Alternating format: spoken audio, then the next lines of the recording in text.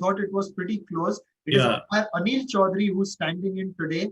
And yeah, as you know, I may remind our viewers that, up until 2022, because of the COVID-19 pandemic, uh, what's happened is that for home games, all home umpires can stand.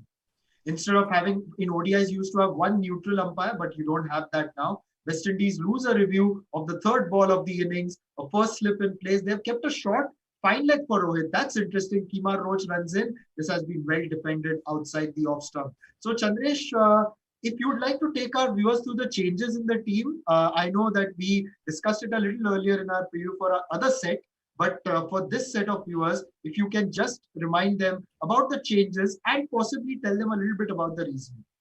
so yeah, so India's made 4 changes to their playing 11. Remember, India has already sealed the series. It's a 3-match series. The After winning the second match, India has already sealed it. So India has made 4 changes. Shikhar Dhawan and Shreyas Iyer are back after the COVID enforced break, and out go KL Rahul and Deepak Hooda.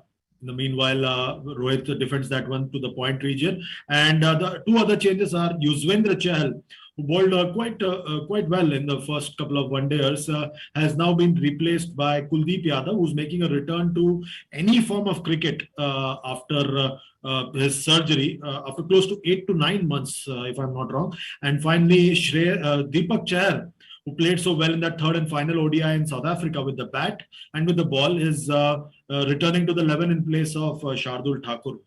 In the meantime, Kemar Roach this time plays that one down the ground. Very well played there, straight to mid-on over there.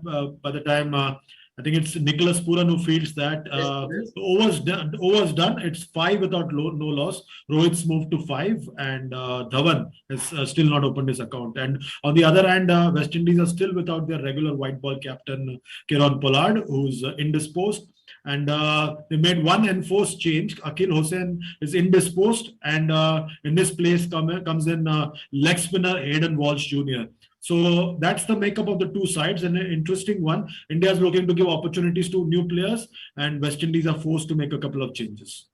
Yes, exactly. And I think even though it's a forced change, I'm looking forward to seeing Hayden Walsh Jr. bowl, a wrist spinner coming into this team. We know that the wrist spinners in the first two games, especially Yuzvendra Chahal, had quite an impact as well. So I want to see what Hayden Walsh is able to do. He's one of the better wrist spinners from the West Indies side and has played for the United States of America in the past, but is now very much a part of the West Indian setup. Absolutely right. And it's going to be an interesting one. The start of the second over will be interesting to see who gets the new ball here. Will you go with Alzari Joseph, or will you go with Jason Holt? It is Alzari Joseph, and Rohit once again this time pulls that one, and the ball goes towards the deep fine leg region, and it's a boundary. So very good start to the over by Rohit. Very good start. And Chandresh, if you have a look at it, Rohit has always been good when it comes to playing short deliveries. But look at the way he's controlled this one. There is a lot of wrist also involved in terms of working it behind square. Look at that. He works it behind square. He gets into position, and while he guides the ball, he rolls his wrists along with it and then places it over the square leg fielder. I think Rohit is one of the better players of the short ball, not just in India, but all over the world. And Alzari Joseph coming in for the next ball, there's been played across towards square leg for no run. So I think we've seen some good pull shots by Rohit across different countries, and which is why he's also comfortable in places like South Africa and Australia when it comes to facing the short stuff. Yeah, and that's why I think I quite like the role that he's likely to adopt here of being the enforcer, because he's a natural stroke maker, and he's not going to let go of opportunities that come his way. And Joseph, once again, this time, again down the leg, will that be a wide? Yes, easy call there for umpire Nitin Menon. Yes, umpire Nitin Menon is standing in today. He's of course a part of the elite panel, only the third Indian umpire to make it to the elite panel after S. Venkatraghavan, who was also a former India Test captain, and later by Mr. S. Ravi, who was also from Tamil Nadu. So it's a good thing, and he's quite young. He's into the elite panel. Nevertheless, the third ball coming in, and Rohit has flicked this past mid-wicket, and that is going to go for another 4. Chandresh, the enforcer role that you and I were talking about, Really good to see Rohit taking it on early in his innings. Absolutely. I think it's been very well defined here. Both the batters divide their roles. They batted with each other for so long. They know each other very, very well. And now that they don't open in the T20 format, this is the only format for the two of them. And they might not see each other for the next 3 to 4 months and not bat with each other for at least for another 5 months, if I'm not mistaken, till the English tour. So they would want to make the most of this reunion that they're having today at the Narendra Modi Stadium. Yes, Chandresh, and you never know what if tomorrow Shikhar Dhawan will be up for grabs, and who knows what if he actually is a part of the Mumbai Indians and gets to open with them. You never know. Well, that's a possibility we'll find out about tomorrow. But nevertheless, the next ball has been defended well by Rohit and Chandresh. Just to talk about Dhawan coming back, and we've seen that the 50-over format in particular has been very good for Shikhar Dhawan. He's been consistent, gets those runs, knows how to time his innings very well, and has been a regular contributor to India. Fifth ball by Alzari Joseph, and Rohit has defended that towards point. Yeah, Dhawan, people almost always confuse formats. And Dhawan's been a champion player for India in the one-day format. It's the T20 format where his strike rate is probably an issue, and that's why he's out of the T20 side. But that by no means means that he's out of the one-day format because of his strike rate in the T20 format. He's a champion player in the recent South Africa tour as well. He scored runs, and that despite the fact that he had nothing to show for during the Vijay Hazare Trophy. So it just shows that when it's the big stage, he really likes to switch it on. In the meanwhile, the overs done, 2 overs are done for India here in the third one day. They are 14 for no loss. Captain Rohit's on 13, and Shikhar is yet to face a delivery and is yet to open his account. Yes, and you spoke about the big stage, and always you would find him contribute for India in ICC or ODI tournaments. Like he came into the back as an under-19 cricketer. He had scored a lot of runs and was the player of the tournament in 2004. Then when he got into the Indian team, 2013 Champions Trophy, his first big assignment for the big team, and he again was the leading run scorer of the tournament. 2015 also, he was the leading run scorer for India. That after enduring a tough summer of cricket in Australia, where he played the test matches and the ODI tri-series, but he came back extremely well. 2017 Champions Trophy was also another comeback for him because he had an injury-ravaged time for some time, but he still came back and he scored runs there as well. 2019 World Cup, he scored 100 in the last innings, got injured during it and was out. Now, Kemar Roach is coming round the wicket to Dhawan, and he has let that go through to the wicketkeeper. Delivery that was shaping him. It is only in the T20 format that in ICC events that Dhawan hasn't quite made a mark for India. And it's quite surprising that, in fact, in the last 2 IPLs, that we have seen that his strike rate has gone up and he's also scored 200s. So it is only recently that his T20 game has gone a little up, but at a time when India were possibly looking for younger options and more long-term options. And also, I think India's been lucky that, they found fresher faces like Ishan Kishan and Surya Kumar Yadav to step in and take his place. And I think also, Nishad, one has to acknowledge that Shikhar's been very unlucky with injuries. Very, very unlucky with injuries. Yes. If he had been around in the 2019 World Cup, you never know what would have happened in that semi-final against New Zealand. Shikhar and KL Rahul, 2 guys have been very unlucky with injuries, and I think they've got injured at the wrong time for India over the last 5 to 6 years, and that's been a sort of tragic in many ways because both of them had a lot of value to the lineup. This time a wide-ish delivery, and Shikhar throws his bat at it but misses it completely, but umpire Anil Chaudhary is quick to declare it wide, and score moves along to 15 for no loss. So I think at some level, Shikhar, Rahul, and even Rohit, I think no one's had more injury breaks than Rohit in the last 10 years of his career. And yes, and it's also because of the fact that you see the amount of cricket that has been played as well. And so Rohit also has taken the brunt of some of those injuries, particularly in recent times, with the hamstring. And Rohit is at a phase where he wants to prove himself as a test cricketer, which is why he went all the way to Australia and spent those 2 weeks in quarantine only to play 2 test matches. He could have easily chosen not to go, maybe taken a little bit more time to recover, but he had a point to prove when he went to Australia. In England, we saw him bat so well. So well. It was amazing to watch the way he batted and get that match-winning 100 at the Oval especially.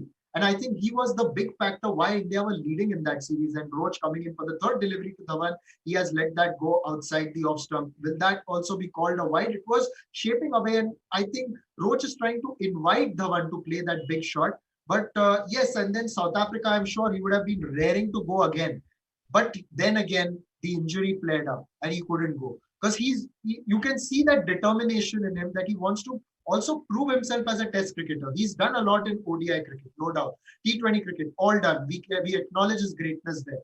But when it comes to test cricket, we know for sure that he's really determined to prove a point. Absolutely right. And this has been a quiet over so far.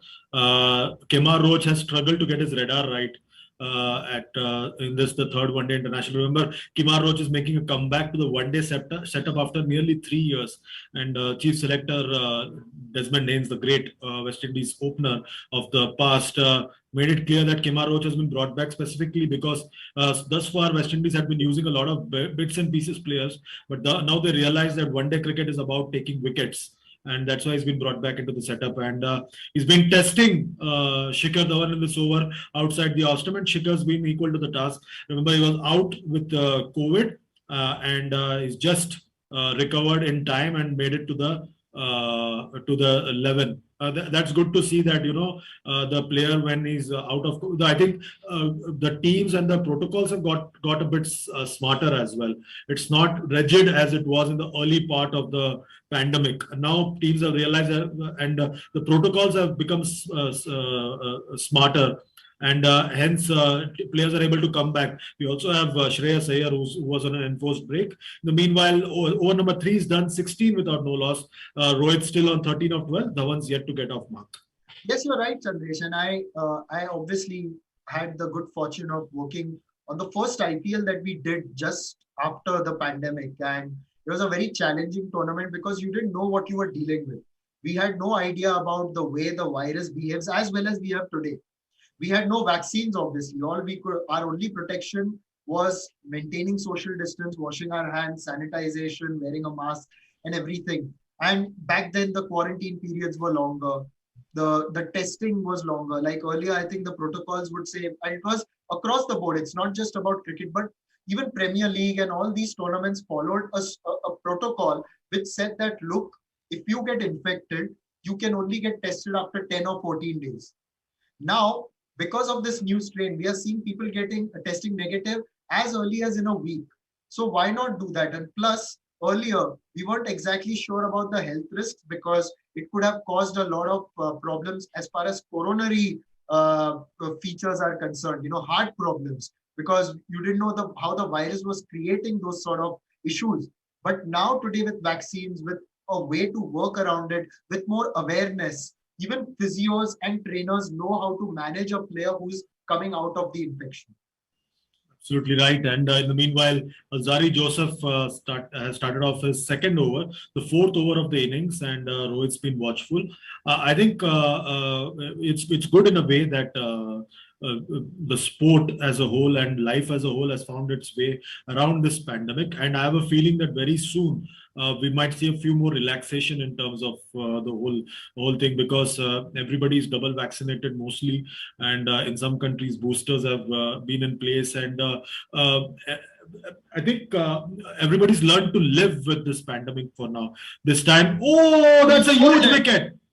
Big wicket for West Indies. Rohit going for the big expansive drive. Not much foot movement. Gets the inside edge and it clatters into the stumps. So timber for Alzarri Joseph, and Rohit, after a very good start, walks back to the pavilion. He is clearly disappointed. He felt that he had a chance to score a big one today. But nevertheless, a big wicket for the West Indies. Look at that. No foot movement. Just playing his bat at it. And Rohit is looking at the inside edge as he walks back. So now Virat Kohli will walk out to bat at his favored number 3 spot, where he scored all those big runs for India. And it remains to be seen whether he can guide this Indian innings to a big score. So that's the end of Rohit Sharma's innings. 13 of 15 balls. Yeah, it's a wicket that India didn't want to lose, that of their captain Rohit Sharma, because he looked to be in decent touch, and he's been keen to make a mark and stamp his authority on this particular series. We saw in the first match he batted with such freedom that it felt like he never went away from the game for the last 2.5, 3 months. But here he misses the plot completely and is dismissed for 13, and the new incoming batter would be former captain. And the whole never-ending saga about his 71st century will start all over again, and that's good. That's been one good thing that everybody's looking at Virat Kohli with a lot of expectation, and they are feeling one with him when it comes to looking at his form, and is greeted with a sharp rising delivery, which he lets go to wicketkeeper Shai Hope. And it's a shot, Nishad, that Rohit will be very disappointed with, because he had everything going for him in this particular inning so far, and he didn't have to play that kind of an expansive shot. There was no need actually, but if it had connected, we would have said, "Oh, what a shot!" But he wanted to be the enforcer, looks like, and now Virat has walked out to bat. Can see that steely look of determination still in his face. There is a gully, and this one's down the leg side. He wanted to flick it, but he's out. He's edged it down the leg side. This has just happened against the run of play. You know what this reminds me, Chandresh? Sachin Tendulkar getting out first ball at the Melbourne Cricket Ground in 2003, just edging one down the leg side, a full delivery down the leg side. Virat Kohli wanted to flick it, gets a feather, and the wicketkeeper has taken it. And Virat also cannot believe it as he walks back. He's got that smile, a resigned smile on his face. Chandresh, it's a wry smile from Virat. He just can't believe his luck. He just doesn't seem to catch anything now. As in on the field he does, but with the bat, the luck just seems to have deserted him. And it's very, very unfortunate for him. Once again, he departs, and the poor run of form in this particular series. In South Africa, he was in very good form, but in this particular series, it continues for one more game, one more innings, and Virat's gone for 0 in just 2 deliveries. The saga will continue, the chatter will continue, and the great man is off the field, and India's lost its second wicket. It's 16 for 2, and it's a huge, huge blow for India. Remember, India won the toss and elected to bat. So we are looking at 2 of their biggest names, current captain Rohit Sharma and former captain Virat Kohli, falling off the same over. In fact, 2 wickets falling in 3 deliveries, almost a replay of what happened in the first one-day international. And so it's an unfortunate time to be Virat Kohli right now, giving up the captaincy and then all the saga around it, and now this. So it's a very, very difficult time for Virat Kohli. And Shreyas Iyer walks in to face the last ball of the 4th delivery by Alzari Joseph. A gully is still in place outside the off stump, and he lets it go through to the wicketkeeper. So 2 quiet overs for India, and it is 16 for 2 at the end of 4. This is after India won the toss and chose to bat first. They've lost their 2 biggest names, Rohit Sharma and Virat Kohli so far. Shreyas Iyer has just walked in, and an ideal opportunity for him to get a big score. But as we know, as we saw in the previous game, batting on this pitch may not be the easiest thing. It's the same pitch that was used earlier, and we saw only 230 or 38 being scored in the previous game. So it may not be easy. It could be a graft for a while, but these 2 players have got to show that character and have to take India through. Absolutely right. And in the previous game also, we saw India's top order falling for next to nothing. And in the first game as well, they started off brilliantly, but then they squared him up there. Shikhar Dhawan was squared up there, and he still manages to snatch a single, and he opens his account over there. The score moves along. It's a leg by. He's still not opened his account. Yeah, it's a leg by, and now Shreyas will come on to face Kemar Roach. Roach has bowled. This is his 3rd over. And yes, this one just hit the top of the back leg and went across towards third man. Yeah, he's It's all happening here at the Narendra Modi Stadium in Ahmedabad. The world's biggest cricket stadium is seeing a lot of action, a lot of thrill. In the previous match, we saw how the West Indies batters were completely demoralized in their chase. And here, India's top order is demoralized. And this time again, outside the off, testing Shreyas Iyer, who lets the ball go through to the wicketkeeper Shai Hope. And I think at some stage, Chandresh, they will test Shreyas Iyer with a bit of short stuff. I think it will only be good for Shreyas if he's able to be, if he's tested here by the short stuff, because he would want to set the record straight that any batter in the world struggles against the short delivery. I can't think of any batter who's very happy facing the short stuff. It's all very well to say that, Shreyas has a chink in his armor and so on and so forth. I just want to see one batter who's happy to play a fast bowler bowling a short delivery. Exactly, but nevertheless, Chandresh, Virat Kohli's dismissal, very unlucky. 99 times out of 100, I wouldn't say 9 times out of 10. 99 times out of 100, he would have dispatched that for 4. Very unfortunate, and second ball duck for Virat. We never expected that, but there comes a time in every batter's lifespan. This time, Shreyas opens his account with the ball going down towards the deep fine leg, where everything he touches turns to gold, and everything he touches turns to wood. So I think at some level, Virat's going through the second phase where he's unable to see runs being scored as in the hundreds coming off his bat. So I think it is a phase that he has to fight through and live through. Meanwhile, Kimar Roach again round the wicket to Shikhar Dhawan, zips that one through to the wicketkeeper Shai Hope. No run, no damage done.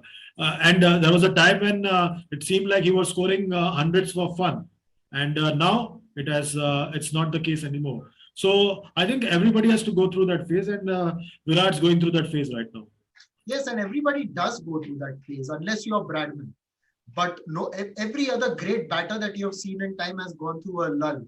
And they've also managed to bounce back. And I'm very sure that Virat Kohli will also bounce back. And when he does, as I said, when the dam will break, a flood will follow.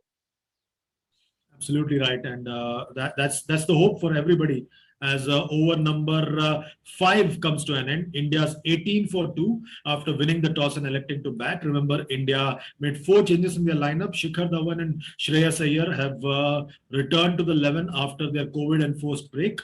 And we also have a couple of other changes in Kuldeep Yadav and Deepak Chahar, who come in for Shardul Thakur and Yuzvendra Chahal. In the meanwhile, West Indies have made one change. Akhil Hossain's gone out, and in this place the place has gone to Hayden Watch. Yes, exactly, and you can see that West Indies have a spring in their step with that, and you've got two wickets taken, and this is the 6th over. Shreyas has played that towards square leg, and there will be no run. So Shreyas has so far scored a run. He's gotten off the mark. Dhawan is yet to get off the mark. Yeah, and I think, it's going to be interesting to see how these two guys, I don't know the extent to which they were suffering from COVID, whether they had mild symptoms or major symptoms, but to come back after an enforced break with a bit of rest and relaxation and get straight into this kind of a situation, it's going to be interesting to see how they tackle this particular phase, because India is in a spot of bother, and they need to resurrect the innings. Both of them have not had a hit for at least about 2 weeks now. So it's going to be interesting to see how they tackle this particular phase. Yes, and now Shreyas has taken a run, and Dhawan will now come across to face Alzari Joseph. I think this is the first time that Dhawan is going to face Joseph in this game. Joseph has had a fantastic spell so far. It's his 3rd over, 2 for 10, and he's accounted for both the wickets today. Shikhar Dhawan has faced 9 deliveries so far, but yet to get off the mark.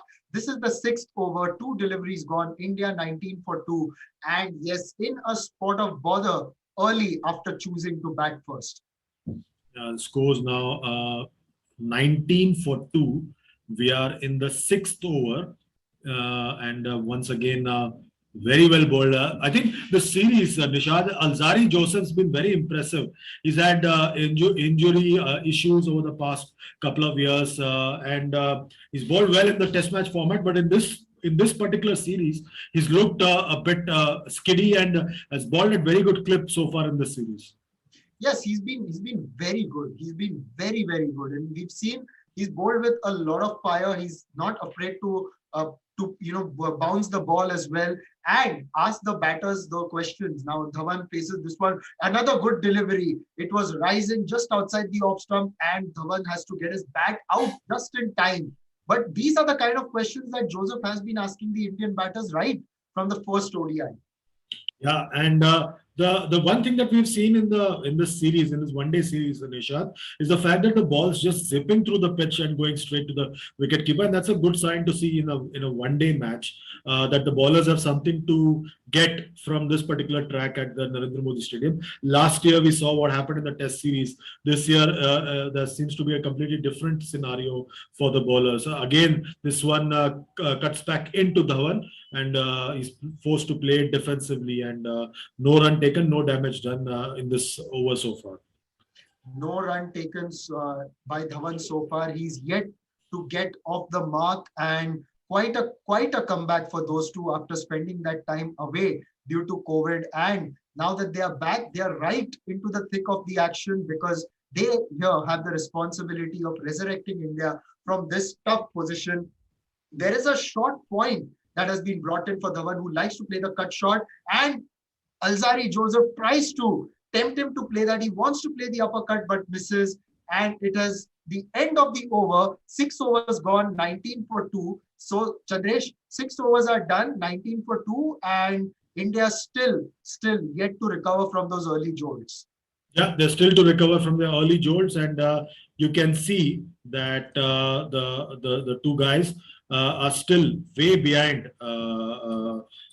their regular feel of the game, because they're coming off a COVID enforced break, and who would grudge them taking a bit of time over here at the Narendra Modi Stadium. Nishad, let's take a quick break here at this stage, because we're done with 6 overs, and be back quickly with the rest of the action.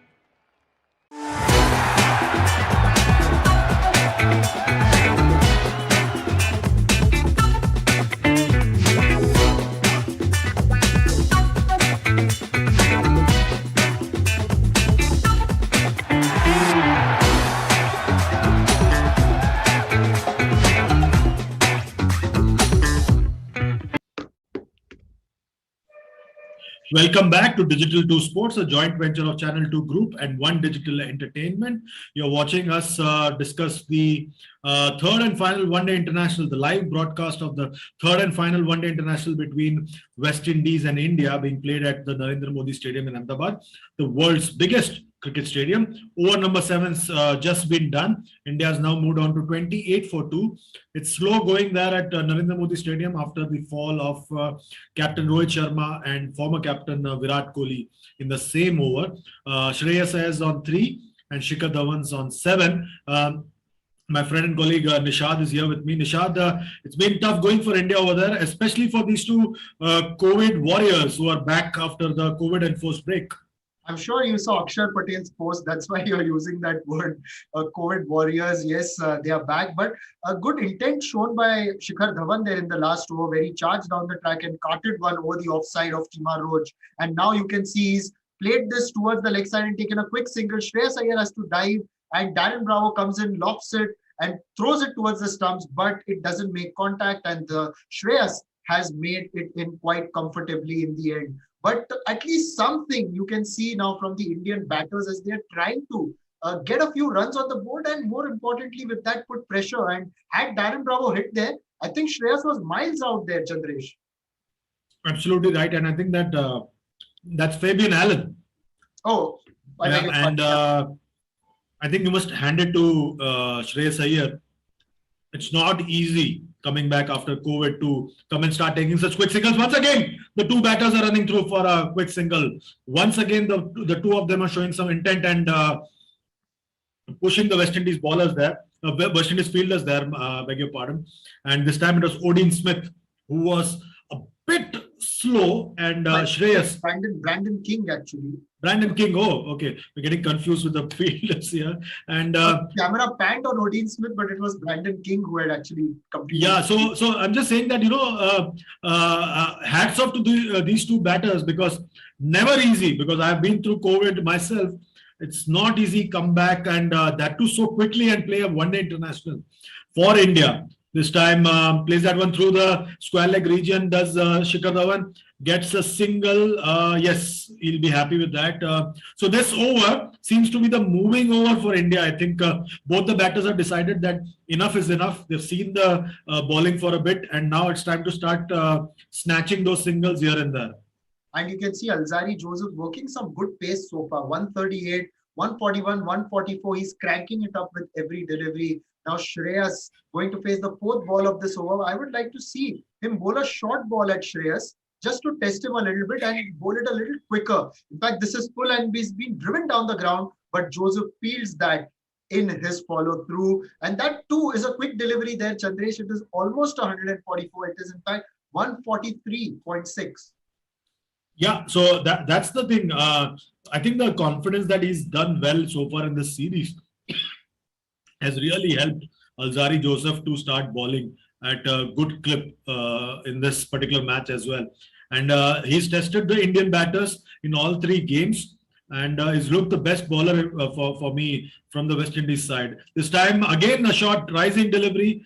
He's heard you there, Nishad. And but that's a wide called by umpire Nitin Menon.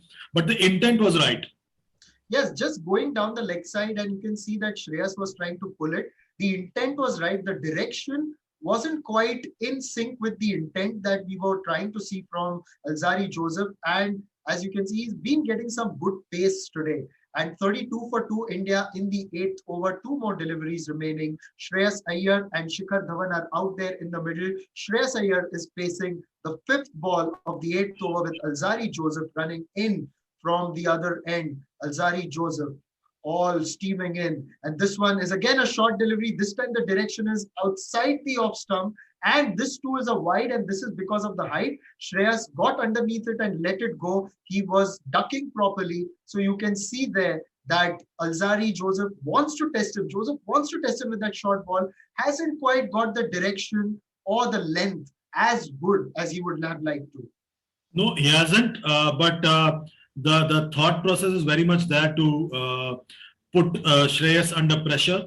with these kind of short deliveries, because there's a bit of chatter going around about Shreyas's ability, or rather inability. The next delivery squares him up completely, beats him all ends up. It's a good ball. Alzari Joseph getting that to shape away just outside the off stump, and Shreyas is beaten there. This is the kind of bowling that we want to see. And Chandresh, call me old-fashioned, but I like to see a good contest between bat and ball. The 300 plus ODIs have become far too predictable. But when you see a 230, 240, they are engaging contests. Like, I know India lost the semi-final in 2019, but I think that was one of the better ODIs that I've seen in a while, because although India were losing and were in bad shape, the way they came back, it was because of such a score that they could come back into the game, and it went down to a very, very good finale. Meanwhile, Shreyas defends the last ball of the over. That's the end of the over, 32 for 2. So would you agree with me when Absolutely. You look at those the 2019 World Cup final, that wasn't a high scoring game. Probably the greatest one, along with the semi-final of the 1999 World Cup. I think two of possibly the greatest matches we've seen in a World Cup. Absolutely. And also the second match in this particular series, India didn't make a big score. They were just defending 237, yet they managed to do that. And it always felt India was taking 2 steps ahead, but they would always be pulled back each time they tried to go ahead by the West Indies batters. The depth in the West Indies batting lineup always used to keep them in play. And I think the first one day was the only one where it seemed like it was a one-way street. But after that, in this particular series, West Indies has competed. Even though they've lost the series, I think they've competed. And it's a much better show than what everyone expected them to do in this particular series. Exactly. And although we felt that they aren't as strong, but they've got some quality and good players. I want to see Odean Smith bowl as well. I thought he's got good energy, a little bit of zip about him, and the way he bowls, and also contributes with the bat. So he's one of the players that I really want to watch today, because we haven't seen a lot of him here in India. Last game was just a glimpse of what he's capable of doing. Meanwhile, Roach continues round the wicket to Dhawan, and Dhawan has let the first one go through to the wicket keeper. So he's, of course, one of the players that I really want to watch out for today. Absolutely. And that's going to be the interesting one. Odean Smith, I think a lot of us got impressed with Odean Smith. Here, once again, Shikhar Dhawan being tested outside the off stump. This has now become like a show where Shai Hope and Kemar Roach are playing with each other rather than involving Shikhar Dhawan. Shikhar Dhawan is just letting go deliveries to Shai Hope, and it's interesting to watch. I don't know how long Shikhar is able to restrain himself and refrain from playing those expansive, fancy shots. And Chandresh, just have a look at the way he's also approaching it. He is dancing down the track to those deliveries and then letting them go. Now, this time he stays on the crease and he's worked the full delivery towards mid-on and will get a single. And with that, Dhawan moves to 10 of 23 balls. Shreyas will now come to face Kemar Roach, 4 of 11 balls. India's score has moved to 34 for 2. Seems like a long time since Shreyas faced Kemar Roach. Dhawan at some level had become static at one end, and it was proving to be difficult. But this time when the ball presented an opportunity, Dhawan was quick to seize that single and move to the non-strikers end. I think Shreyas had this time on the legs and plays that one, clips that one nicely. The ball goes towards the deep fine leg region. And Shreyas will get 2 runs there. The score moves along to 36 for 2. I think for the first time, Kemar Roach has sort of strayed towards the leg, and Shreyas is never one to miss out on that opportunity and gets a couple of runs. And the score moves along to 6 runs for Shreyas here, and Dhawan's batting on 10. Yes, exactly. And now Shreyas is from the 2014 Under-19 World Cup batch. Chandresh, we do read a lot into Under-19 World Cup, but not a lot of the players actually go on to make it big. And the next ball is on the pads again. And Shreyas has split this over mid-wicket. And that will be his first boundary of the day. He too moves to 10 runs with that. India will be feeling a lot better about themselves. 40 for 2. The last ball of the 9th over is yet to come. And now these two batters are looking at those opportunities. They've had a look. If there is an opportunity that presents itself to score runs, they are going to take it. Absolutely. This was a gift if ever there was one. And for someone recovering from COVID, this is the perfect return gift from Kemar Roach, and Shreyas was quick to latch onto it, and he gets a boundary for that. Once again, this time just a bit straighter is Kemar Roach, and that's over number 9 done. India's 40 for 2. A nice little stand here between these two batters. They put on 24 runs. Shreyas is on 10 of 14 deliveries, and Shikhar's on 10 of 23 deliveries. It's good in a way, I think, Nishad, that these two batters are being put in this tough situation, because both the second and the third one-day international, India has had different players pulling them out of some kind of a trouble. In the first game, it was Deepak Hooda and Surya Kumar Yadav. In the second game, it was Surya and KL Rahul. And here, we're seeing some signs of recovery through Shikhar Dhawan and through Shreyas Iyer. Yes, for the longest time, as we've discussed, that the top order has done the work for India. But now, in such situations, you want to see some of the others also do well. And here he is, Odean Smith. Your wish has been granted. Yes, Odean Smith, 25 years old, 5 matches he's played, and in the last game he took 2 wickets. A total of 5 wickets in his 4 matches before this one, a good average of 17. He's got an impressive strike rate with the bat as well. A good all-rounder, someone who excites quite a bit and idolizes Andre Russell. His first ball, like the previous match, is a wide. This was really wide outside the off stump. Even in the previous game, Chandresh, you might recall that he actually started with a delivery that was quite wide. Yeah, he did. But like you, I am also liking the look of Odean Smith. I think he's a typical hard-working, limited overs cricketer that West Indies is very lucky to find in their lineup. And I think if he plays and if he's given consistent opportunities, he could be one to look out for in the future. Yes, and he idolizes Andre Russell.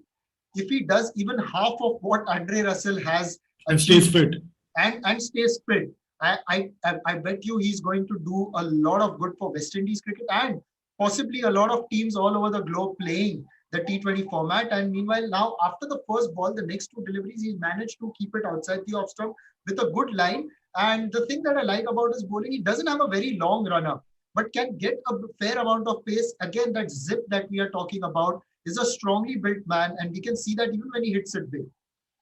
Yeah, you're right. I think that his height belies his ability with the ball, but I think that he's equal to the task. But this over, he's not got the radar right so far.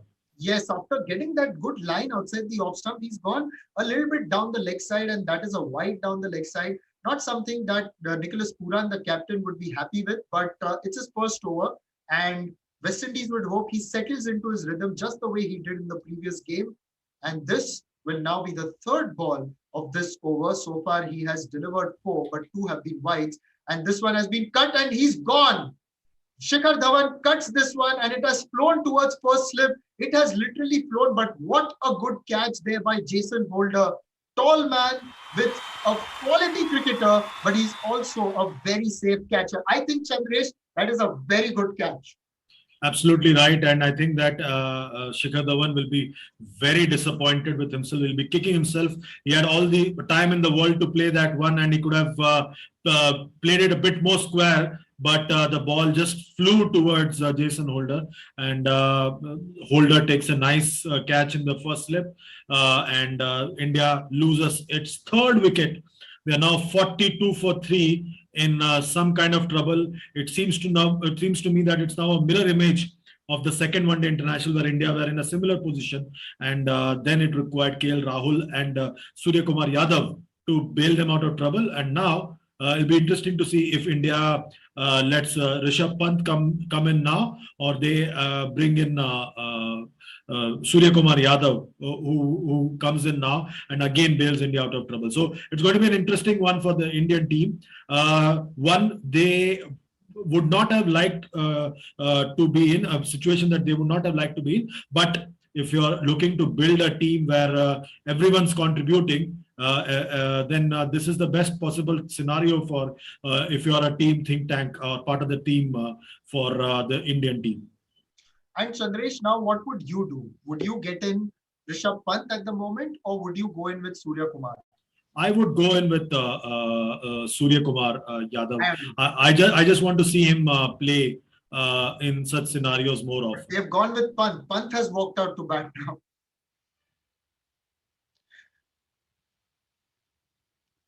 Unfortunately, this team management doesn't seem to agree with a lot of things that we do. But anyways, this is the 10th over. Rishabh Pant walks in with the score at 42 for 3. The men who have been dismissed are Shikhar Dhawan. He just got out with the last man out. He tried to cut Odin Smith, got the edge, and it flew to Jason Holder at first slip, who took a very, very good catch. Believe me, that was flying, so it wasn't a very easy catch. The first wicket to fall in the day was Rohit Sharma. He was bowled by Alzari Joseph. And then Virat Kohli, a couple of deliveries later, tickled one down the leg side and was unlucky to be caught by the wicketkeeper. So 2 wickets were taken by Alzari Joseph, one by Odin Smith. And this is the 10th over with Rishabh Pant getting ready to face his first delivery. At the other end, you've got Shreyas Iyer, who's also coming back from COVID, and he has got 10 of 14 balls. Rishabh Pant is in, and Shamar Brooks has been placed at that short point again, just the way they had kept a fielder there for Shikhar Dhawan. And that too without a helmet. I think that's a bit risky, if you ask me, because someone like Rishabh Pant is a ferocious striker of the ball. I wouldn't be the one being so adventurous and brave enough to stand so close to Rishabh Pant without any kind of protective equipment. I think at some level they need to sort of mandate that players fielding so close need to have some kind of protective equipment to protect themselves from such ferocious hitters of the ball.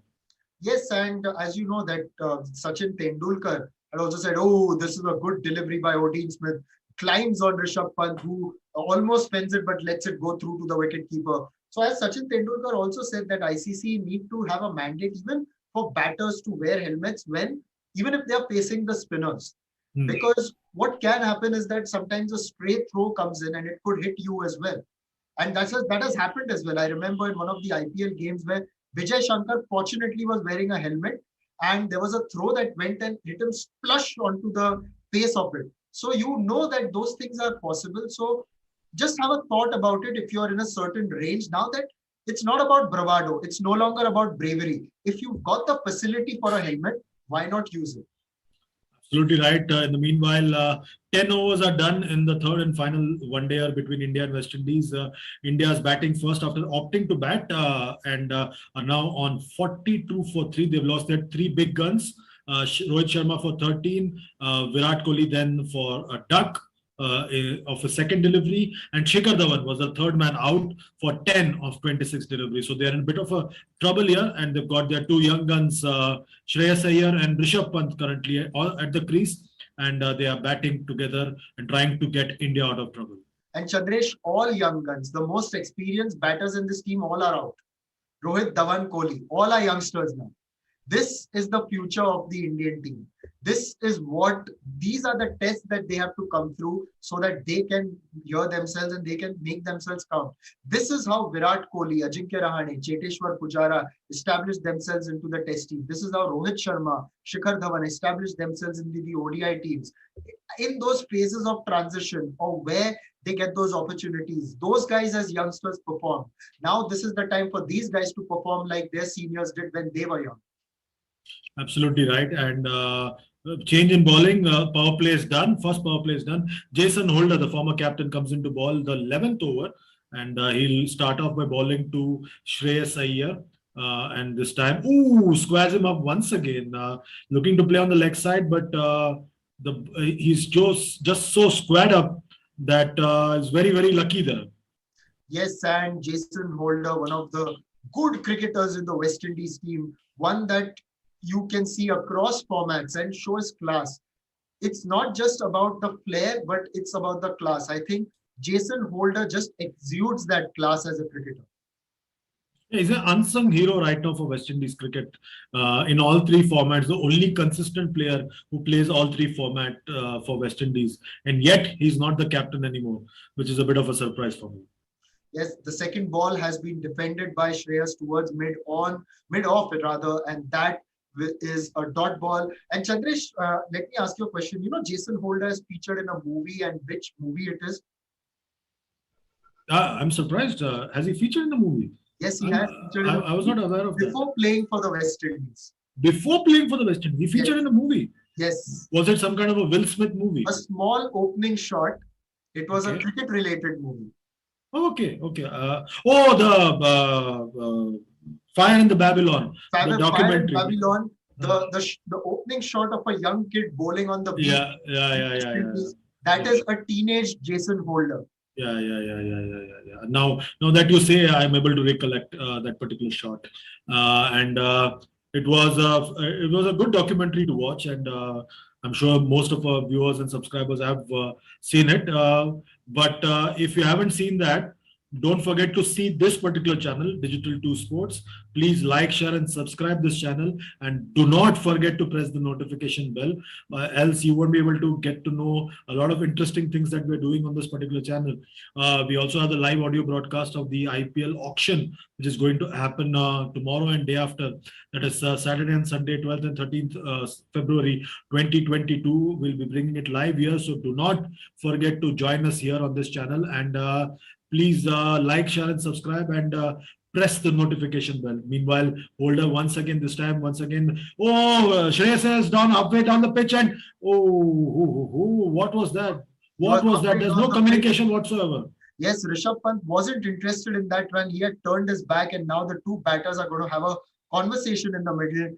They know each other quite well from their days together at the Delhi Capitals. First, it was Iyer who captained Pant, and later Pant who captained Iyer. So these two have batted with each other quite a bit. But it is important they have a chat, because if it was a direct hit, Shreyas would have been out by a mile. Absolutely, you're right, and I think there was no communication whatsoever. Rishabh was quick to guard his side, and leaving Shreyas to try and go to the danger end. Once again, Jason Holder comes into ball, and this time Shreyas Iyer is beaten all ends up once again. This has been a terrific first over by Jason Holder, and he's really testing the young man here, Shreyas Iyer, who's batting on 10 of 19 deliveries now, and doesn't know when the next run's going to come or where it's going to come from. And Chandresh, just the way Jason Holder has carried himself, and he's bowling so well today. He's not a lot of pace, but he gets that awkward bounce with that height of his, and can ask the best batters in the world some serious questions. And you see him do well across formats, and that is the hallmark of a truly classy player. The last ball of the over coming up. This one is full outside the off stump, and Shreyas lets that go through. So Holder starts very well yet again. He's finished his first over, which is a maiden. India remain at 42 for 3. Yeah, and so far, Shreyas is on 10, and Rishabh's yet to open his account. It's been a testing time for the Indian batters after electing to bat. So you have to hand it to the West Indies. Despite being behind in the series, the four-man pace attack has done well so far in this particular series. In the first match as well, they stretched India, but they didn't have much to play with. In the second match, they dismantled the top order quite swiftly, but they were undone by a steady partnership by KL Rahul and Surya Kumar Yadav. And here, once again, their new ball attack has come to the party very well. It remains to be seen if they can keep up this pressure through their support cast of Fabian Allen and Hayden Walsh Jr. as well. It's been a good performance so far. The bowling stood up, but it's the batting that the West Indies needs to be wary of. Yes, and Odean Smith comes in to start a new over. This is the 12th of the innings outside the off stump, and Rishabh Pant lets that go through towards Shea Hope, the wicketkeeper. So far, a good start by Odean Smith as well, although there were a couple of wides, but then made up for it with that big wicket of Shikhar Dhawan. Once he found his line, I think it's just about that. Even in the previous game, we saw that he started off a little bit wayward, but once he got his line, he pretty much sticks to it very well. Absolutely. And He's also been once again busy at the crease with the ball, and this time Rishabh Pant gets off the mark. That was an awkward way to get off the mark. The rising delivery, tucking up, and he played that one with one hand. He was a bit uncomfortable playing that shot. A little bit uncomfortable, but nevertheless, no damage done here for India. 43 for 3. Virat Kohli, as we can see, is sitting in the dugout, and he doesn't look too put out, and he wouldn't be as well. It was against the run of play, but with Virat, he's looking hungry, Chandresh. I think you look at his face and he's looking hungry. It's not that he's struggling with the bat. It's just that things haven't happened for him. Sometimes it's just that the rub of green doesn't go for him. But the moment it does, I'm pretty sure, and I can tell the fans who are watching that he is going to score those big runs soon. I don't know when, but it is going to happen. I'm pretty certain about that as well. I think it's only a question of time. It's rather when it happens, like you keep saying, a dam will break open, and it will be difficult to control the flow of runs in this case. And it's just going to happen, and maybe he needs some time off from the T20 format, needs to refresh his batteries and come back. Maybe it happens in the test matches against Sri Lanka, who knows. And this time, Chandresh, very interesting field. Let me tell the viewers what the field is. So they put a man out at square leg, the man out back at fine leg. They've got a third man, they've got two slips, they've got a point and a mid off and a mid on, but they don't have anyone at cover. So they wanted to possibly try and tempt him, and Shreyas here tried to make room a few times, shuffled across while Odin Smith was walking in, and then missed it completely. Clearly shows Shreyas is struggling and is searching for runs and form. In the meantime, once again outside the off stump, and lets it go to wicketkeeper Shai Hope. The pressure is getting to Shreyas, and it's very evident there on display at the Narendra Modi Stadium in Ahmedabad. A bit of chatter between Shreyas Iyer and Jason Holder. So it's interesting times here in the third one-day international. Very interesting, and I just want to see whether now they will want to tempt him to play that big expansive drive through cover because they've got two slips there, or they would want to bowl the short one to try and get him to play that shot towards fine leg and square leg. Let's have a look. This one is outside the off stump, and he's played it past point, and that will be a single. In fact, there was an extra cover that was then brought in. So that's the end of the over, 44 for 3 after 12 overs, and we will now, Chandresh, take a really quick break and be back soon.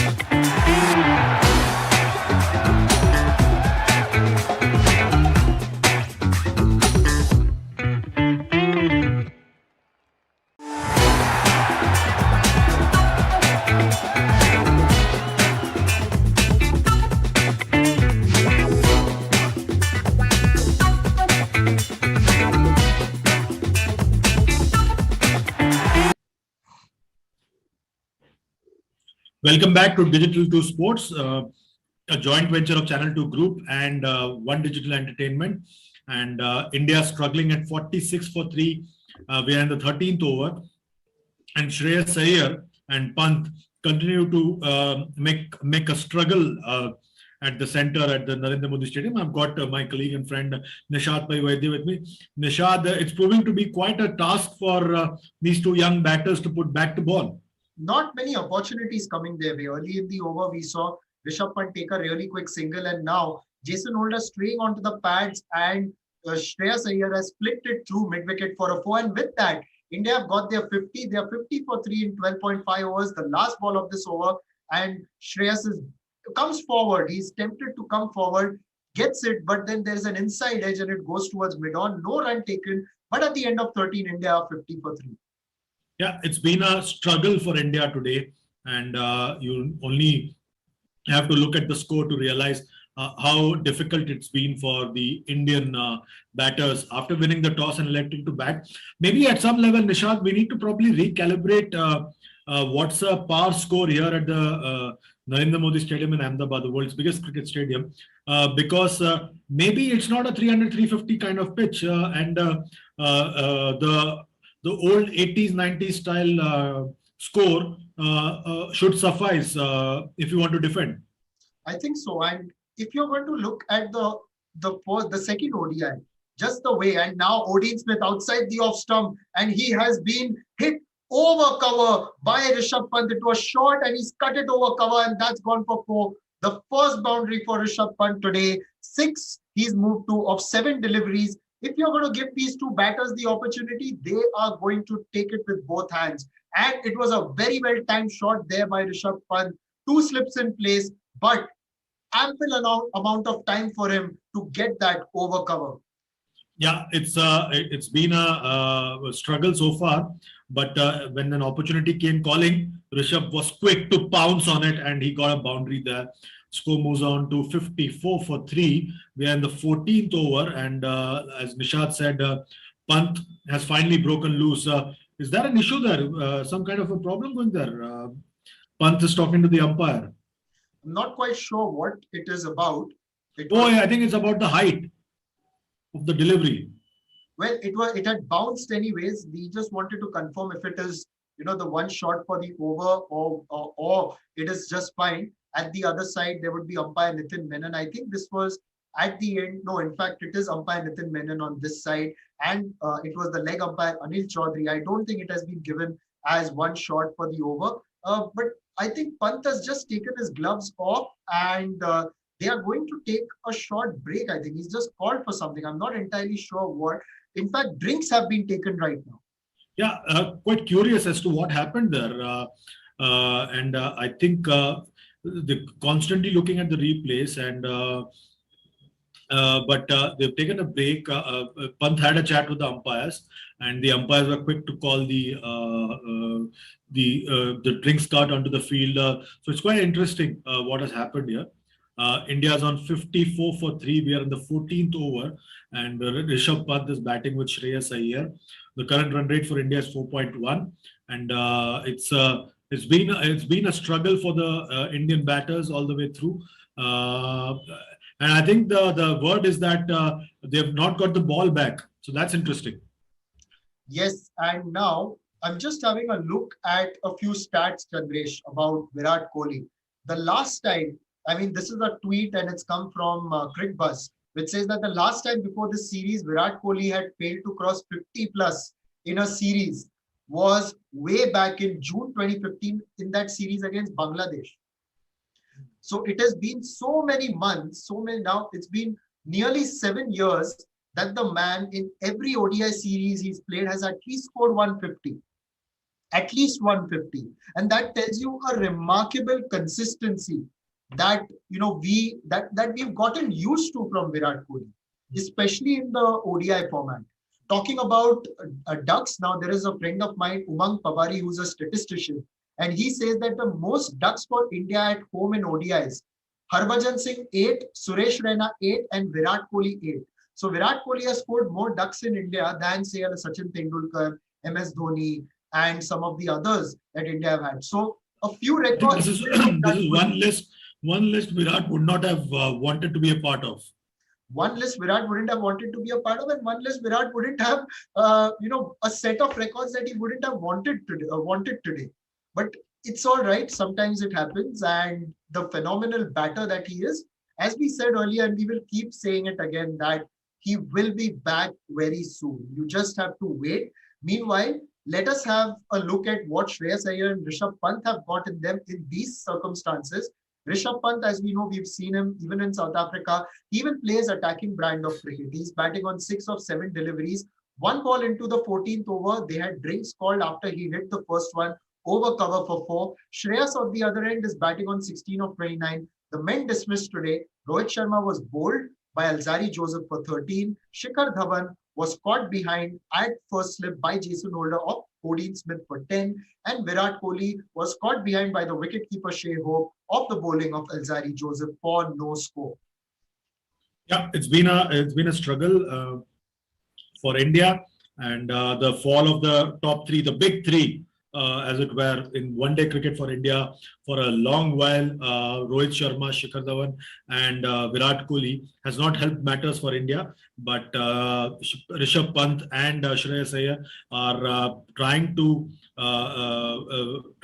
resurrect this innings. So far, they've added 12 runs, and Rishabh's on 6 of 7 deliveries with 1 boundary. Shreyas is on 16 of 29 deliveries with 2 boundaries. And yes, the word is confirmed now, Nishad. They had lost the ball, and hence the umpires were forced to take a break there and call for the drinks cart. So it's been an interesting little phase here for India. 54 for 3. Roach has bowled 5 overs for 24. Joseph's the most successful bowler, taking 2 for 15. And Odean Smith has just bowled his next delivery after a long break, and the ball goes through to the wicketkeeper Shai Hope. Holder's bowled 2 overs for 6 runs and has looked unplayable thus far. And that was a wide. And Chandresh, if you saw now what they've done is that they've taken the second slip out and they've put him as a sweeper on the offside. And we know that Rishabh Pant likes to play that kind of shot. We saw him get out that way in the third ODI against South Africa at Cape Town. And right here, just before the break, he had hit a 4 through that region. Yeah, that's right. 54 for 3. We're in the 14th over. Just a reminder to everybody that the IPL mega auction, that's a no ball, a free hit, an extra delivery, extra run, possibly definitely an extra run for India, and a chance for Rishabh Pant to go berserk with this free hit, a gift really from Odean Smith, and Captain Nicholas Pooran's not happy with this bowler, and he should not be as well. 56 for 3, beg your pardon. And this time, what was that? One-handed swipe goes high up, and the fielder from mid-on goes running back, and in the meanwhile, Rishabh Pant gets 2 more runs, and the score moves along for India to 58 for 3. Yes, it was Alzari Joseph who had to chase after it. It went really high. No point in putting in the diving effort because you're not going to get that catch anyways, because obviously it's a free hit. But yes, Pant didn't get all of it. You saw the one hand coming off as well. It's a big playing area here. So it's not very easy to clear the fence as well. But we've seen some big hits in this series as well, in spite of the fact that we are playing in a really big venue. The third ball of this over outside the off stump, it has been pulled by Rishabh Pant towards mid-on. There will be no run as Alzari Joseph fields it. Yeah, that's right. And it's been an interesting little period from Odean Smith. His bowling is third over. He's given away 12 runs so far. And this has been a particularly expensive over if you consider the state of the match. Now he comes round the wicket to Rishabh Pant. And this time, again, tests Rishabh Pant outside the off stump, and Rishabh Pant's not equal to the task. Hence, he's surviving still. Scores now 58 for 3. We are in the 14th over. 58 for 3. It's the 14th over, and Yes, a few questions for the Indian batters, but still a few runs also have come in the last 2 overs. So a little bit of momentum coming their way, but they've got to be really smart about it. Rishabh Pant in particular has got to curb his natural instincts where he just likes to play his attacking shots, and he's now got a single of the second last ball of the over by playing it towards third man. And Shreyas Iyer will now come over to face the last ball of Odin Smith's over. It seemed like this over's been going on forever. After that boundary was hit on the first delivery, and there's some extra deliveries bowled thanks to Odin Smith overstepping and giving extra runs and extra deliveries to India. Finally, we're getting close to a closure to this particular over. The 14th over, 59 for 3, and Shreyas Iyer is now going to face him. He's on 16. Yes, it's the last ball of this over. It's angled onto the patch. Shreyas plays it towards mid-wicket where it has been fielded quite well. So that's the end of the 14th over, 59 for 3. And Shreyas Iyer and Rishabh Pant are doing their best in order to help India recover from those early jolts that they had received at the hands of the West Indies bowlers. Yeah, that's the hope with which the Indian think tank would be looking at this particular phase of the match. We have done with 14 overs after winning the toss. India lost their top 3. Rohit Sharma's gone for 13. Shikhar Dhawan's gone for 10. Virat Kohli's gone for a duck. Shreyas Iyer's batting here with Rishabh Pant. These two guys are putting together some sort of a partnership. Don't really want to jinx it with any kind of hope around the partnership, because the previous time we spoke about it, the very next delivery, Shikhar Dhawan got out. So I think that Indian think tank is hoping that somehow this partnership carries on for some time and they're able to make the most of this particular phase. Jason Holder once again coming into ball to Rishabh Pant over the wicket. This time plays it defensively. Jason Holder has really been a fantastic support cast bowler for West Indies after Alzari Joseph's opening burst. I think that's been the highlight for me in this series.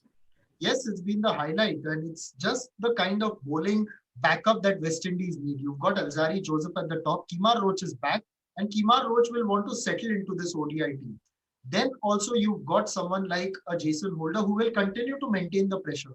So as far as the bowling is concerned, to me, the West Indies bowling looks really good. They've got those options. Now the next ball is full outside the off stump and Pant has let that go through to the wicketkeeper. What do you think, Chandresh? I think it's a very good unit. Yeah, I think very good unit. And I think finally they've realized that in one-day cricket, they need wicket takers. For far too long, they've been using a lot of bits and pieces players in the one-day format. But the change in the power play rules and the fact that they have 2 white balls at each end and they have been forced to bring in the specialists. In the meantime, once again, Rishabh Pant pivots on his back foot and then pulls that one. But there's a fielder there at deep square leg. So yeah, so I'm glad that they're playing specialists rather than bits and pieces players. I think they've been guilty far too long of trying to play their bits and pieces players in the one-day format. As a result, they've gone into one-day games with just 2.5 bowlers, and that's been their problem because they've not had the bowling to exert pressure from all corners. Finally, it looks like they have realized their mistake and their folly, and they've gone back to the formula where they're playing regular specialist bowlers who may or may not be able to bat. I think that's a good thing. Yes, this delivery by Jason Holder towards Shreyas Iyer outside the off stump, and Iyer lets that go through to the wicketkeeper. 16 of 31 for Shreyas, and Pant is on 10 of 15 balls. This is the 15th over, and for Shreyas, as you can see, the field set here, Chandresh. There's a sweeper on the offside, a third man, a fine leg, and a square leg. Rest of the men are in the circle with a point, an extra cover, mid-on, mid-off, and a first slip as well. Absolutely. And once again, Shreyas has been really tested here by Jason Holder. Jason Holder has really put Shreyas Iyer under the pump, and he's not been able to get him away at all, except for a boundary that he scored in the previous over. He's really struggled, and it is reflected in the score that Shreyas Iyer has put up so far. He scored 16 of 31 deliveries. And you got to feel for Shreyas Iyer because he's coming back after a COVID-enforced break. And he's finding the going tough. But it's a good test to be put under. This time tries to pull that one. The ball goes towards deep square leg. There's a fielder there, just a single. So I think that at some level, they may not realize it, but they need to appreciate the fact that they're getting this kind of a test. And that's the end of over number 15. India is now 60 for 3. Shreyas is on 17 of 33 and Rishabh's on 10 of 15. Yes, it's a test and you welcome these challenges because this is what will make Shreyas Iyer into a better player. These are the experiences that will give him that confidence. We saw on his test debut also, he was challenged and he responded with a very good innings on a tricky surface at Kanpur. So he's got the character. Now it's the time for him to show that even in ODIs. In ODIs, he's got a good record. He's delivered in the past, but now he's got to cement his spot in the lineup. Because as we discussed earlier, there are others waiting in the wings as well. Yeah, absolutely. There's one right by the boundary line, ready to step out at any particular time, and that is Surya Kumar Yadav, his Mumbai Ranji Trophy teammate. And he needs to make of that, be aware of that. I'm pretty certain he's aware of that. He's seen him bat in the first 2 one-dayers, so he's aware that Surya has really settled himself in the international format. So I think that this is in many ways something for Shreyas to be aware of. This time, once again, Odin Smith plays that one defensively, does Shreyas Iyer. Score remains static on 61 for 3. Shreyas on 17 and Rishabh's on 10. 61 for 3. Shreyas Iyer batting on 17. Rishabh Pant on 10. Odin Smith has taken 1 wicket for 13 runs, and this is his 4th over. It's been a good bowling performance by the Windies in this particular series, and they just have to back it up with a good batting performance. And this one has been guided by Shreyas Iyer, uppercut over third man, and that will be a 4. There was a fielder in the deep, but he was really square, trying to run across, but on the bounce, it has crossed the boundary. A good shot that is very well controlled by Shreyas. Darren Bravo was the man in the deep. Yeah, that's a release shot from Shreyas Iyer. He was waiting for that kind of an opportunity. Hayden Walsh couldn't stop that ball from quickly moving. Darren Bravo, actually. Was it Darren Bravo? Yes, it was Darren Bravo. It looks like Hayden Walsh. I just saw. Maybe I'm got confused there. But the camera work's been a bit tricky for us to keep track of. And Darren Bravo, you're right. Darren Bravo. I think what they do is that after the ball's gone, they show someone else, and you kind of get confused about it. And and this is the release shot, like I said, for Shreyas Iyer. And the boundary comes at the right time. The score moves along to 65 for 3. We are in the 16th over. And it's been a real struggle for India. These 2 young batters are trying to break free. Yes, they have to, and not exactly break free in the sense break the shackles, play some rash shots, but be smart about their cricket, because they've got to show that they can play those long innings and help India come back from such situations. They've got the deep point now for Shreyas, and they've let the covers open for him. There's a mid-off and a point on the offside, and Shreyas has defended this towards point. There will be no run. A first slip is also waiting, and Odin Smith continues his spell. This is the 16th over. India are 65 for 3, and 4 deliveries gone into the 16th over. So 65 for 3, and Shreyas is looking in this particular over to break free, and he succeeded to some extent with that boundary. Once again, plays that one nicely. He did even better. It's a full delivery, and he's driven that down the ground past mid-on, and that will be a 4. A very classy shot there by Shreyas Iyer. He's batting on 25 right now. It was full. It was there to be driven, and Shreyas has pounced onto it and played a very, very classy shot. Fantastic shot. Fantastic shot. If ever there was one from Shreyas Iyer. Fantastic straight drive. The best place to play an aggressive shot. This one was timed very well by Shreyas Iyer and just sped its way through to the boundary over there, straight down the ground. And this time, Shreyas plays that defensively, and that should be over number 16 done. India's now moved on to 69 for 3. Shreyas is on 25. Rishabh's on 10. Yes, Shreyas is on 25 and Rishabh is on 10. So far, it's been a good knock by Shreyas, because I think he's applying himself, Chandresh. You know, in spite of all the questions that have been thrown at him, you can see that he's thereabouts and trying to play that long innings. And whenever the opportunities presented itself, if they have been too full, they've been too short where he could play that kind of uppercut, or they have been on his pads, he has pounced on it. So a good mature innings, and this now is the highest partnership in this innings with 27 of 41 balls, 69 for 3 in 16 overs. And now Rishabh Pant is going to face the bowling from the other end. Let's see if West Indies persist with Jason Holder or possibly are tempted to bring in a spinner. Yeah, that's going to be an interesting one. And they have just they've heard you. They've heard you today. Everything you seem to ask is being delivered by the captain on the field. So, guys, if you have any requests, $1 million. Yeah, so anything you want to request, Nishad will seek and he shall deliver.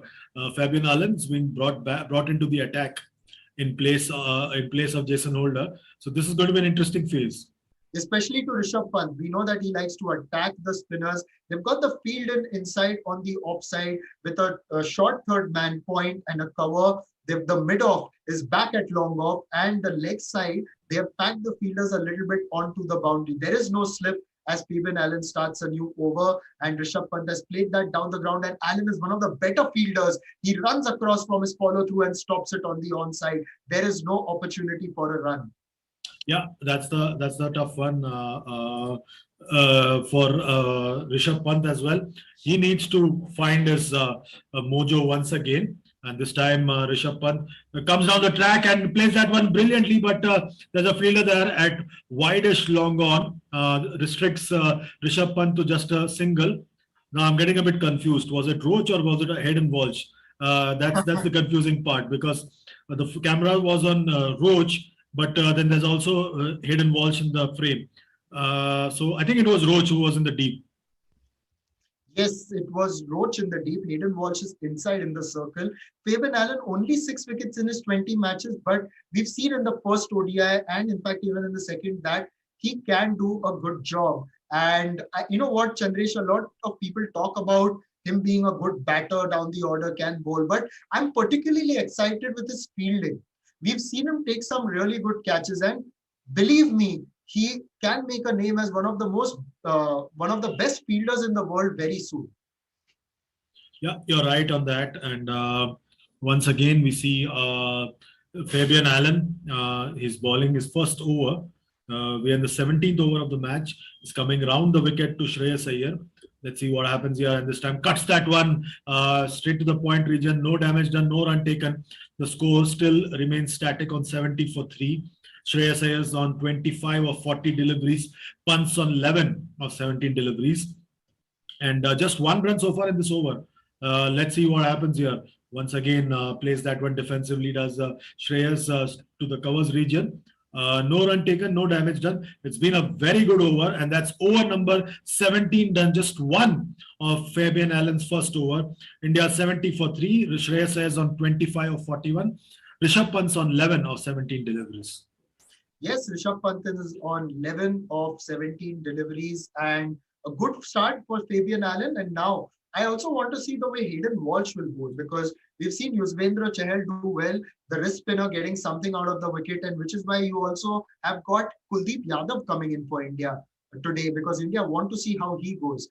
West Indies have got Fabian Allen, Hayden Walsh, their wrist spinner. Can he have a similar impact on the Indian innings? That's what we have to see. But I think they're going to now persist with Holder, and Hayden Walsh is someone who's going to come in a little later. Yeah, I think that this is a very good move that they're holding back Hayden Walsh for a while and bringing in Jason Holder. A change of end for Jason Holder. And he has been terrific in the previous match and the match before as well. And in fact, he's been in a rich vein of form with the ball since the T20 series against England, where he was the man of the series with his fantastic spell. In the final T20, he got 4 in 4. Just imagine the kind of impact he's had on this particular team in all 3 formats. Oh, yes. And, we can keep talking about it. That's the class of a Jason Holder. The next ball is outside the off stump, and Rishabh Pant quietly lets that go through towards the wicketkeeper, gets the bat out of the way. India are 70 for 3. The run rate is just over 4 runs and over. and they will accelerate as the innings goes on. We know Shreyas Pant can score runs really quickly, particularly Rishabh Pant. And then you've got Surya Kumar coming in, who's a very busy player. And he's so far in his international career in ODIs, he's never been dismissed under 30. So it remains to be seen if today he can keep that streak going. Rishabh Pant has now cut this fast point, and it will be fielded by the fielder at third man, and only a single is possible. So Shreyas will now come back on strike, and he's batting on 25. Holder has been phenomenal so far. This is his fourth over. He's halfway into it and has only conceded 9 runs. Yeah, he's been terrific. He's been miserly, and he's tested the two young batters for India, Shreyas Iyer and Rishabh Pant. Shreyas is on 25 of 43 deliveries. It's been a struggle for Shreyas for sure. And Rishabh Pant as well has not been very fluent. He's really struggled to get the ball off the square. Let's see what happens in this delivery that Jason Holder is now going to ball to Shreyas Iyer. There's no slip, there's no close-in fielder. This time lets the ball go through to wicketkeeper Shai Hope. Score still 71 for 3. We are at the 18th over, and just 2 more deliveries left in the 18th over. 2 more deliveries left in the 18th over. 71 for 3. Shreyas is and Pant so far have put on 29 runs, and they've faced 51 deliveries. It has been quiet going comparatively, especially when someone like a Rishabh Pant is out there in the middle, but such is the situation, and Pant too has to respect it and play accordingly. Now, Holder runs into ball the 5th ball. Shreyas has cut this past point, and I think this is going to go to the boundary. No, the fielder from deep square goes and picks it up, and only a single is possible. But the way it was timed, I felt it's going to go for a 4. Yeah, scores now moved on to 72 for 3. We are in the 18th over. Shreyas is now on 26 of 45 deliveries, 4 boundaries. Rishabh Pant's on 12 of 20 deliveries with 1 boundary. This partnership's already fetched 30 runs for India for the 4th wicket. A small little repair job in progress at the Narendra Modi Stadium. Yes, and the last ball of this over has been pulled by Rishabh Pant towards deep square leg, and it will be a single.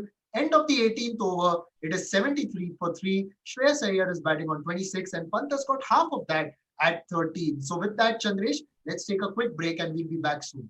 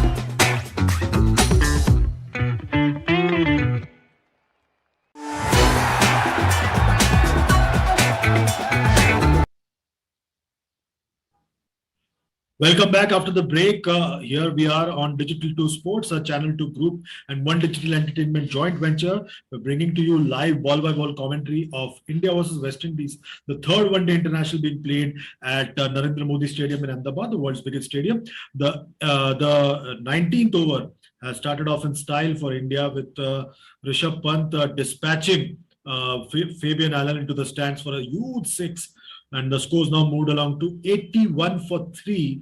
Shreyas is on 27, Pant's on 20. Seems like these two batters, Nishad, are trying to slowly up the scoring rate. Yes, they are gradually trying to up the scoring rate, and that shot, you can't keep Rishabh Pant quiet for too long, which is why you could see that coming. You know it was going to come at some stage. And it's good for him from India's point of view that he cleared it by miles. Now, the next one is on the pads and he's flicked it towards deep fine leg. Is there a fielder there? Yes, Odin Smith comes up and picks it up and restricts it only to a single. So 9 runs came off that over at the end of 19. India 82 for 3. And this partnership has been going along very well. Now they've put on more than 40 runs, and India would hope that they would take this stand, takes them past a good total, and then someone like a Surya and an inventive player like him can come and attack. Yeah, and you can see Surya on the sidelines. He's just itching to get to be a part of this action, and that's a sign that he's a batter in form and feels confident about his ability.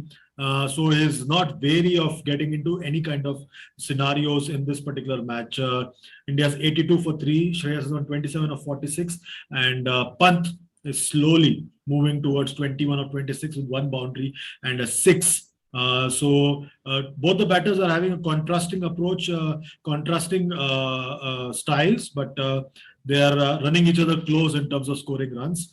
And Holder begins the 20th over of Indian innings with the score on 82 for 3. Pant is forced to play at that one, and the ball goes towards the third man region. Just a single, and the score moves along to 83 for 3. Again, that one rose from a length. So the batters are being tested here by the West Indies, the new ball bowlers. Yes, really tested by the new ball bowlers. Now Holder walks in and bowls towards Shreyas Iyer. He's played that towards point. There will be no run over there. 83 for 3. This is the 20th over that's taking place, and Shreyas is on 27. Pant has moved to 22. It has been a measured stand so far because they've had to come in at the fall of 3 early wickets. And this so far has been a very, very good partnership for India because they want to put in a bigger score than the first ODI. It's the same pitch, so it may get a little slower since it's already been used. The third ball of the over, Shreyas has played this towards mid-on, and he's gone across for a quick single. He had just dabbed it, so Odin Smith was on the edge of the circle, and by the time he came and picked it up, the batters had gotten through for a very quick single. Yeah, sharp single there, snatched by the two batters, Shreyas and Rishabh. It shows that now slowly they're getting their rhythm back. I think Shreyas, especially coming back after a COVID enforced break, took a bit of time to get going. But now he feels like he's part of the action. And now this time Jason Holder comes into ball to Rishabh Pant and plays that one down to fine leg. Just a single. Oh, it's a boundary. Oh, that's a four, Chandresh, because it was really, really down the leg side and he's played it very fine. And that's gone for 4. The third man was really square. And because of that, it's crossed the boundary and that's a 4. Rishabh Pant now getting into the act, those couple of boundaries will make him feel a lot better. India will feel that now the momentum is gradually coming back on their side. Holder has erred in his line for the first time in this innings, I feel. Yeah, and I think that it is an interesting one. And Rishabh Pant finally seems to be finding his feet here in the third one-day international. The scores now moved along to 88 for 3. Jason Holder once again runs into ball to Rishabh Pant, and this time outside the off stump. Peyton all ends up, and Holder is frustrated that he's not been able to tempt Rishabh Pant to edge that one. Yes, it's a good comeback just outside the off stump, a good length, and Rishabh Pant, that bottom hand came off his bat as he was trying to fend towards it. And yeah, Holder has asked the right questions there. But it was the only time that Holder erred in line and he was punished for that. But it's been a good spell otherwise. and the partnership has now moved to 46. There is a short mid-wicket here for Rishabh Pant, and the next ball has been defended by him.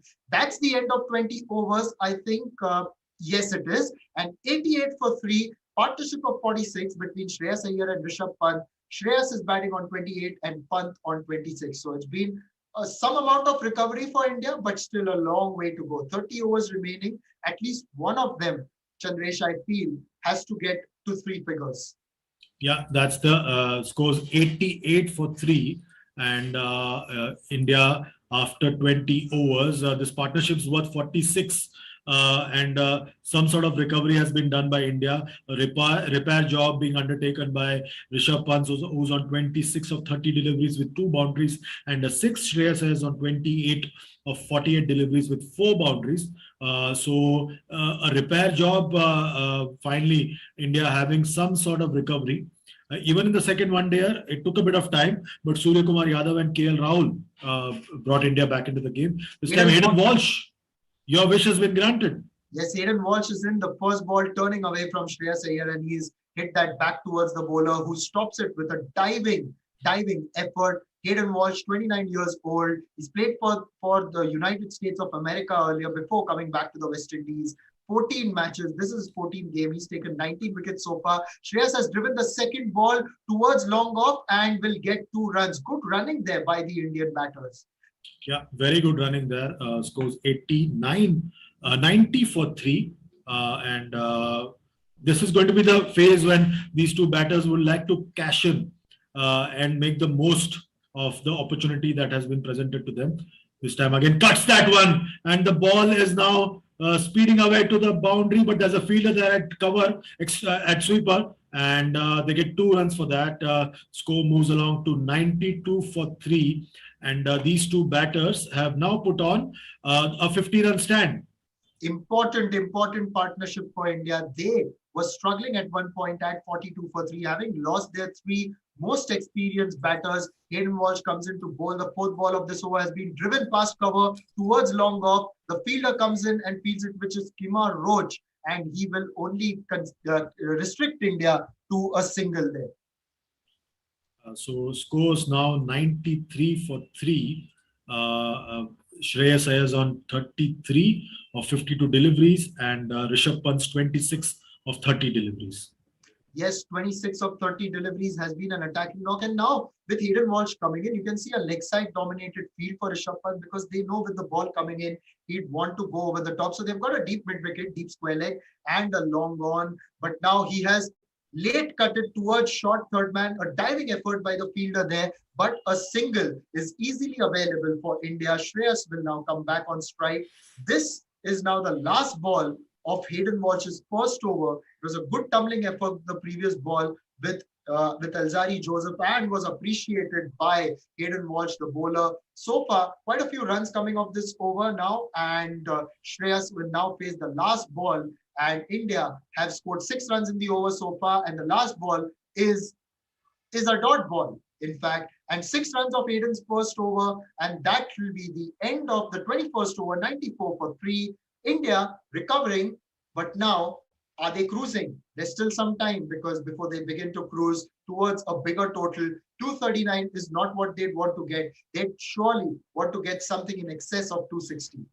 Yeah, that would be the aim. I don't think they would be looking at, say, 300 plus, at least now, but they would want to take a bit more time, let this partnership settle in further, and then open up the stage for someone like Surya Kumar Yadav to come into play. Surya's itching, like I kept saying that on the sidelines. He's been itching to get going. And so far, these 2 batters have resurrected the innings to a large extent. That's a good sign for India, because they've had different heroes in all 3 matches so far. And this is a good sign for India, because they've been looking to get their middle order to contribute more in the one-day format. And this series has provided that opportunity for them. Yes, exactly. And now with Shreyas Iyer spending time in the middle and getting this knock, it will definitely help his confidence. India needs someone who can hold the middle order together. My opinion has always been that 2019 World Cup, he could have been a very good option, but wasn't given a very long run. in the lead up. So Yeah. possibly India could have avoided that. And the one option that they had, who had scored runs in Ambati Raidu, and they they dropped him from the side. Yeah, that's right. That's right. Repeat those mistakes. Yeah. I think that they need to be a bit more consistent. Even if they experiment, the guys cannot go out of frame. And I think that needs to be the approach, because I think in the previous round, what was happening was, if you are out of sight, you're out of mind.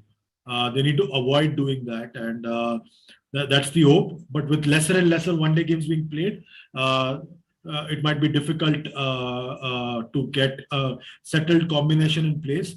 But in a way, thanks to pandemic, you're forced to travel with large squads, so everybody is in the mix. No one's really away from the mix, and that's a good sign in a way. And if I look at the 2023 World Cup and think about it, then you do get a sense that at some stage the boards all over the globe will want their teams to play more ODIs. Yeah. Just to get into the scheme of things. And then this ball, it's a good one by Kemar Roach. Shreyas Iyer has edged it towards third man, and he will get a single. 34 of 55 balls he's moved to. India are now 4 short of their 100, and Pant is batting on 28 of 32. This is why Kemar Roach has been brought back into the West Indies ODI side. A good move by Desmond Haynes to get him back, because you need this kind of a bowler who will make things happen. You need a strong bowler. We know the kind of effective pace that he's got. So you need a Kemar Roach in the side. Yeah, I think for far too long, like I kept saying, that they have gone with bits and pieces players in the one-day format. I can understand that happening in the T20 format, but in the one-day format, you need specialists, and that's what they've done. And West Indies doesn't play that many test matches for Kemar Roach to be used only in the test match format. So I think that's a good sign for West Indies, that they've gone back to Kemar Roach. I would even be tempted to look at someone, say, like a Shannon Gabriel at some point, if they want to, because remember, West Indies are not certain of a place in the 2023 World Cup. So they need to be putting their best 11 on the park at all times. India can afford to experiment because they made it to the World Cup by the right of being the host of the World Cup. So West Indies really needs to recalibrate their one-day format. And I think they're taking the right steps forward. Yes, and also not to forget Sheldon Cottrell. He'll also be around. Yeah, absolutely. And now Roach will bowl the last ball of the 22nd over. Shreyas Iyer is going to face on 34, 97 for 3. The last ball of the 22nd over is just outside the off stump, and he's defended by Shreyas Iyer. End of this over, 97 for 3. India moving along quite well. This over, they were only able to score 3 runs, but overall, it's been quite a good recovery. Runs have gradually started to pick up pace. Yeah, that's a good sign for India. 97 for 3, 22 overs are done. Shreyas is on 34 of 57 with 4 boundaries. Shreyas is on 34 of 57 of 4 boundaries, and Rishabh's on 29 of 33 with 2 boundaries and a 6. The stand is worth 55 for the 4th wicket, and there's been a recovery of sorts for India in this match. Yes, exactly. And Chandresh, what we'll do is we'll take a quick break right now, because we are going to have a change in the commentary box, and Pankaj is going to join me while you take a bit of a breather. And we hope that this partnership flourishes for India's sake, and we get to see some really good cricket.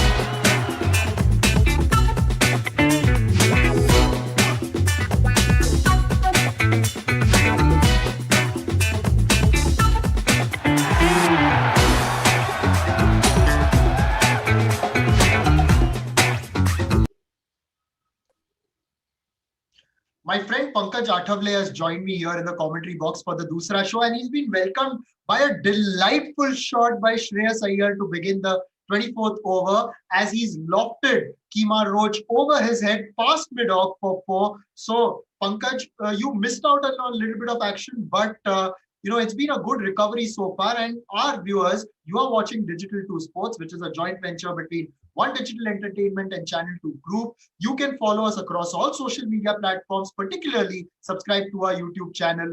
And as we see, a very, very good stand being built by Shreyas and by Rishabh Pant. Pankaj, your opening thoughts. I was going to ask you and Chandresh, what did you all do? India lost 3 quick wickets and were all sorts of trouble. And somehow these two have recovered really very well. And this is what we need in one days, This is what is required. And this is the kind of repair work that is needed. And Shreyas, I feel, is playing much more in a mature manner as compared to earlier on as Kemar Roach bowls to him on the middle and the off stump, trying to just open the face of the bat. He nicely runs it towards third man for a single, and here we go. 100 already up for India, so at least good news. Yes, and it's been great to see the maturity from these two, especially Rishabh Pant. He walked in and he's respected the situation. He's not tried to go hammer and tongs. When the opportunity's been there, he's attacked, of course. When there was a short wide delivery from Odin Smith, he smashed it over cover. When he felt he could charge to Fabian Allen, he did that. So it's also been a mature effort, and despite that, he's moved to 30 of 36 balls, and now he's got his 37th run by quickly working that towards the leg side. In fact, he's running in for the second, and very good running between these two. They know each other quite well, having spent a lot of time together at the Delhi Capitals in the Indian Premier League. No doubt about it. And what happens is we are victims of our own play. That's how what has happened.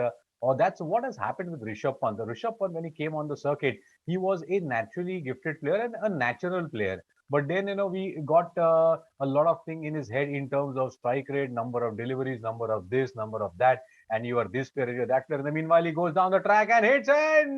That was very close to the fielder at mid-off. Coming down the track, the ball slightly away from him. It's been hammered in the mid-off zone for 4 runs, but that was very precariously close to the fielder out there, and it could have been the end of Rishabh Pant had that ball been latched on by the fielder. But nevertheless, lucky escape there, 4 runs. But what has happened with Rishabh Pant, Nishad, is that he has now started to believe what others are telling him and not what he believes in himself. And that's why we don't see this player blossoming too much. He's standing about 6 odd inches outside the crease, 110 for 3 outside the off stump, nicely cut through the backward point region for a single. And that will take India to the Nelson figure, 111 for 3. And also what helps is they've got someone like a Rahul Dravid in the dressing room who has mentored Rishabh Pant during his under-19 days while he was playing for India under-19. So he's seen the growth of a Rishabh Pant. Not just there, but he also saw Rishabh Pant when Rahul Dravid used to be the coach of the Delhi Capitals when they were known as the Delhi Daredevils back then. And he's seen Rishabh grow, in his pre-India days. So possibly when someone like him puts a point across, it hits home a lot harder and better and more effectively than, say, someone else telling him. No doubt about it. And this partnership of 69 runs, Nishad, has come at a very apt moment, very crucial, very important for India as they were reeling with 3 wickets down. But right now, Shreyas Iyer also has been a victim of unnecessary pressure put in, and both these batsmen have a point to prove. In the meanwhile, Hayden Walsh starts a new over, and that has been played towards the onside by Rishabh Pant straight to the fielder. I was just going through the lineup of, I think, Jamaica or Barbados for the 1998 Commonwealth Games when cricket was introduced, and there was also a Hayden Walsh there. But anyway, that was a different Hayden Walsh. As next ball, which was in the middle and the leg stump, pushed past the diving hands of Hayden Walsh towards long on for a single by Rishabh Pant, and that will take the score to 112 for the loss of 3 wickets. It is interesting that you mentioned that because of the fact that it's his father who used to play for them. Is it? Antigua, right? Yes, his father used to play for Antigua. Unfortunately, his father passed away when Hayden Walsh was really young, passed away in a drowning incident, it seems. So he's never, so he was really young. Hayden Walsh Jr. was really young when his father used to play. So yes, you're right, that's actually his father. So that means this is Hayden Walsh Jr., we should call him, right? Yes, he is Hayden Walsh Jr. Yes, that's right. Fantastic. And look at what this broadcast brings you. And Nishad and me and Chandresh and everyone out here are looking forward to getting such kind of wonderful stories for you. But India are now witnessing a story being constructed, scripted by Rishabh Pant and Shreyas Iyer. This is a story of comeback. This is how I can put it. This time coming down the track, but lovely guile there by Hayden Walsh Jr. because he gave a bit of flight, and when he saw Rishabh Pant dancing down the track, Rishabh Pant could play only towards deep point for a single. And both these batsmen are applying a lot of thought and mind. And as you said, probably Rahul Dravid is the reason for that. Yes, that's right. And Rahul Dravid has, of course, worked a lot with Shreyas Iyer as well at the India A level. And he knows a lot of these guys right from the time when they were aspiring to play for India. So that also brings across another perspective. My real thought in terms of the challenge in front of Rahul Dravid was that up until the India A and under 19 levels and while he was working at the NCA, that was like the university where he was the professor. But now he's got to be a boss, and at times he's got to be ruthless. So how he's going to be that boss? That's the question. But meanwhile, someone who's bossing it out there is Rishabh Pant because it was short outside the off stump and he's cut it past the short third man fielder for 4. He's quickly moved across to 43 or 43 balls. India recovering very well and have moved to 119 for 3 at the halfway mark. Lovely shot, going on the back foot and quickly slashing it very nicely, giving direction to the ball. And Rishabh Pant is now collecting runs in a more conventional manner. You can get, so even if you hit a 100-meter sixer or you just hit a ball over the fence, you're going to get 6 runs. So, sometimes batsmen need to realize that the final outcome is only going to be 6 runs, how hard you hit. But right now, very hot conditions at Ahmedabad with both the batsmen getting a quick drinks break. Ashwin and Ishan Kishan there in the middle. Nisha, this is a good move from Rahul Dravid, sending Ashwin, who's a 12th man here, as the senior pro to go and talk out there under the camouflaging it as giving water, because these two players probably are getting constant inputs. Use your head, keep your cool. This is not T20. This is one day. You have done well, so might as well play ahead. 119 for 3. Yes, and it's been so far a very, very good performance by these two. Particularly, I would say Shreyas Iyer, because he walked in even earlier. 2 wickets had fallen early. He saw 2 fall in 1 over. And with Virat Kohli getting out against the run of play, tickling one down the leg side. And as I said earlier, 99 times out of 100, he would have hit that for 4. But that one time was today where he edged it towards the wicketkeeper. And a change in the bowling. Alzarri Joseph is back. West Indies so far have used 6 bowlers. And now it is Alzarri Joseph who's been the pick of the bowlers so far. 2 for 15 in his 4 overs. He's back. First ball has been played by Shreyas Iyer towards mid-wicket. And there will be no run as the fielder is waiting there. So West Indies coming back very strongly after that loss in the second ODI, where it was so close and yet so far for them. But India going back to the traditional way of the opening lineup and things like that. But as of now, in fact, these two batsmen have done a phenomenal job sharing the workload equally, almost. Shreyas is at 42, Pant is batting on 43, and India 119 for 3, going at about 4.7, 4.8 runs per over, as the next ball slow in pace slightly outside the off stump, and Shreyas Iyer goes on the back foot and plays it defensively. In fact, it's just been the last few years where both these players have gone off their mind. Otherwise, when these players actually entered the international arena, they were very, very intelligent, cricket thinking players. And I think, that's what the ambience of Indian cricket does to you. It just makes you do what the people feel, but you as a player need to do what your head says, what your heart says. Yes, and now it is Alzarri Joseph, and he's coming in to bowl to Shreyas Iyer. The next ball onto the pads. Shreyas Iyer has flicked it past the diving fielder at mid-wicket. The fielder in the deep runs across. Good diving effort, but I think that's gone for 4. He's parried it along with his body into the boundary, and I think that's gone for 4. Nitin Menon will want to check up once. Yes, definitely, because in fact the dive was valiant there. I guess it's the opening batsman, Brandon King, if I'm not mistaken. I think so, it is Brandon King, yeah. Yes, and he dived. The effort was good because he had to cover at least 15-20 yards to his left, and he dived, but unfortunately the ball, as you said, just squeezed past him into touching the rope. It used to be a rope, but now the rope is covered with a lot of advertisements. See, So this that's is the called a change of cushion. cricket. I mean, operationally, we call it a boundary cushion. Yeah. 123 for three. Here comes Alzari Joseph. Shreyas Iyer making room for himself, trying to cut that ball. Good anticipation. Alzari Joseph kept that ball a bit short and very much on the stumps, close to the body of Shreyas Iyer. And that additional bounce made Shreyas Iyer miss it, and he was beaten for pace and for bounce. Yes, exactly. And a fun fact about these boundary cushions is that it's made by one gentleman in India who's actually got a patent for it. Is it? Yes. So he's got a patent for that design.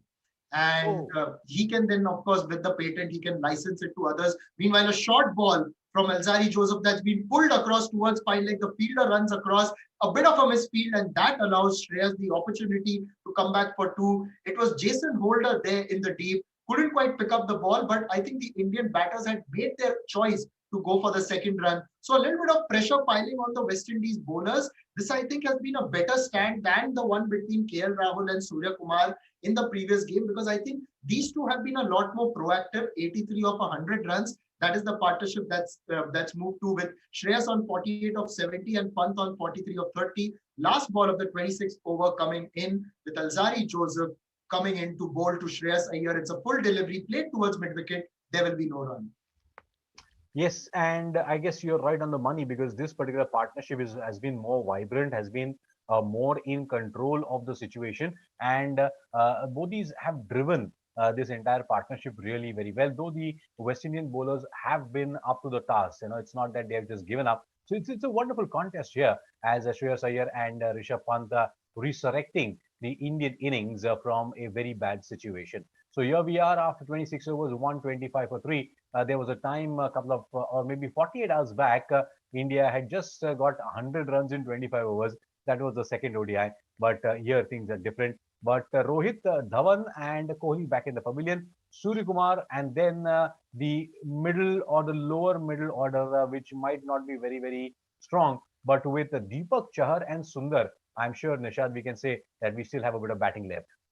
Yes, you've got a bit of batting left, and there is quite a bit. Of course, the major batsman to come is Surya Kumar. And now Hayden Walsh is being persisted with. He's bowled 3 overs so far, and he has conceded 16 runs in his 3 overs. The batters have been able to take a chance of him. Now Pant, he bowls to Pant, and this has been driven down the ground towards long on, and he will get a single and move to 44. Next to bat, as we said, Suryakumar Yadav, Washington Sundar, and then Deepak Chahar. But India 126 for 3 have done a lot of repair work with the kind of dents they had early on. They have definitely done their job. But now the second half of the job, it's like, constructing the building, but the second half of the job is finishing, putting the paints and the electrical wirings and everything and the plumbings and everything. That's what is now remaining, as the next ball driven past the bowler by Shreyas Iyer towards long off for a single. He moves on to 49. India are at 127 for 3. In fact, this just goes to show, Nishad, that players nowadays have to really keep on subconsciously talking to them, telling themselves which format of the game they are playing, because it's so fluid now, and we play these different formats with just a break of 3-4 days, and this game is happening after just about 48 hours, within 48 hours. And the players really have a tough time, because Rishabh Pant and Shreyas Iyer, what they're doing right now is the one-day flavor, collecting runs in the mid overs. Maybe what like a Robin Singh used to do it for India, probably Michael Hussey and a David or Michael Bevan used to do it for Australia. This is the format. This is the template. Shreyas Iyer now on 49, waits for that ball, which turns away from him, pushes it towards point. He has to wait for that one run, which will help him cross that milestone. Yes, 1 run away from a very good 50. It's been a good recovery effort from India. 128 for 3, 27 overs gone. And he's driven this fast cover, and that will be a half century. A very good innings there by Shreyas Iyer. Taken him some time, 74 deliveries, but the Indian dugout knows how important it is.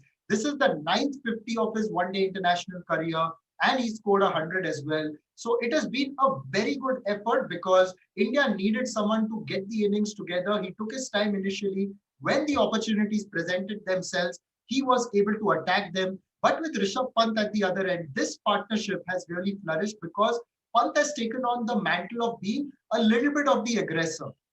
No doubt about that. As Pant is now on strike, oh, the delivery should be a wide. Yes, it will be pitched on the leg stump and then turned further down. Good take by the wicketkeeper, but Rishabh Pant thought initially of reaching out to it, but then saw the ball was pitched away outside and let it go. So India on 130. Hayden Walsh bowls coming down the track, smash past that fielder at mid-off. Oh, what a shot that is by Rishabh Pant. Picked up the gap. That was the beauty of that stroke. 4 runs to move to 49. India go up to 134 for 3. And what's interesting to see is that the run rate is now creeping up almost close to 5 runs and over. So that shows that it has now the Indian batters are doing a good job out there and are finding their feet in terms of getting those runs really quickly. Now, Rishabh Pant is also not too far away from his half century. It has again been a very matured effort. We expect Rishabh Pant to deliver when it comes to hitting those big shots. But today, you can sense that he's been a lot more selective with his opportunities. And I think that is what is good to see, because we know that MS Dhoni came in as a dasher. He was looking to hit every ball out for six and possibly had the ability also to choose the delivery. But then when he played according to situations for India, he became a true match winner and finished many, many more games effectively. And I think that was the hallmark of MS Dhoni, the way he matured into a fantastic finisher. And now Rishabh Pant, whatever task he's given, let's see what he does. Because even initially, Dhoni was asked to bat at number 3. He batted everywhere and ultimately found a role as a finisher and did that for years. Now, Pant is in the middle. We may see him open it later in the future. We may see him as a finisher. We don't know. But whatever he does, I think he's got the ability to tune his game accordingly. No doubt about it. But MS Dhoni, he was street smart, and that's the reason why he was able to very nicely be fluid throughout the whole thing.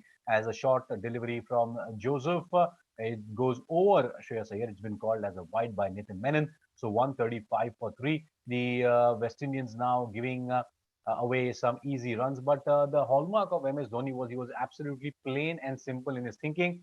And he was street smart. With Rishabh Pant, he is definitely street smart, but probably that's the difference, that you want someone to be suited, booted, and you want them to be sophisticated, and that's what we are looking at Rishabh Pant as, a very sophisticated person, whereas he needs to be street smart and he'll do the job this time. And Shreyas Iyer wanted to go over the bowler. The ball was not really in the slot. It went over mid-on. The fielder there, Darren Bravo, if I'm not mistaken, almost reached out for it. And that was a close call. The ball reaches the long on boundary. Darren Bravo is able to stop that ball. A slow, in fact, slightly, I don't know, it just stopped. The bat actually turned in his hand.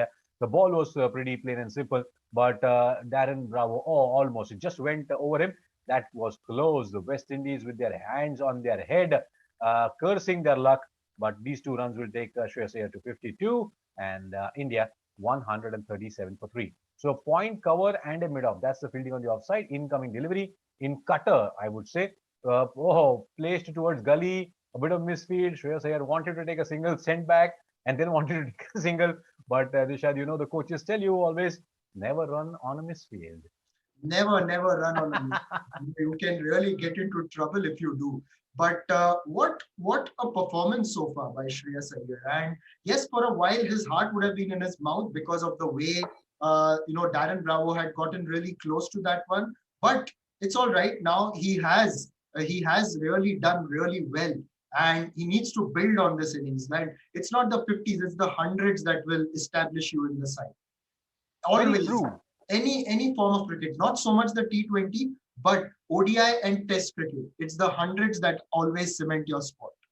That's true, but more than that, the situation is extremely important. The number 4 problem once again coming back. So many options being tried, but no one has been able to cement. You mentioned about MS Dhoni. He was able to cement his place wherever given an opportunity.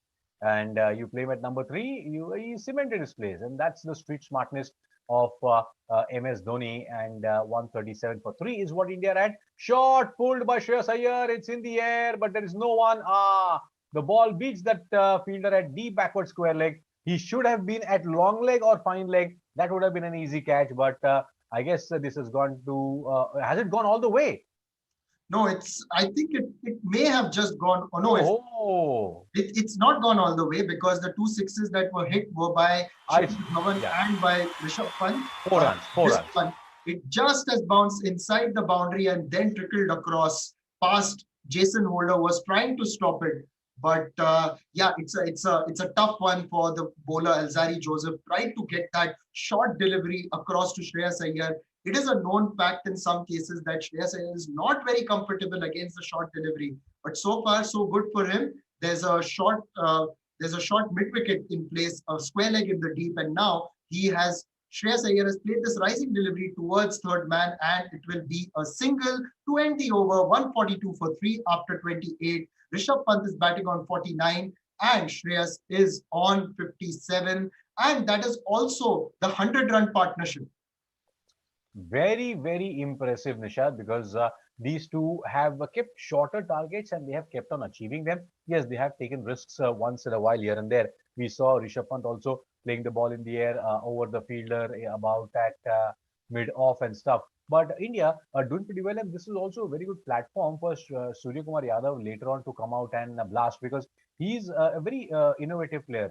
He has all the strokes. He can play that defensive role also. He can play the block consolidation low role also, and he can also be very, very creative and innovative with his hitting. But both, so now we have a trio of players, Rishabh Pant, Shreyas Iyer, and Surya Kumar, who are now taking care of this middle order. And this is what the vibrancy is required. Change in bowling, left arm, I guess it's Fabian Allen who has come up to bowl. And the first ball has been played defensively by Shreyas Iyer back to the bowler. And he's on 57. And as you said, India now going at 5 runs per over. Yes, 5 runs and over, and this partnership has come in very good time. Fabian Allen coming back into the attack, and Shreyas has pulled it over mid-wicket. Will that go for the boundary? No, the fielder in the deep is Odin Smith, runs across from long on and will stop that. But 2 runs. In fact, it's only a single. Exactly. That's not good running. Not very good running. I think Rishabh Pant may have assumed it's gone for a single because Shreyas sort of had a look at him. Like, I think he just sort of assumed it's going for a boundary. But nevertheless, Pant comes on strike because he's facing the bowling. Now he's on 49 and he's going to face Fabian Allen with the opportunity to get to his half century. And India are 143 for 3. This is the 29th over. Hayden, I beg your pardon. Fabian Allen now comes from over the wicket towards the left-handed Rishabh Pant. Let us see how this contest turns out to be. Oh, it's been played in the onside, coming down the track towards the backward square leg. That will be the half century for Rishabh Pant. A very well earned, well made, well combined half century. The need of the hour.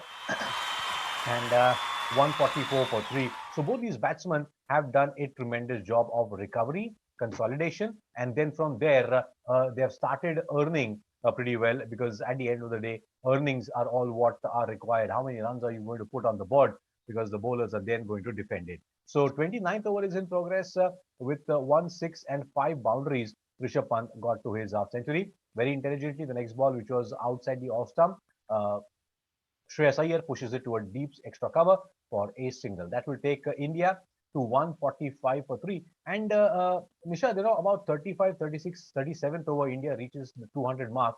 Then you go into the standard template of getting as many runs as possible in the last 10, 12 overs, and that will probably help take India past 300.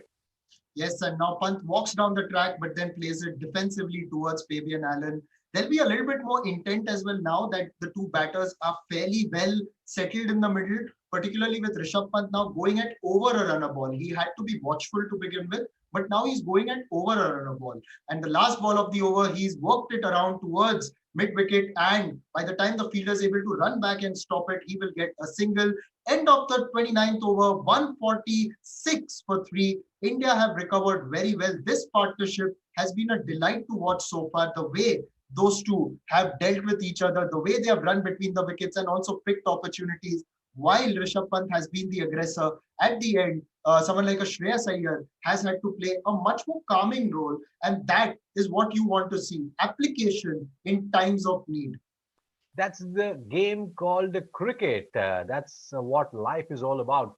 You need to rush, you need to sit back, you need to show all your emotions, but at the right time, whenever it is required in life. And that's what cricket is all about. Both these batsmen have maturely dealt with the early fall of wickets, and they have taken care. And West Indies would be ruining the fact, Nishad, that they got 3 early wickets, but they were not able to really get through these two. And now it's back to hard work and the laborious job of trying to stop these Indians from making or going beyond the 300. So right now, 146 for 3, a double spin attack. So Hayden Walsh Jr. and Fabian Allen, both of them will be bowling in tandem. So let's see how this works out, because now I feel Rishabh Pant would like to attack.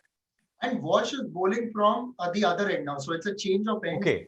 Possibly they felt that this could be the end. I think where Yuzvendra Chahal also got his wickets from this end. So let's see if they will continue. Oh, the first ball is outside the off stump, and Hayden Walsh, oh, he could have gotten Pant there. Pant shaped away to cut, but that has missed everything. How close was that to the stump? No, not very close, but it was really close to the bat. In fact. Yes, that was close to the bat, and the bounce did him in, as Rishabh Pant gets the next ball from Hayden Walsh, swept it from the middle stump.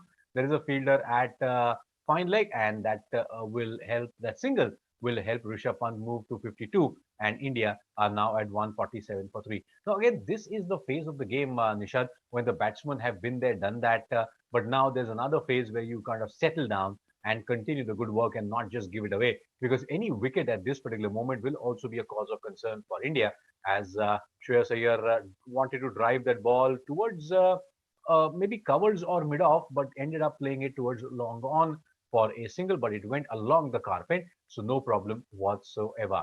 And 148 for 3, and if India are able to reach to 115, 30 overs, I think they have come with renewed vigor. These two have sort of induced a momentum that was needed for India. This time, flicking that ball, but good fielding at short mid-wicket.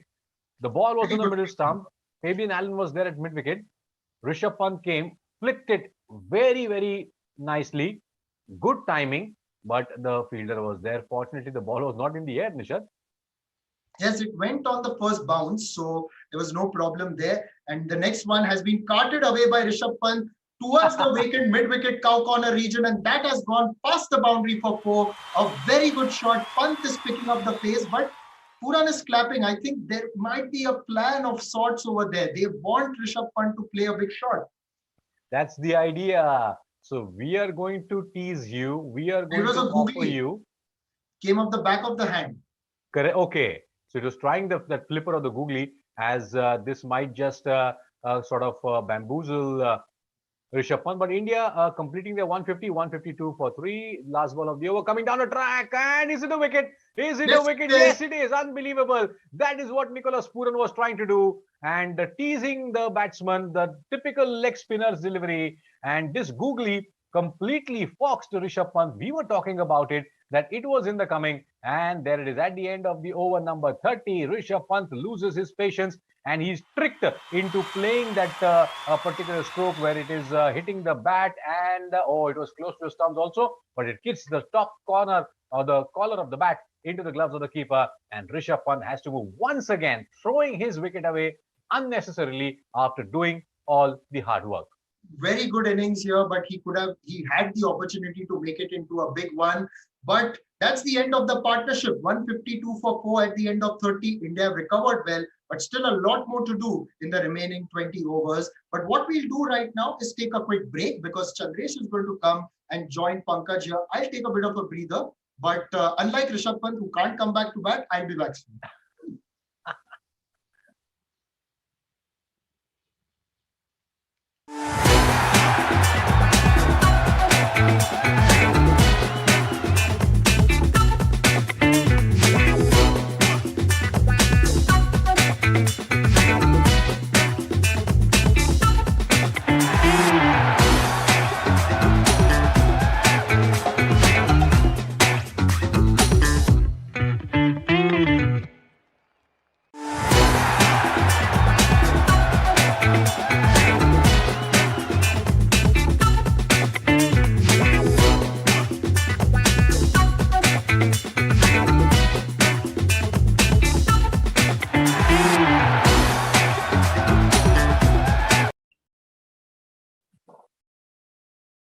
Welcome back. And as Rishabh Pant has been sent back to the pavilion, we have sent Nishad to the dressing room for a breather. Chandresh, welcome back. And what a way to welcome you. Now you're wearing the maroon T-shirt today. I was wearing in the second ODI, but good to see West Indies coming back. India 152 for 4.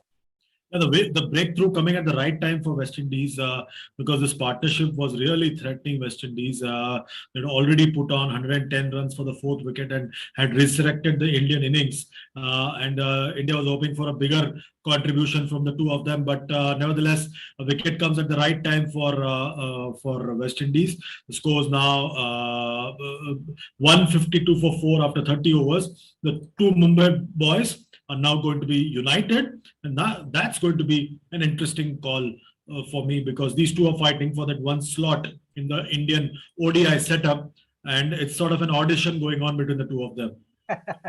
Very well said. And sometimes I have a feeling, nowadays it's become a sort of a habitual thing for a lot of young players that they seem to get a bit impatient after playing about 15-20 overs, because we're playing the shorter format of the game so much. We don't see a lot of Indian players going all the way, playing to 30, 40 or even the 50 over mark, which something like a Sachin Tendulkar or a Sourav Ganguly probably used to do. They used to come as the opener, and they used to get out in the 40th or the 42nd over. So that art again probably is a bit lost, and a slight impatience creeping in as Rishabh Pant sort of giving away. And he was trapped because he came down the track and got a boundary on the earlier delivery. And we were talking about it, me and Nishad. Nicholas Puran looks happy, smiling, even though it's a boundary. And the next ball, we see the wicket. Yeah, so that's the thing that India needs to guard against, and we saw Rishabh Pant trying to cut that one a bit too close for comfort.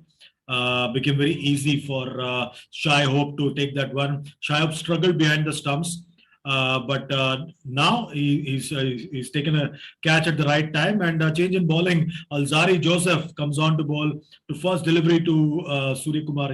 Is that Shreyas? Yeah, it's Shreyas. Yeah, Shreyas. Yes, and he's played that one, tapped that one, and gets a single for that. The score moves along to 153 for 4. The new man in is the confident and the crowd favorite right now, Surya Kumar Yadav, Mr. 360 degree. Is that the right nickname for him? Amazing terminologies we come up with, isn't it, Chandresh? Yeah. We love cricket so much. We love our players so much. We like to describe them in so many different dynamics. And okay, 363, they can't be 361. So, okay, 360 is a good thing. That's right. Scores now 153 for 4, and it's a time for Surya. Once again, this time plays it on the leg side. The ball goes down to deep fine leg. Odean Smith is the fielder there, and just a single. So I think another period of rebuilding starts here for India. And the key would be that Shreyas Iyer bats through the innings. And if he does that, he's certain to get a big score. Absolutely. And that's the whole idea about a sheet anchor in an ODI, be it an opener or the middle order. You bat throughout, and only then the team can be happy with a good score. Right now, Shreyas is batting on 61, but Surya Kumar Yadav opened his account with an uppish stroke on the onside as Alzari Joseph goes to, good ball, shot, angled into the body of Shreyas Iyer, who very intelligently just leans back and lets it go past him, keeping his eyes on the ball with his gloves and wrists down, not anywhere near close to the ball. Because many times there are batsmen who don't realize that if they're ducking the ball, the bat is still hanging behind their back. So that creates a problem sometimes. But good technique shown by Shreyas Iyer. Yeah, very good technique shown by Shreyas Iyer. There's a lot of chatter about his technique against the shortest delivery, but he's showing that he's equal to the task if put to test by the bowlers. Once again, Alzari Joseph, this time down the leg, and should be an easy call for the umpire to call it a wide. Yes, an extra run, an extra delivery. The score moves along to 155 for 4. And Shreyas Iyer is now on 61. New man in Surya Kumar Yadav is playing his 109th list day match, over 3,000 runs in list day career. 300s and 1950. So he has a fairly successful list A career. The average could be better, but he bats slightly lowered on the order in list A cricket compared to T20 format, where he bats at number 3. Alzari Joseph once again, this time again a shortest delivery, again testing Shreyas Iyer. Another wide delivery called there by the umpire, and I think this one's more for the height than anything else. And I think West Indies are very clear about it, that since they have got this very important wicket of Rishabh Pant, might as well pepper a few short of length deliveries to Shreyas Iyer. Try and see whether he gets a bit flustered, get a bit of panic, and then check whether a wicket comes in. Because 2 new batsmen at the crease right now is what West Indies are looking for. That's what the doctor has ordered the West Indies also, Chandresh. But 156 for the loss of 4 wickets now. Yeah, doctor, I think they visited the right doctor today. Yes. And did not have an apple. That's more important.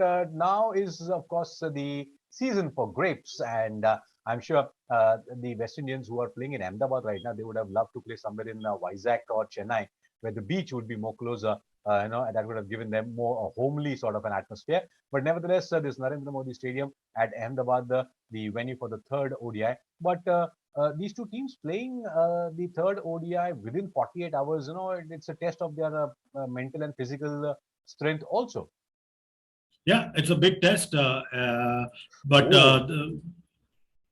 These guys are now realizing that this is the demand of international cricket, and they need to wrap this series up quickly. Scheduling's very tight because the white ball games come thick and fast. That was a very close call for Shreyas Iyer. Again, cutting into the body. I think this kind of bowling is very difficult to handle, because when it keeps following you and keeps cutting into the body, it becomes very difficult to connect the ball. Yes, and the West Indians have got back their flavor of the 80s and the 90s, as Alzari Joseph bowls outside the off stump. This time a slower, fuller delivery, but played defensively by Shreyas Iyer. So 156 for the loss of 4 wickets. It's a maiden over. Of course, it included wide, so probably then you can't call it a maiden. But then the fact remains that the West Indians are very proactive, Chandresh. That's good to see that they are not just giving away, or they're not behaving like a very associate nation wherein they're just letting things run away. They are thinking, they have their plans and strategies, they're applying them, because of which they got India in trouble in the last game. And here also, because of the recovery of between Shreyas Iyer and Rishabh Pant, otherwise India would have been tottering. Yeah, absolutely. And in the previous game as well, it was Surya Kumar Yadav and KL Rahul. And this game, it was Shreyas Iyer and Rishabh Pant. So India have had different heroes in the 2 one-dayers, the second and third. In the first one-dayer, it was Surya and Deepak Hooda. So yeah, I think that this has been a good series in that sense for India, because they've had a regular supply of runs from newer batters in every game. Now, Odian Smith has been drafted back. He got a wicket, a very important wicket. India lost 2 quick wickets at the score of 16, and from there they have come a long way. Odian Smith, nicely built. First ball down the leg side to Surya Kumar Yadav, and it will be called as a wide. So a lot of wide deliveries have been gifted by West Indies in the last 3 to 4 overs. It started with Hayden Walsh giving a wide ball, and then Alzari Joseph and now Odian Smith also. Is this also part of the plan? Because these West Indians are very street smart cricketers, and they seem to be sort of working around a plan. As Surya Kumar Yadav gets ready to take strike, outside the off stump, driven away off the back foot. There's a fielder there, a bit of misfield, but the batsmen do not take advantage of it. So a quiet phase of the game. It happens whenever a wicket falls, but West Indies have given 16 extras, Chandresh. Yeah, there's been a lot of gifting from the West Indies, especially to Shreyas Iyer, because I probably think that they realized that he's coming back after a COVID enforced break. So they felt like they need to gift something to him. So they decided to gift him a few extra deliveries, and in the process gifted India extra runs. And I think that Shreyas Iyer will not mind that one bit, because that has helped him find his feet again after a COVID enforced break. And with the IPL auction set for tomorrow and day after, Pankaj, I think that what's happening is that probably some of the players realize, could Shreyas be a captain of one of the franchise? Let's not anger him too. Let's not anger him too much. Remember, you can watch the live broadcast of that auction right here on Digital 2 Sports. It's a joint venture of Channel 2 Group and One Digital Entertainment. You wouldn't want to anger a possible IPL team captain, would you? Chandresh, you are a smart, naughty chap. You're giving away a lot of things, titillating our viewers and listeners who have subscribed and also pressed the notification button. But a lot to come on Digital 2 Sports as Odian Smith bowls to Shreyas Iyer, slightly short, going up on the toes, opening the face of the bat, running it towards the short third man, and a single has been taken. So Shreyas Iyer is also playing cautiously in this particular phase, which is fair enough because India have already reached 150, and the next 10 overs are going to be crucial in order to build some base so that they can go up to 300. So as I was telling Nishad, this is a situation where you dig the foundation and build the structure, but the finishing of the plaster and the electrical wirings and the plumbing takes a lot of time. As a Yorker for Suryakumar from Odian Smith, West Indies are thinking, they're creating a plan, they're creating a vacuum for both these batsmen because the runs have dried for quite some time now, and India 159 for 4. Yeah, 159 for 4. And Odian Smith has been a very good addition to this lineup since the time Kieron Pollard had to be left out because of an injury. So it's been a tough, tough little initiation for Odian Smith, and he stood up to the task very well. In fact, the last ball, slightly short, didn't bounce that much. And Suryakumar Yadav saw that ball within the stump, so he leaned back, but the ball kept coming into his body. Fortunately, he got his wrist down, and the ball went past him over the stumps. So Odian Smith is bowling a very, very interesting and a tough line, Chandresh, which is quite difficult to handle because the ball cuts in sharply, bounces a bit, and if the ball pitches on the seam, then it's doing a lot in terms of the bounce, not really the lateral movement. So let's see how these two handle, but then definitely there has been a dry spell as far as the runs is concerned. Yeah, 32 overs are done, 159 for 4. Shreyas is on 62 of 91 and Surya's on 2 of 5. So it's going to be another interesting phase, a little phase. But remember that the batting to come, Washington Sundar and then Deepak Chahar. And the last 3 batters are literally rabbits with the bat. So you're looking at 3 number 11s. And you're looking at a top 5 of whom hardly anyone bowls. So you can't have a more lopsided playing 11 in one-day cricket than this. I was waiting for that description for you, Chandresh, and left arm round the wicket. Fabian Allen bowls to Shreyas Iyer. He just nudges that ball between point and cover for a quick single, 160 for 4. And yes, I think the vibrancy as far as the players is concerned is missing in the Indian ODI squad. Suryakumar Yadav sweeps that ball from outside the off stump. Good shot. It will go in the long leg boundary for 4 runs. It's called a cow corner for some reason. Maybe we can ask Nishad what's the story behind it, but 4 runs. Yeah, whether it's the cow corner or not, it's a boundary nevertheless that India will thank Surya for, because it's come at the right time, just when it seemed like the pressures being exerted by the bowlers. The boundary came at the right time for India. The score moves along to 164 for 4, and this time, and he's gone. He's gone. Surya's gone. Finally, West Indies have an answer to the Suryakumar Yadav problem that was presented to them throughout this one-day series. Trying to play that inside-out shot, but only managing to play it to the point region, and he's been dismissed there. Quite a good catch and good dismissal there for West Indies. A very, very good dismissal comes at the right time, and Fabian Allen is the destroyer. India have themselves to blame, and it's absolute impatience from Suryakumar Yadav. We have already got a boundary here. You need not play, and he actually sliced that ball in the end. And Fabian Allen also made sure that the length of the delivery was such that Suryakumar Yadav wouldn't be able to play it in the covers where he wanted to, that inside out, and he ended up slicing that ball. So the shorter format of the game, the virus of the shorter format of the game affecting the ODI format, this is a clear indication that the thought process from a ODI is missing in the Indian squad. It's like you have not been able to kind of develop the recipe for the ODIs. You need some time for cooking as you say, you got to boil water to lukewarm and then do the thing. India needs the boiling water straight away. That's the problem. As Washington Sundar walks in, 164 for 5.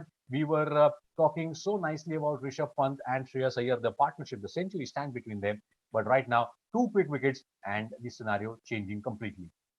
Yeah, now the pressure is squarely back on the Indian lineup because they've lost Rishabh Pant, who was a set batter, and then you have a new batter, Surya Kumar Yadav, who's also gone back to the pavilion. Now it's up to Shreyas Iyer to do all the running here, and giving him company would be Washington Sundar, who's been given a third straight game here. So he has something to prove himself, and he couldn't have asked for a better time to come into bat than this, because plenty of time left in this contest, in this innings. So sorry to say that. And 164 for 5 here in the 33rd over. Shreyas Iyer still going strong with 63 of 92. It's been a laborious, painstaking innings. At the other end, Washington Sundar gets a chance to show just why he's rated so highly by this Indian think tank. Yes, and he's a wonderful player, no doubt about that. And this is the opportunity to prove to the world that you are a fantastic, wonderful player. Left arm over the wicket, a very straight, slow delivery, pushed back to the bowler by Sundar, and India 164 for 5. 33rd over is in progress, Chandresh. And I guess as we were talking, there was a time when Tendulkar or a Ganguly used to play 40 overs. Now, I guess the Indian players are happy you play 20 overs and then I'll play the next 20 overs. That's been that's the problem. And see, this is the issue when you are playing different formats. You need to be actually very sure about which format you're playing for the day. You got to be extremely careful about it. And your mind and the body, the muscle memory is something else, and the mind says something else. That should not be the problem. But India, 2 wickets. I mean, Surya Kumar Yadav's wicket was absolutely unnecessary, and so was Rishabh Pant's, as they could have showed a bit more of patience. But right now, the scoring rate is hovering around 5 runs per over for India. Shreyas Iyer is the only bright spot in this situation, with Deepak Chahar to come, and then, as you say, 3 number 11s. India not just in a spot of bother, but a pond of bother. Yeah, you're right, and they need to find a way to swim out of these troubled waters. And first up, we've got Shreyas Iyer. Ooh, another rising delivery. Oh, rising delivery that rose from a length once again. And this has been the pattern in the 3 one-days compared to what happened at this same venue in the test matches against England. This particular one-day series, the faster bowlers have got something to play with. Yes. And then that's good to see, because the pitches haven't been turning tracks and rank turners or low bounce pitches, which has given an equal opportunity to even the Indian fast bowlers, because Indian fast bowlers have also done well. But here comes Odion Smith. Oh, poor, and high up in the air, and the Shreyas Iyer short ball problem very exposed on this moment. Short, and Iyer was a bit surprised. Shreyas going up. But then it climbed up onto him, gets the collar of the bat, and just pops up over his head. Fortunately, it didn't pop up to the wicketkeeper or the bowler or on the stumps. And Shreyas Iyer definitely will be sort of flabbergasted by this particular delivery. Let's see, will that break his concentration? Because he has been quiet for quite some time. As Odion Smith bowls the next one, once again a shot outside the off stump. Teasing the batsman, you go for that pull from that outside the off stump. It's a wide, but the wide delivery is part of the plan. Yeah, I think that it's part of the plan. You're right about that. But the fact that he's been tested so much, I'm pretty certain that the whole thing is going to be a mental barrier for that Shreyas needs to overcome, and this time he does. Makes room for himself and plays that one through the deep mid wicket region, gets a boundary. What a way to break the shackles there for Shreyas Iyer. He was tested a lot in this particular over, and this time he was equal to the task and gets a boundary there. Lovely shot, and but this is a great contest, because I won't call this as the batsman winning and the bowler losing. It was a delivery where at that moment when the ball is being delivered, both the batsman and the bowler made their moves, and Shreyas got a boundary. But what a shot! Very nicely improvised stroke. Odion Smith must have said that, okay, you got this one. I'm coming back. 169 for 5. Here comes Odion Smith once again trying to make room for himself, but very intelligently just giving direction to that ball as if it was an obtuse angle from the bowler to the bat to the third man region. You can sense that I have a professor doing commentary with me, because he's able to come up with terms that I had long forgotten, like obtuse angle and acute angle. But he seems to know his mathematics as well, in addition to his cricket, and that's why he's quite an all-rounder, I must say. Yeah, Chandresh, life and cricket is all about mathematics, isn't it? Whether we like it. 170 for 5 coming round the wicket now. This time to Washington Sundar, who lets the ball go, which was outside the off stump. Smile on the face of Odion Smith. And Odion Smith is a very interesting character. He likes to kind of express himself. He always has a smile, and he is looking around to create something, which is good to see as far as this ODI side is concerned. Hope he gets a long run in West Indies cricket. Yeah, I hope so too, because I think he has the potential to play all three formats. That is, if he is keen. That's the operative word. Or he's happy to be bracketed as an ODI and T20 cricketer, or just an ODI cricketer. The options are galore for these guys nowadays. He can just play ODI cricket, or just play T20 cricket, or just play Test cricket. I think the just play Test cricket category is shrinking every day, and that's more out of compulsion that they become just Test cricketers. For example, Craig Brathwaite, the current West Indies Test captain, he's not played any T20 cricket at all, not even in the CPL. So imagine what he must be going through when he sees everyone else around playing for a Titan or a Lion or a Tiger or a Kings or a Superchargers or whatever it is.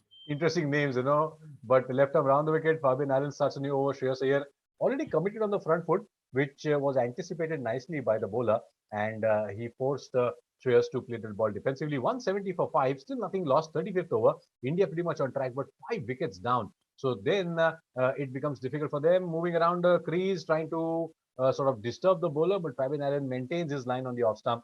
Shreyas Iyer plays it towards mid wicket and no run. Shreyas Iyer looks a bit visibly upset. I mean, he needs to just stay cool. Once again, making room for himself for the ball, which was on the middle stump, nicely played through the covers. There is a sweeper, and they come back for 2 runs. Good running between the wickets, and India go up to 172 for 5.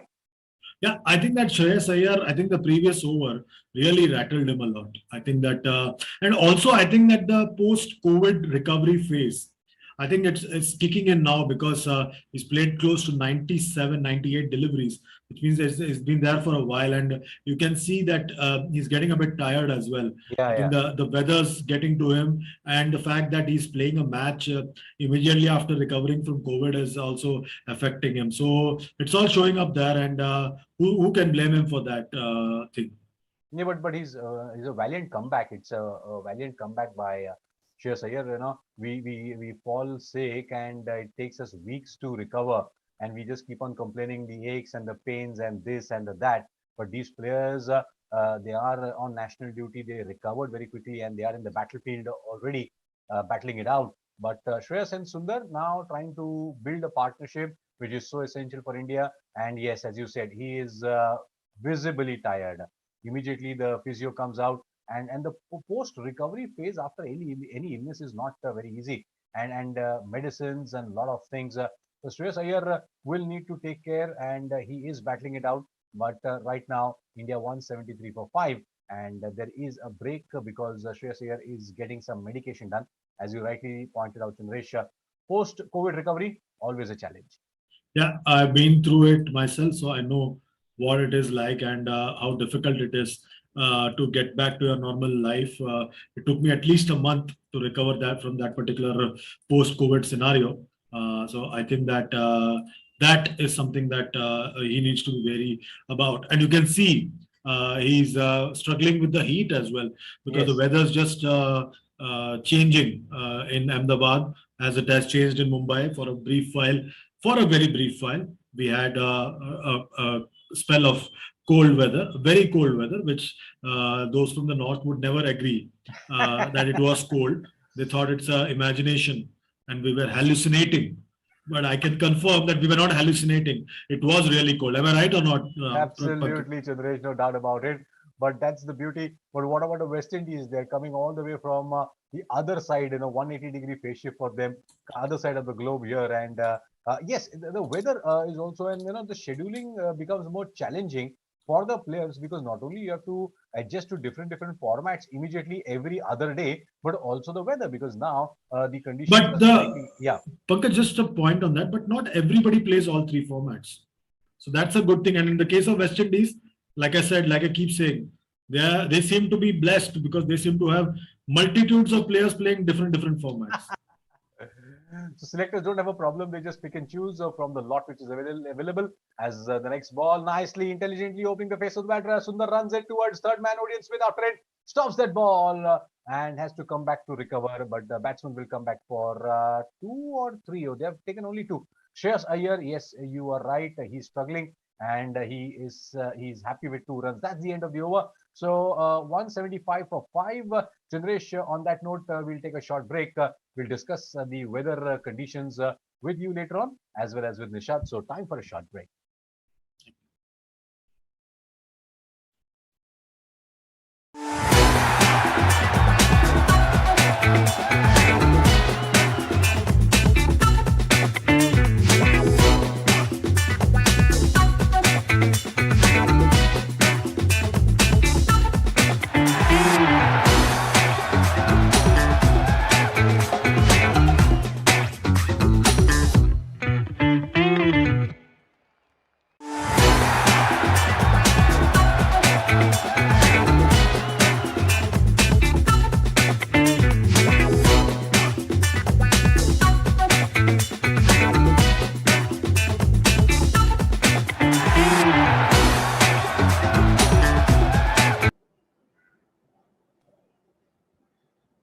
So welcome back, and here we are at Ahmedabad with you on Digital to Sports as Hayden Walsh starts a new over. First ball, he beats the bat of Shreyas Iyer, who goes on the back foot, tries to cut it, and Shreyas Iyer is visibly looking. In fact, he tried to pull it, and it missed out. The second ball was cut.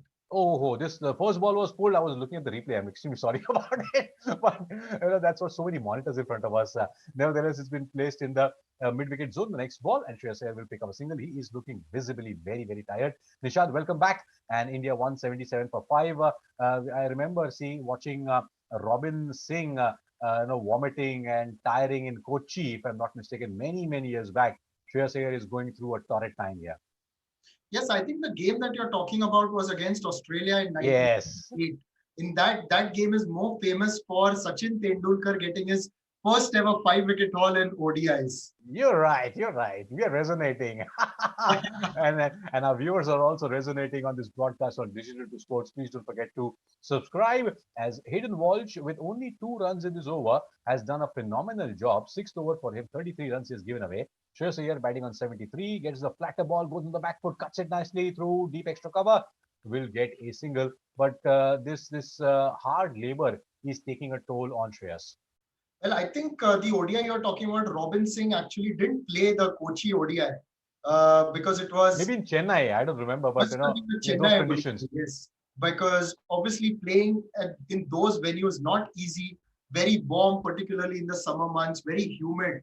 And as you may recall how Dean Jones, particularly when he got that double hundred at Chennai in that tight test match, how he was struggling right through. But now Hayden Walsh coming to bowl the last ball of this over. Washington Sundar has played this towards the offside and he will get a single to end this over, and it is 179 for 5 India.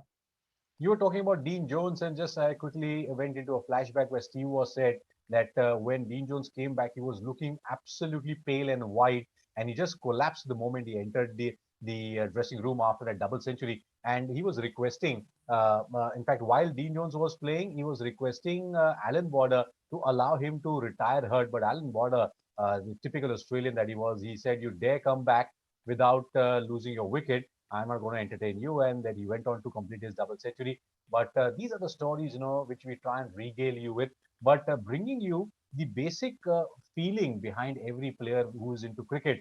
And here we are, Shreyas Iyer fighting it out. India have 14 more overs to go as Fabian Allen starts a new over, left arm over the wicket. Nicely, delicately swept by Sundar from outside the off stump towards a short fine leg, as that single will take India to 180 for the loss of 5 wickets. We are in the 37th over. 180 for 5, 37 overs gone. India scoring at around 5 runs an over, hovering around that particular pace.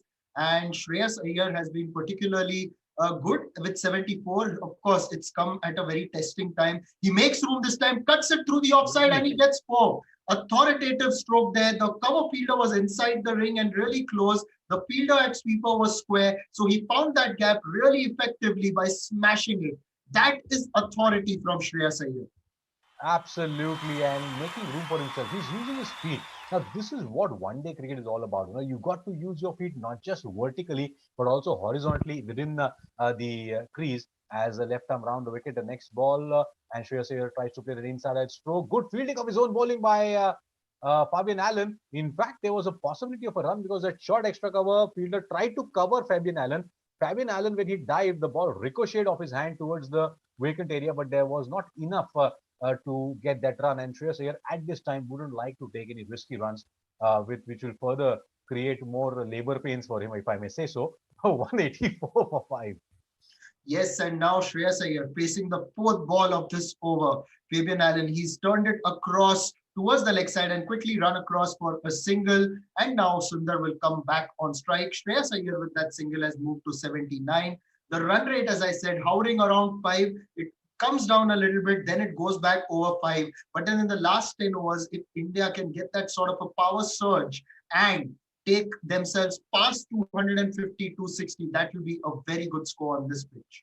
Yes, we were looking at about 300 around the 38th over, but in the meanwhile, a flighted delivery from Allen, which has been driven by Sundar towards long on for a single. And the scoring rate is about 5. Now about 560, 570 looks good. Because you never know, we have Deepak Chahar. The problem here is that, Nishad, in these conditions, the last 5-8 overs are so very critical, but we don't have a power hitter later down in the order. So Chandresh was talking about the balance, or not necessarily the good balance of this particular side, as Iyer plays that ball square of the wicket on the front foot, and that is the end of over number 37. 187 for 5. And we have 13 more overs to go. So Chandresh was basically saying that we have 3 number 11s and the top 5 can't bowl. So this is not the balance that you look out for in any one-day match. But that's what we have here as India taking on the West Indies in this third ODI. They've already sealed the series, but still the struggle continues. And now you can see that Surya Kumar Yadav, in the first time in ODIs, he's been dismissed under 30. So he's never before been dismissed under 13 ODIs. It's the first. He has said in the media, by the way, that, he will be open to bowling. So we've got to see if, he's given the opportunity. Now Shreyas makes room, lofts it over and finds the fielder at long off. That is the end of Shreyas Iyer's innings for 80. A big wicket for West Indies there. 187 for 6 India. And with Shreyas Iyer, I think India have lost a big trump card if they were to get past 260. Deepak Chahar can bat, Washington can bat, but it's an increasingly difficult situation for them to get past that 260 run score. And is it going to be a repeat of something which happened 48 hours ago? West Indies got India down to 237 for 9 in that second ODI, though they couldn't win it, couldn't really accelerate when required. But the fact remains that Shreyas Iyer has played a fantastic innings of 80 runs, and it has come at a time when India needed it desperately. India was 16 for 2, and then another wicket fell very quickly. So Shreyas Iyer has done his job, but once again, when you are in battle, you need enough firepower. Now, your snipers and your artillery has done the job, but then what about your cannons and your tanks, which need to roll out in the last few overs? India doesn't have that kind of firepower, as now Sundar and Deepak Chahar and the remaining will have to gather whatever they can. Exactly, and it's not going to be easy because your main set batter has gone.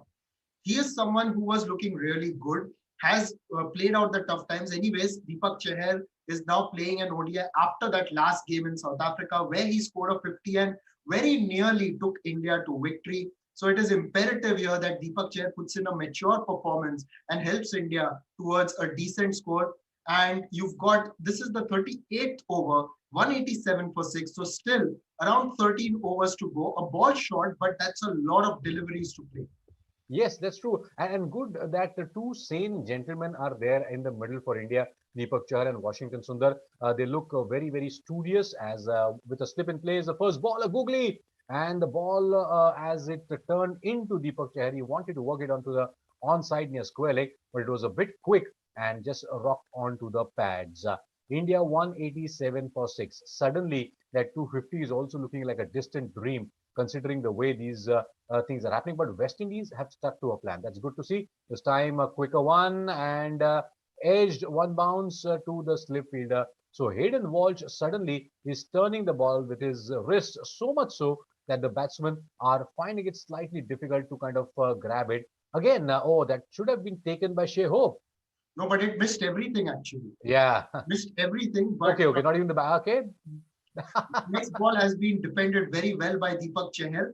And now he's not yet off the mark, but look at his average. He's got 2 half centuries and he scored 141 runs. This is his 7th game. His average is over 70. That's because he's only been dismissed twice in ODIs. And the next ball, he's driven it through covers to get off the mark. Will he take a second? No, only a run is possible.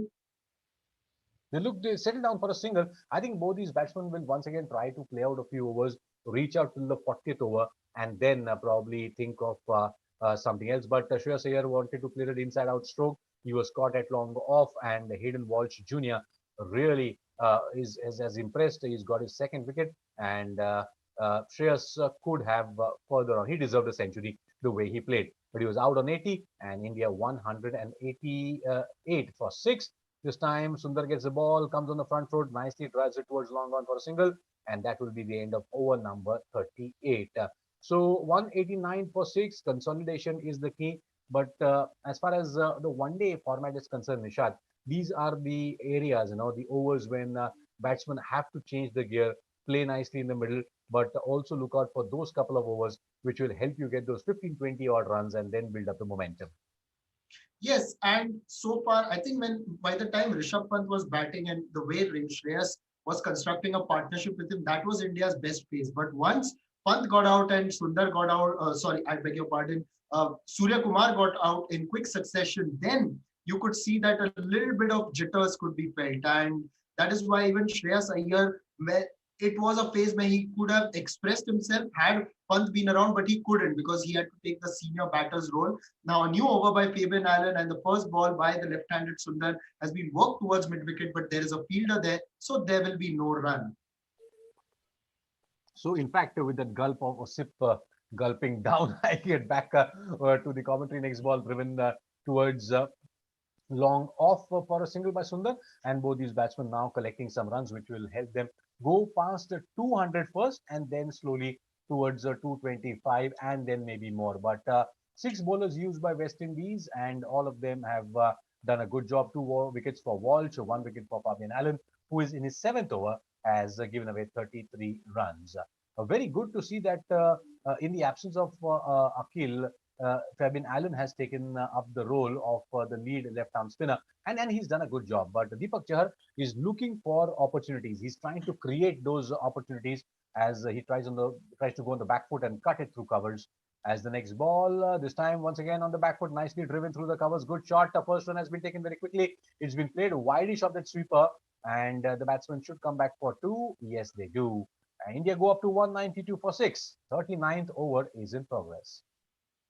Yes, 39th over in progress, and a lot of time for India, but they don't have the wickets, which is why it is important that they bat out the overs as well.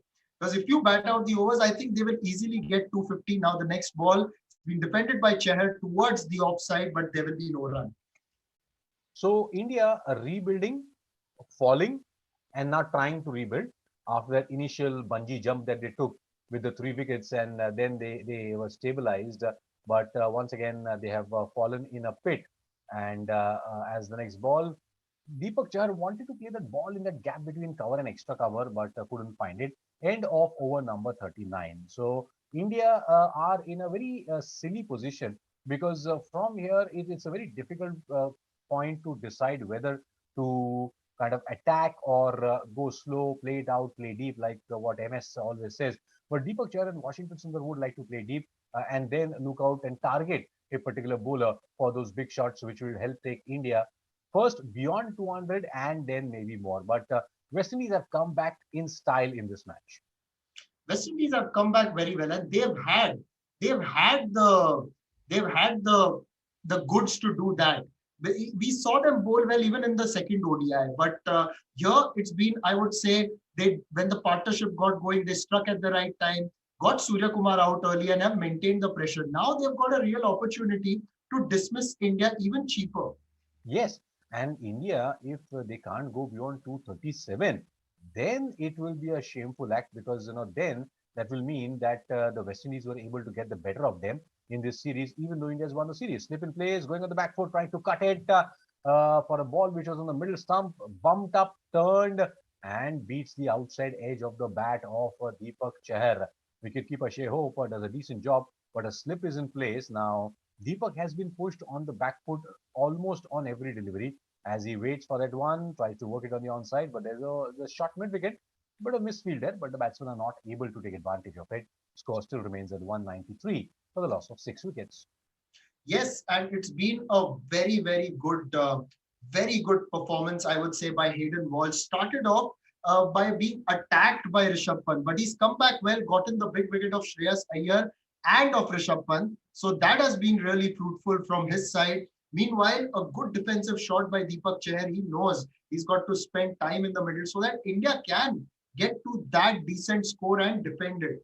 Mind you, the series is already gone from the West Indies' hands, but nevertheless, they would want. Now, Hayden Walsh bowls the delivery, but then Deepak Chahar is not ready and backs away. So he's got to bowl that again. If you do that to a fast bowler, they are not happy because they are running in from all the way back and coming in to bowl to you. No one's happy, but Hayden Walsh did express himself. In the meanwhile, once again, trying to cut it off the back foot, missing it, the ball beating the outside edge or the bottom edge of the bat to the wicketkeeper. Deepak Chahar has not been able to judge the bounce or gauge the bounce of this particular track, and Hayden Walsh is constantly testing him on that. This time played defensively, or it missed the outside of the bat once again to the keeper. Made an over. No, there was a run on the first ball. So very close. But if the 40th over brings you only one run, it just goes to show the kind of tight situation that India is in right now. Because 193 for 6, 60 more deliveries to go, and India has to grab whatever they can, whatever they get. But they don't have enough grabbers because India has lost 6 wickets already. Yes, India have lost 6 wickets already, and now possibly yes, they may look to now first cross 200, then 210, 220. They'll have to take it step by step. Can't really be too ambitious as well at this moment, because if you're too ambitious, you might just end up losing too many wickets. And meanwhile, umpire Anil Chaudhary signals the beginning of the third power play, which means that West Indies will be allowed one more fielder outside the inner ring. Let's see if that helps or not. But West Indies, I'm mighty impressed by them. They have played within their limitations and they have stuck to the task. So the 5 fielders outside the 30-yard circle, there's a deep backward square leg, there's a deep mid wicket and a long on. And on the offside, there is a sweeper cover and a long off. Sundar plays that ball towards deep square leg for a single, and India will go up to 194 for 6. So there are no demons on the track, and the bowling hasn't been absolutely stingy. The West Indies have maintained a good line and length, but the 6 wickets that have fallen, Nishant, they don't allow the batsmen to free their arms so very easily or so very confidently, as Deepak Chahar gets the ball pretty much within the stumps from Fabian Allen, who bowls left arm around the wicket, and it's been pushed back to the bowler. Score stationary at 194 for 6. 194 for 6. This is the 41st over. Fabian Allen coming into bowl to Deepak Chahar. He dances down the track, lofts it down the ground, and that has gone for a massive 6. This is the Deepak Chahar we know. He's picked his opportunity there, saw the opportunity with the delivery, tossed up, got to the pitch of the ball, and has smashed it for the third 6 of the Indian innings. With that, India have gone past 200. So the MS Dhoni tutored student is doing his job. I would say that 200, 200 for 6, play deep, wait for an opportunity, and you will have your moment of glory. So let's see how Fabian Allen responds to this. This time on the leg stump and nicely working it on the onside. but there is a mid wicket and Deepak Chahar will not get a run. Both the batsmen are batting on 9 runs each as India hovering around that 5 run per over mark almost throughout for the last 25-30 odd overs. Very slow delivery just on that off stump, making that batsman wait and wait till eternity. And Deepak Chahar plays that ball defensively. Both of them are not in a hurry, Sundar and Deepak, as one more delivery, in fact, is left in this over. 200 for 6 in the 41st over. Still a long way to go for India. Can India go past 237 first as the magic psychological mark? Cut nicely by Deepak Chahar on the back foot, but there is a fielder at point, and that is the end of over number 41. India still 200 for the loss of 6 wickets, but today it's quite hot in Ahmedabad. Yes, it is quite warm. In fact, we here in Mumbai also can feel a little bit of the warmth today as compared to some of the other days, isn't it? So, yes, I think now with that mercury will be rising now that we are in the middle of February. But now looking at the way India are playing, 200 for 6, we'll also factor in that, in the previous ODI, 239 was enough. Today, I suspect they would want to get a lot more. Let's see, but what India can do now, because they don't have many options remaining. And if India loses a wicket here, then it's a big goodbye, because the last three can, you really can't force them or expect them to contribute in difficult situations every time when the top order fails. But the top order definitely was disturbed very badly by the West Indian bowlers. And then, of course, it was Rishabh Pant and Shreyas Iyer who did the repair work as Hayden Walsh starts a new over. Nicely tapped very softly by Washington Sundar towards point for a single. That will take India to 201 for 6. But the West Indians have been quite patient, Nishan, with their implementation of the plans, and that has worked for them. Yes, very, very good and very patient. And this despite the fact that they don't have Kyron Pollard with them, who is injured and who's out. And because Pollard is it's a very astute captain. He's really shrewd, got a very good cricketing brain. And Puran is showing that maturity, which is really good to see. Now Hayden Walsh bowls the next ball and Deepak Chahar has defended it solidly. And he'll, of course, be one of the players to watch out for tomorrow. And we've got the 42nd over. Hayden Walsh is bowling in towards Deepak Chahar, who's batting on 9 of 19 deliveries, taken his time so far. Now he's played that through cover and long off, but he will only get a single because it's straight to the man at long off, who's Darren Bravo waiting there. West Indies have a golden opportunity out here to quickly finish off the remaining Indian batsmen and then do something which they couldn't achieve in the last match. India 202 for 6. Washington Sundar is on strike. Slightly short, goes on the back foot, pulls it through square leg for a single. And then both these batsmen are actually playing very intelligently because they are accruing or collecting the singles and waiting for that bad delivery so that it can be dispatched. Very, very sane batting by these two. And let's see if sanity prevails in the Indian bowling later on or not.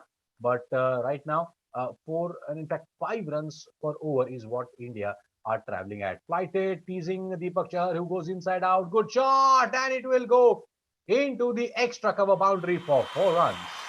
Beautifully played there by Deepak Chahar. Saw there was a gap out there. The sweeper was really square. The cover was inside the circle, and he picked his spot extremely well. And you can see that he's not someone who will go hammer and tongs at every delivery. He's a really mature player. We saw that in South Africa. We just need to see that India get the best out of him because they played him in a dead game back then. They're playing him in a dead game again here. The next ball has been punched off the back foot, but there is a cover fielder there. That there would be no run. So that's the end of the 42 overs, 207 for 6. Good application of mind and intelligence by Deepak Chahar, and he along with Sundar is forging a very, very impressive and important partnership at this point of time because what happens is if the wickets keep on falling, then India have nowhere to go, and the Indian bowlers will also not have any cushion. See, the West Indian batsmen created harakiri or committed harakiri, I must say, in the second ODI when the target was there in front of them.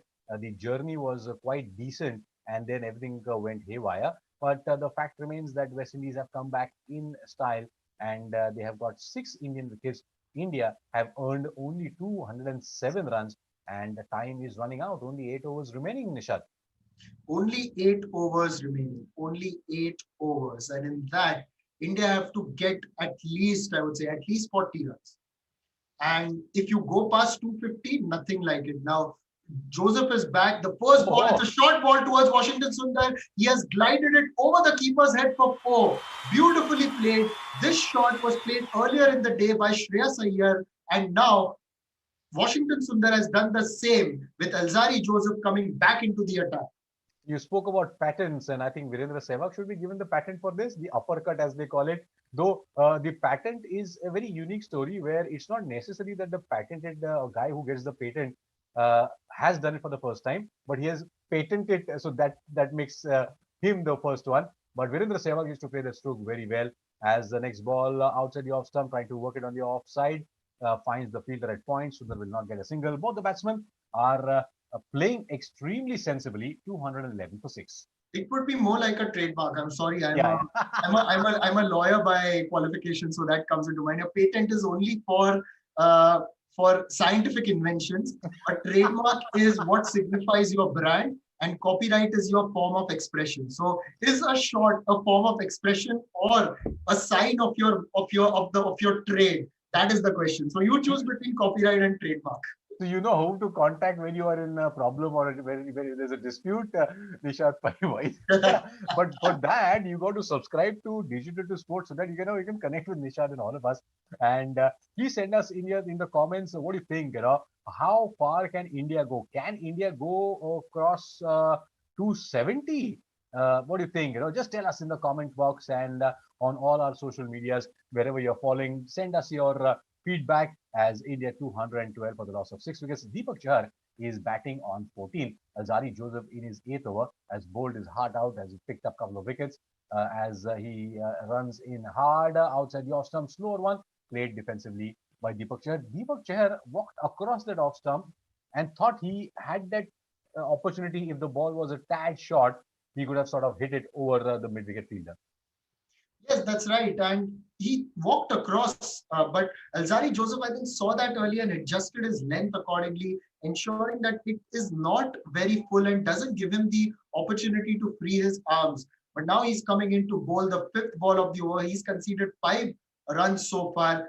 Joseph was responsible for India's 2 early wickets, that in Rohit Sharma and Virat Kohli. Next ball. And Chahar has played that towards mid-wicket, but there is a fielder. There will be no run. Wonderful contest. The West Indians are not giving any leeway. The Indians are trying to squeeze in and extract as many runs as possible.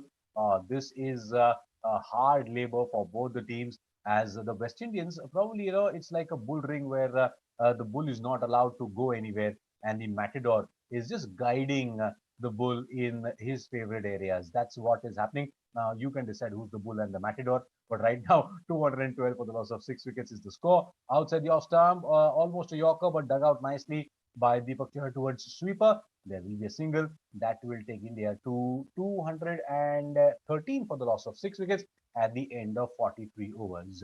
So time is running out, but India will have to really squeeze past something, because if they're not able to kind of loot in the last few overs, it will be a difficult thing. Even 250 will be quite challenging.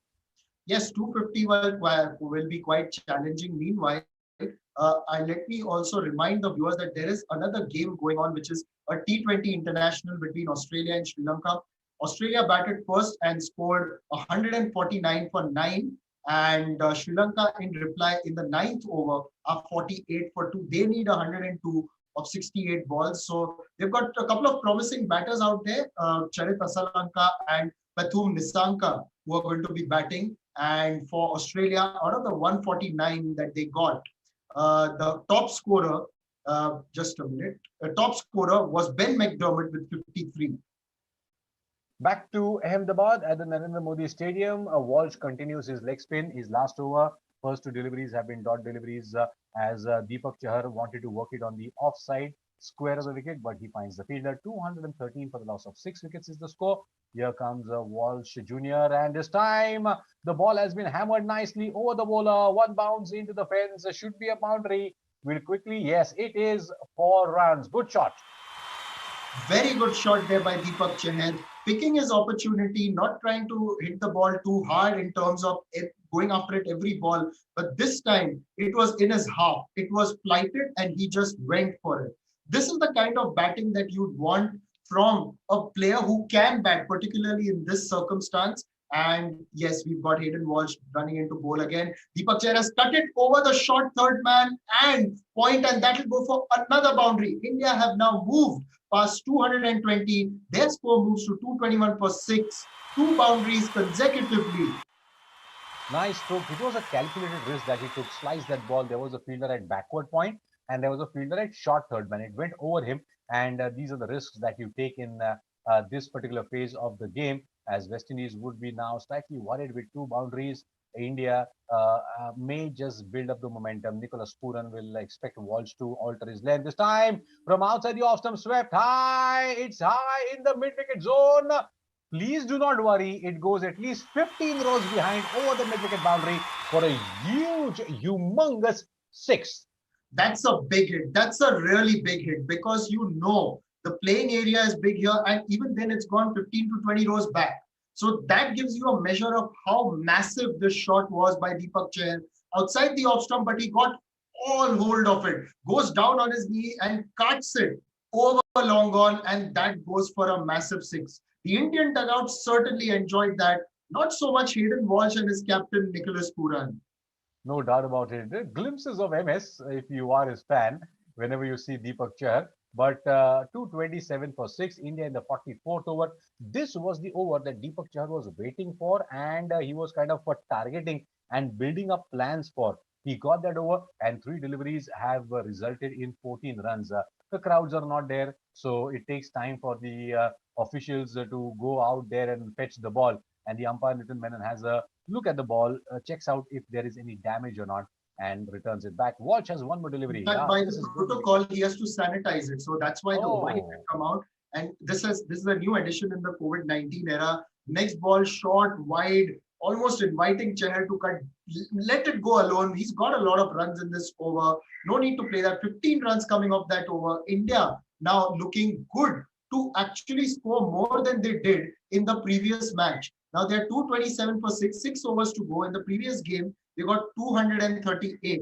So this is now a good situation for them in terms of Deepak Chahar is striking the ball well. Washington Sundar can work the ball around. So they can now target 250. Now they can begin to think of 250. Yes, definitely. And with this, of course, we'll have to see how far can they go. Please comment, send your entries. What do you think? How far can they go? Because just 6 overs are remaining. And of course, there will be a short break in a while as Chandresh will return. But Nishad, the fact remains that Deepak Chahar's utility is so much so that he's still used as a standby is quite disconcerting. In the meanwhile, new over started. First ball, sort of a Natraj pull from Washington Sundar. The ball was in the air for quite some time as it landed in front of Odian Smith at fine leg, and a single results.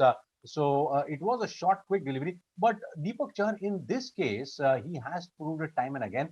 He should be a regular in ODI sides now. I mean, it's quite surprising. I agree, because if you're going to play him in those dead games and he delivers, he has delivered. Give him a bit of a longer run, particularly now, considering the fact that Bhuvneshwar Kumar doesn't seem to have the same impact that he used to. Seems to have lost his zing. But you've got a replacement, an ideal replacement in Deepak Chahar. The next ball is onto his pads and Chahar has worked it away towards fine leg for a single. In the absence of a Bhuvneshwar Kumar, you've got someone who can be this effective. Why not try him and give him a longer run? Let him establish himself. Exactly, and this is what the Indians probably miss a trick once in a while, because there are so many players, so many formats, and it becomes a bit difficult. But Deepak Chahar deserves it. I mean, he has earned it. There's no doubt about it, and he is batting on 30 or 32 deliveries. The partnership was worth 42, Nishad. Very impressive. 229 for 6 as the next ball from Ansari. Joseph on the middle and the leg, jumping up on the toes, worked towards the square leg by Washington Sundar, and a single results. And Washington Sundar has also done a good job by giving the strike to Deepak Chahar. I think both of them know and they know the entire format and the recipe of this particular partnership. So absolutely intelligent, street smart cricket by these two, and this is what India needs throughout the entire squad, and not just maybe in the middle order or later down the order. And you look at the partnership, it has grown to 43 or 44. It's not been very risky. It's not been too chancy, but it has done the job. Meanwhile, as I said it, he goes for a wild heave trying to cart it over over long gone, I feel, but he's missed it there. No damage done for India. Deepak Chair is batting on 30 of 33 and Sundar is on 18 of 21. 2 balls remaining in this over. India are now 230 for 6, on course to beat their total from the previous game, but they would want a lot more now that they've got a little more than 5 overs remaining. 270, 275. Come on, what do you think? Send us in the comment box. Deepak Chahar is batting on 30 right now, and there is Azadi Joseph in his 9th over, has picked up 2 wickets, has given away only 3 runs in this over, as Chahar will try to really smash him out of the park here. This time, oh, good ball, edged towards the third man zone, 4 runs. He was beaten completely, Deepak Chahar, with the delivery, which pitched on the off stump, cut away and edged. But 4 runs, it doesn't matter how they come, as long as they come. And unlucky for the bowler, he's bowled a very good delivery there, and yet gets the edge, and there is no slip. Chair was beaten, he had no idea, and once it edged, he didn't move. He knew that it's going for 4. Unlucky for the bowler here, and Chahar not helping their bowling figures. The previous over, Hayden Walsh finished his spell. He finished on 59 runs for 2 wickets that he's taken. Could have been a lot better had he not conceded that 6 and those 4. So Chahar doing a little bit of damage to the West Indian bowling figures here. And now he's trying to pull it across. It has gone, I think, off the helmet towards third man. I'm not sure if there was any contact. If there is contact on the helmet, then the physio has got to come out to check up. And that's the end of the over. So we'll just take a quick break.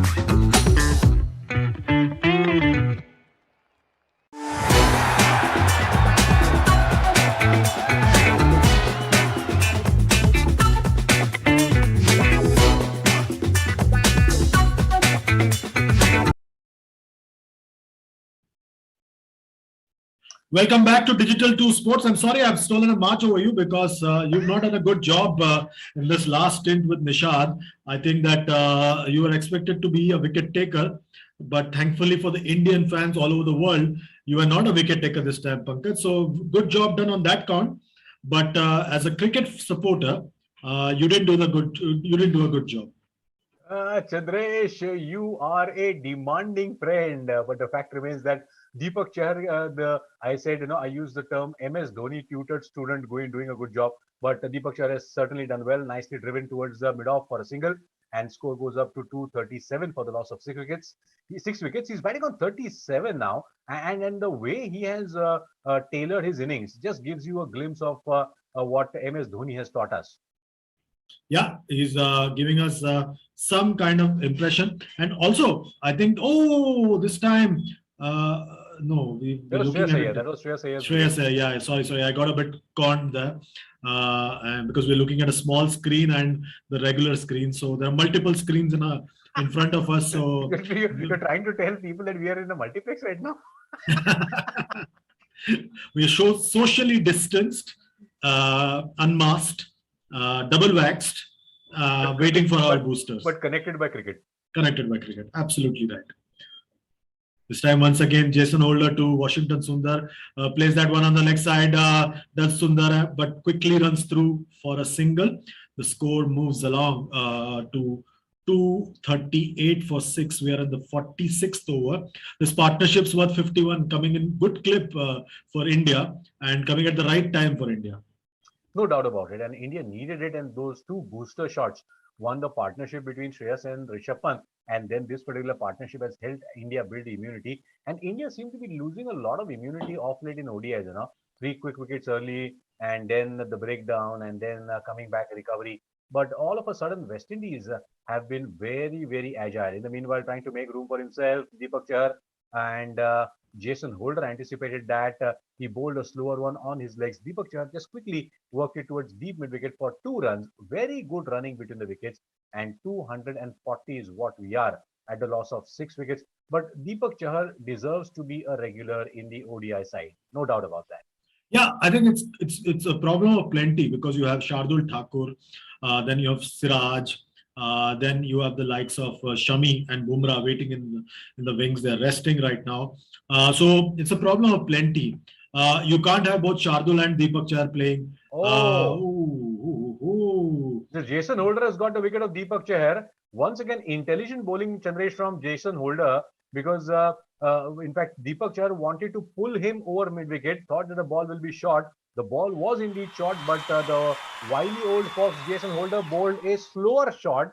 The ball, in fact, the bat went through. The ball went off the glove, popped up into the gloves of wicketkeeper Shea Hope, who made no mistake. Very intelligent wicket-taking delivery from Jason Holder. And all we were talking about Deepak Chahar, India lose their 7th wicket. Yeah, just as we were building up Deepak Chahar's case as a one-day cricketer, he gets out. Once again, the commentator's curse coming into play here in this match. And this time, Deepak Chahar falls for a well-made 38 of 38 deliveries. He continues his good run with the bat.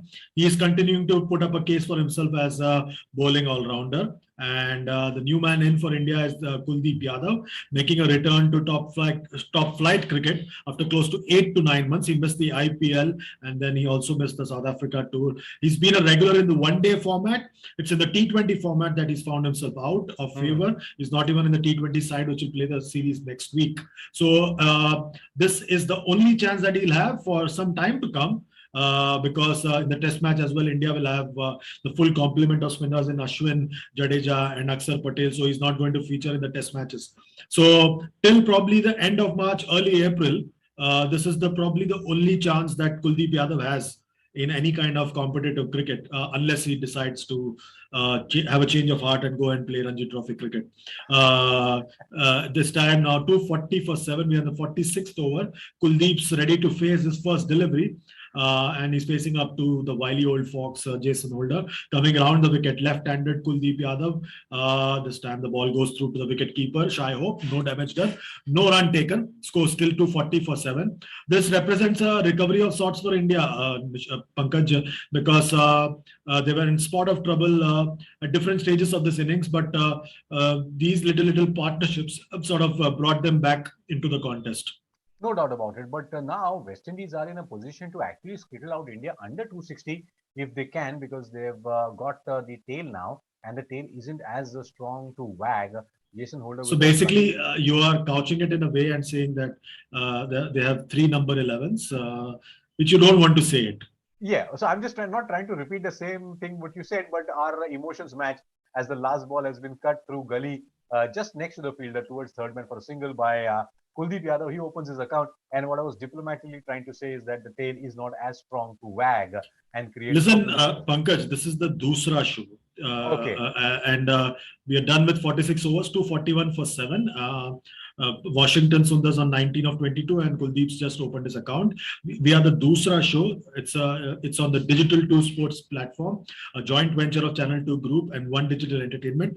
Please like, share, subscribe, and do not forget to press the notification bell. And this is the Dusra show, and we are known to not sit on the fence. I've made that very clear to you millions of times before. We need to be taking positions here. We can't afford to be sitting on the fence anymore. What? Sorry, I took a roundabout way to come to the point, but I still made the point.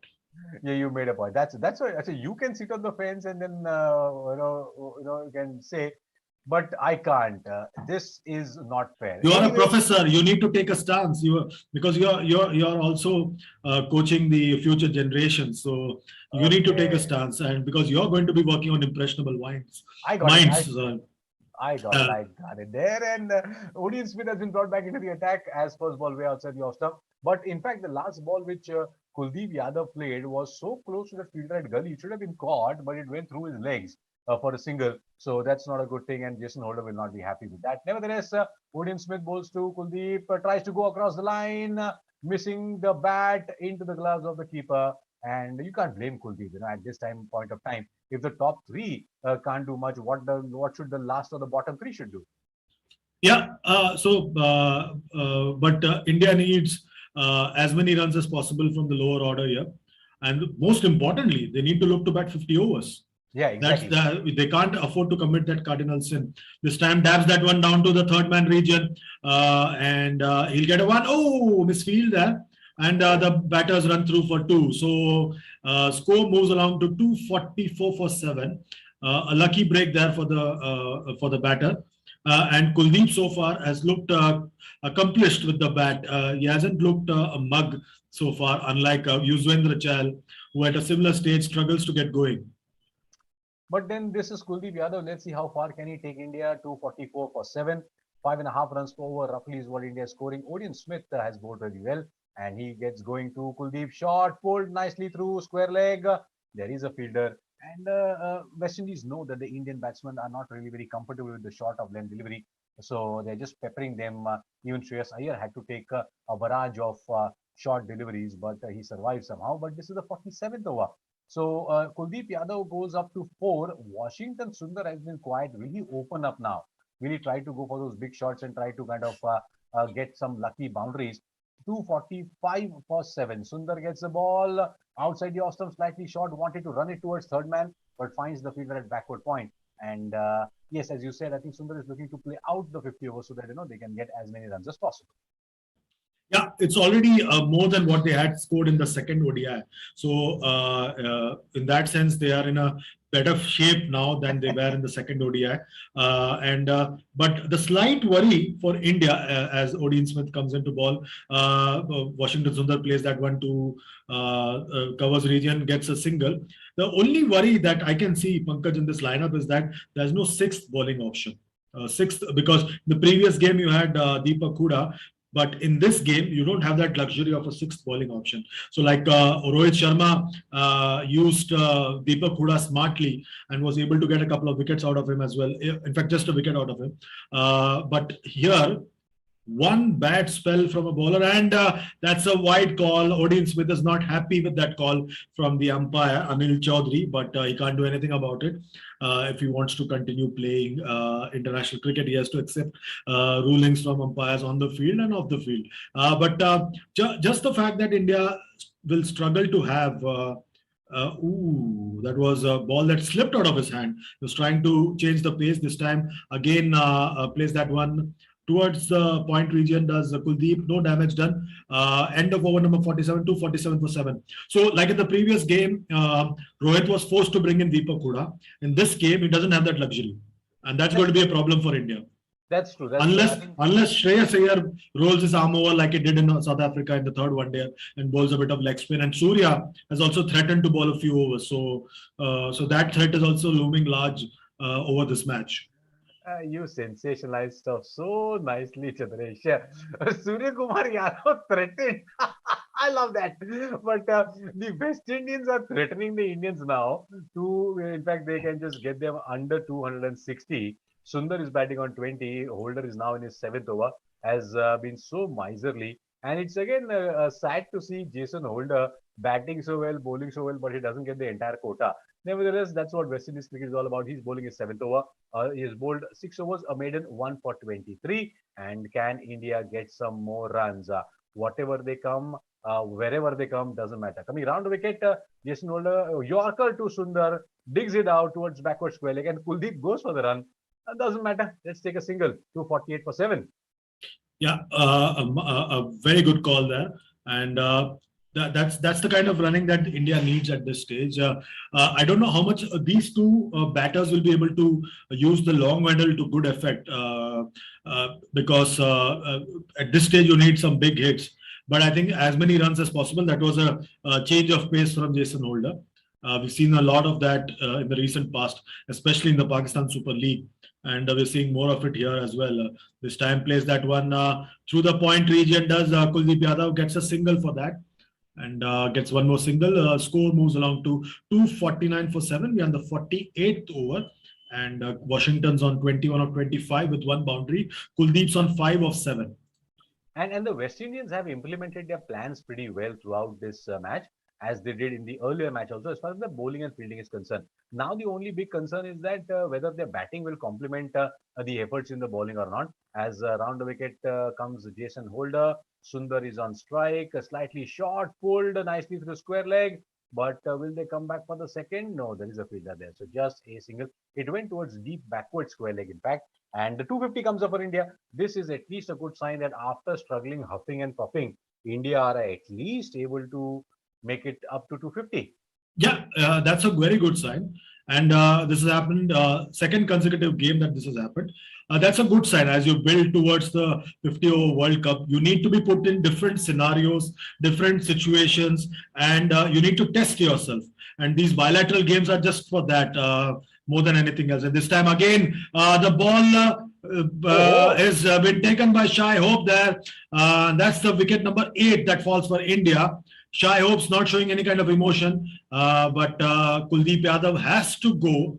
A short delivery, tries to pull that one, but manages to just edge it to wicketkeeper Shai Hope. A very well taken catch, very well judged catch, and a much needed breakthrough there for West Indies. 250 for 8. Kuldeep's gone for 5 of 8, and Sundar still batting on 22 of 26. And as I was saying, these bilateral white ball games need to be used to put yourself into different scenarios, different situations, and India would be glad that despite losing their top order, they have managed to get something out of it for their out of these games through consistent performances from the middle and lower order. And what a catch by Shai Hope, plucking that ball out of thin air.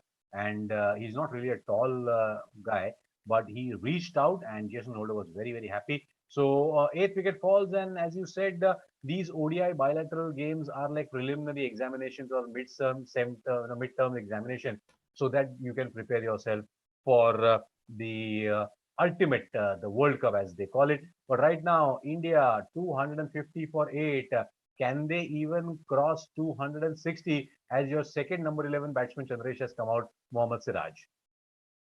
Yeah, that's right. Mohammad Siraj, we saw him in the Test series in South Africa, ready to back away at every given opportunity. And here he comes in to face Jason Holder. This time plays it defensively, no run taken, no damage done. He's heavily protected. He doesn't want to take any chance because any damage done means it could be bad news for India. So he's heavily protected. He's got a arm guard. I think he's even got a chest guard, if I'm not mistaken. Yes, he does. Yes, he's got a and he's obviously put on the helmet. So he's ready to take on the West Indies pace battery. It's not really a pace battery as much as a new ball attack. I think pace battery is a misnomer in this case. And in the very next delivery, plays that one nicely down to fine leg region. Will get a single. No. Sundar doesn't take a single. He says, no, I'll keep the strike. And Mohammad Siraj wanted to open his account, but Sundar said, sorry, boss, I am the pro. So I'm batting on 22, end of 48 overs, 250 for 8. 49 overs. Yeah, 48 overs. 48 overs, yeah. So you still have 12 deliveries. Yes. Let's see how far India can go. Jason Holder completes 7 overs, and what a match this has turned out to be. The Indian batting not really coming up. The Indian middle order showing pretty well, showing some guts there. But Deepak Chahar playing a fantastic innings. But West Indies now will have to complement in their batting because they have done all the work, all the good work with the ball. As Sundar will take strike now. Odion Smith will get ready to bowl his next one. But how many runs India can get in the remaining 12 deliveries?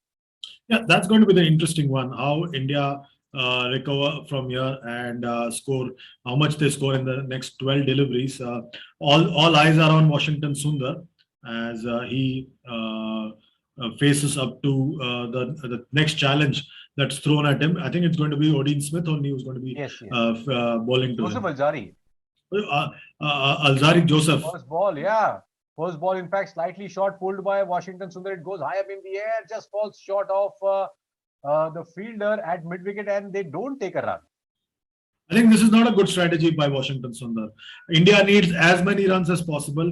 They can't afford to be making this mistake. Cannot at any point of time afford to be making this mistake of letting go of opportunities coming their way.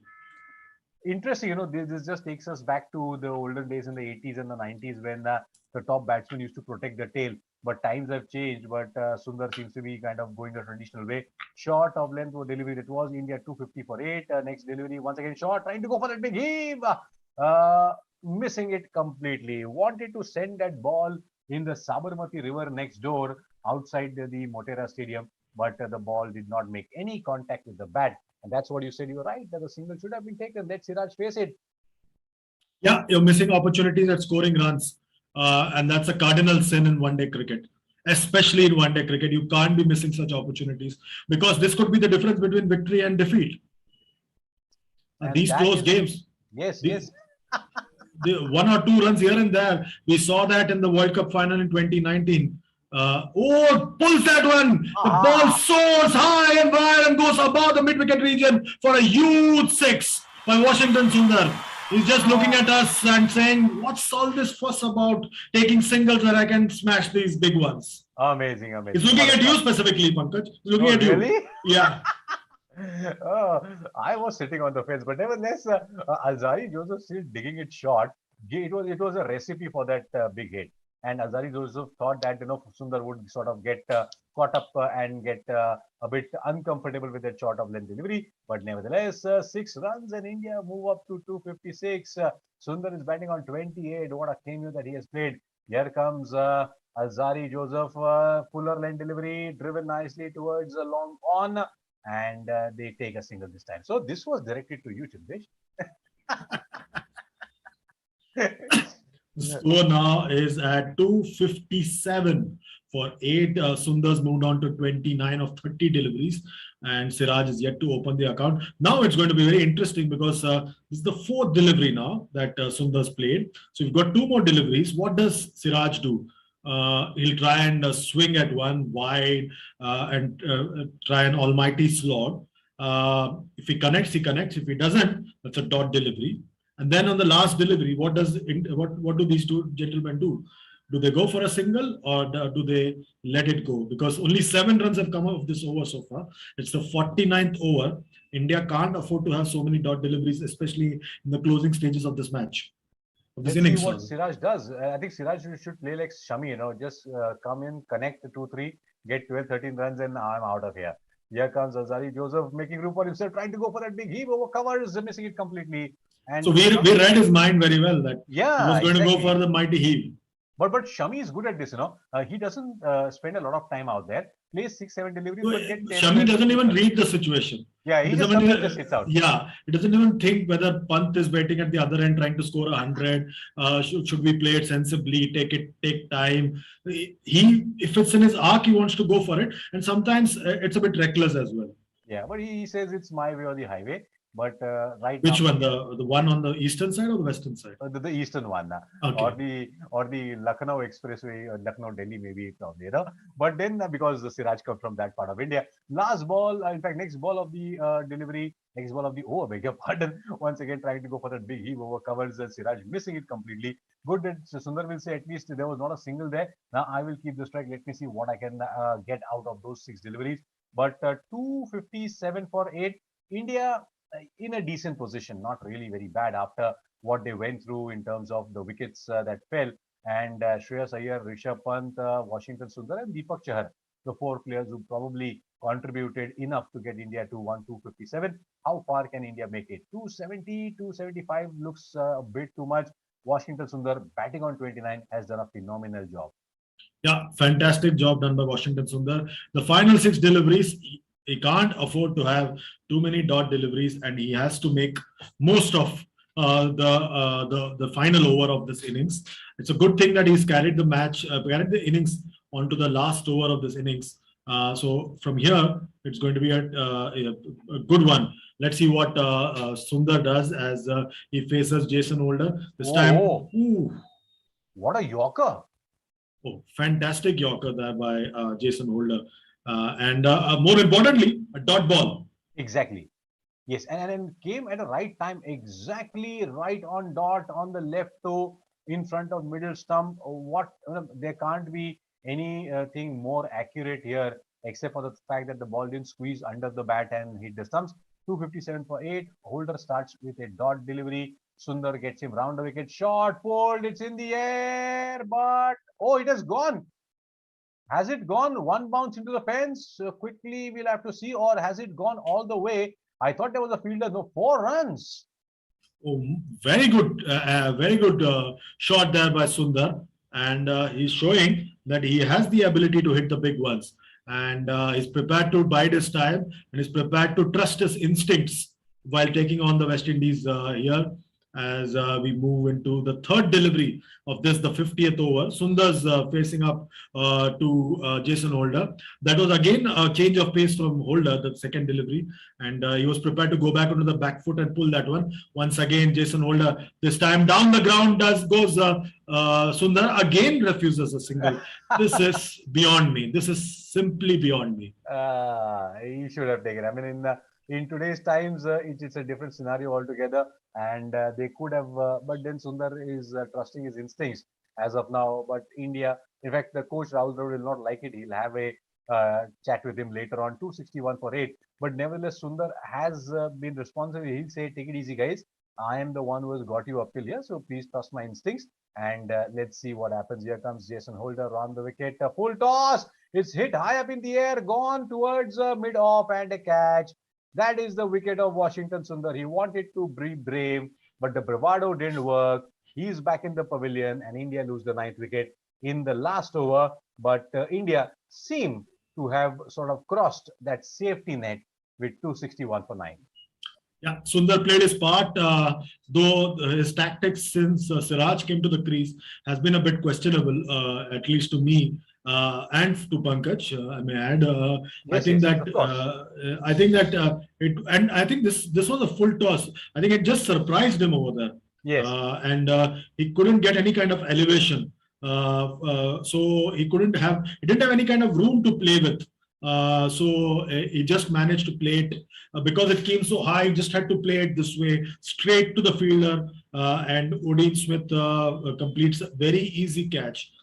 India lose their 9th wicket. Sundar's gone, and we are in the 50th over. 2 more deliveries left. Sundar's gone for 39, and India is right now 261 for 9, 33, beg your pardon, with of 34 deliveries, 2 boundaries and a 6.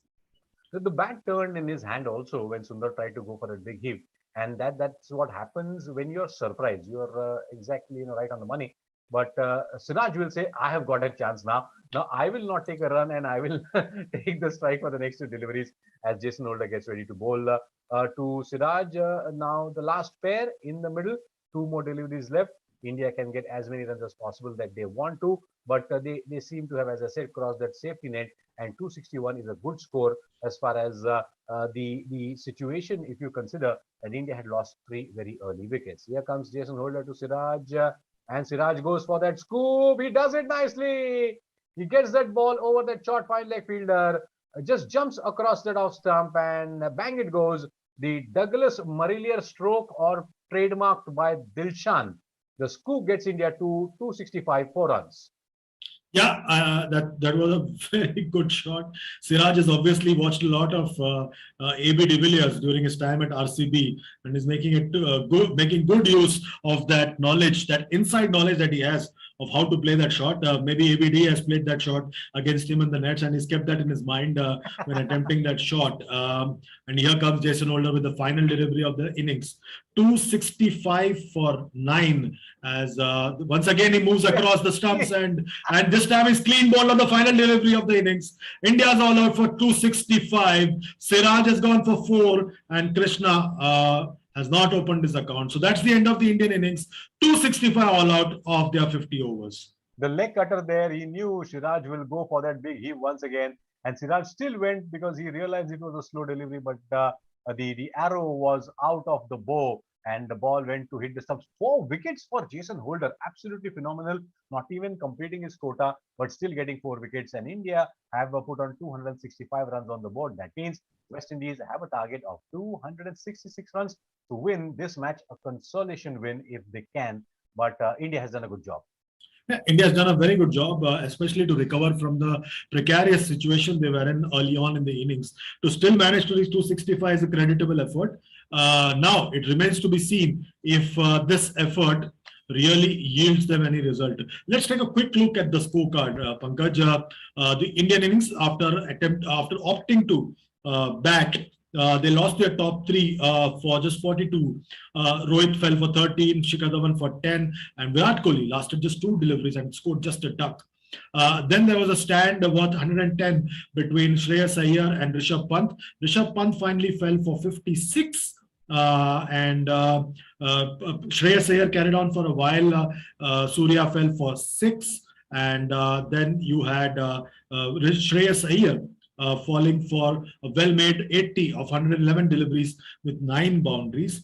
Then there was a very good stand, very handy stand between Deepak Chahar and Washington Sundar that fetched 53 runs for the 7th wicket.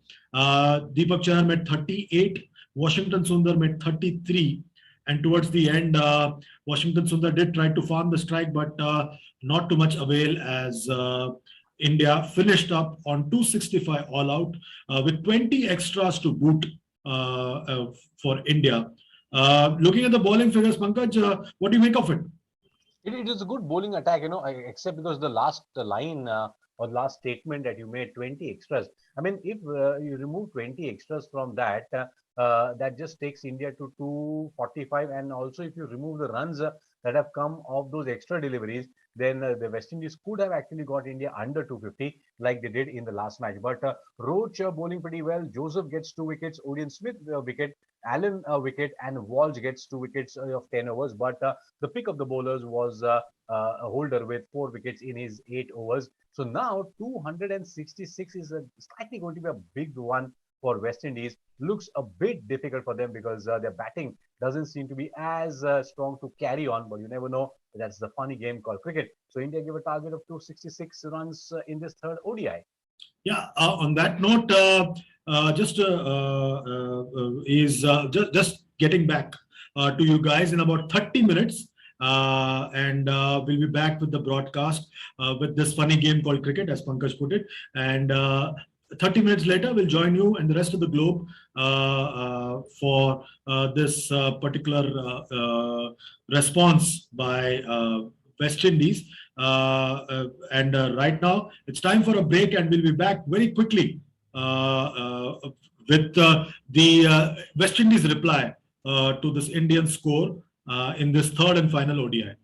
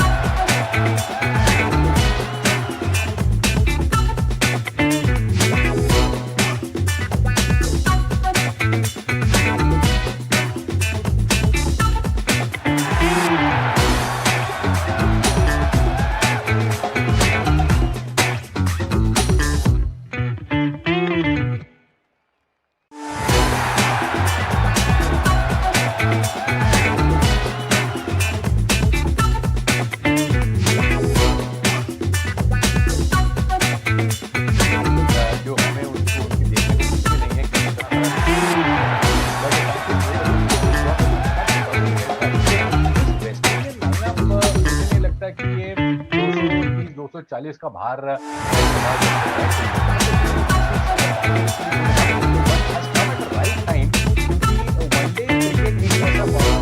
जहाँ पर भारत मुझे लगता है कि सबसे ज्यादा अगर हम बाकी कंपेरिजन करें थोड़ा यहाँ से थोड़ा वहाँ से लेके एडजस्ट करके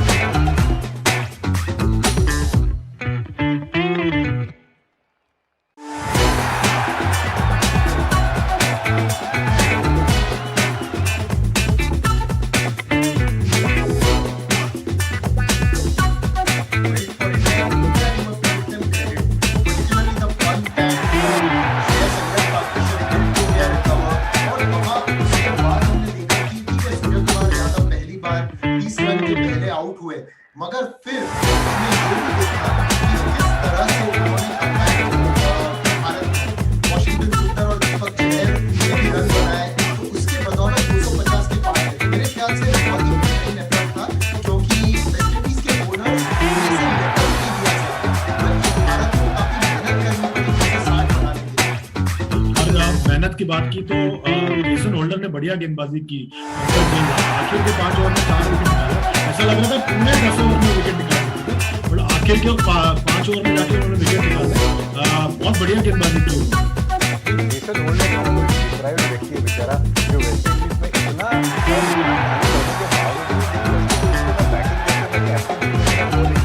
I mean, it's really unfortunate, and at the end of the day, probably he'll एक वो book लिखेंगे अपनी memoirs what how could have done for that. But unbelievable, वो बहुत चतुर गेंदबाज है, very intelligent bowler, and all the wickets he has picked up has you know given the entire team that वो सोच रहे हैं, समझ रहे हैं बल्लेबाज क्या करेगा, और उसकी वजह से और भी जा सकता है। और बाकी गेंदबाजों की जहाँ तक बात करें निशाद, किसी और ने आपको इंटरेस्ट किया? अल्जारी जोसेफ मुझे बहुत अच्छे लगे। अल्जारी जोसेफ ने बहुत अच्छी गेंदबाजी की, और हम वही देख रहे हैं कि वो पेस भी अच्छा लगाते हैं, 140 के ऊपर कई बार क्रॉस करते हैं और कंसिस्टेंटली वहां पे रहते हैं। और मुझे सबसे इंटरेस्टिंग बात क्या लगी कि वो अग्रेसिव लाइंस डालने से कतराते नहीं। कोई भी बल्लेबाज हो, विराट कोहली हो या कोई भी हो, वो वैसे ही अपनी अग्रेसिव लाइन बना के रखेंगे, और वही मुझे काफी अच्छा लगता है, क्योंकि आपको इस तरह के गेंदबाज को आपको चाहिए।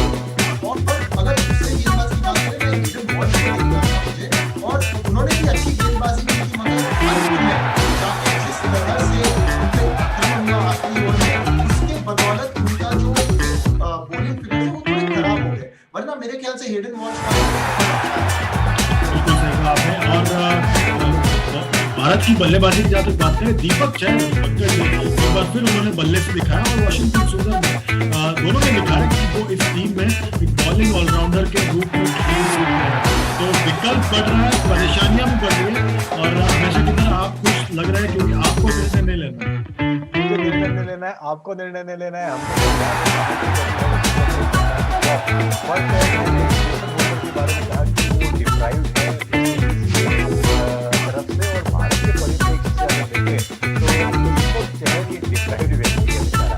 मतलब आप क्या करें जिससे आप भारतीय टीम में, मतलब अभी दीपक चेहरे तो सब कुछ किया है, फिर भी वो नहीं आते, तो मतलब अब क्या करें? ये प्रॉब्लम है, बड़ा प्रॉब्लम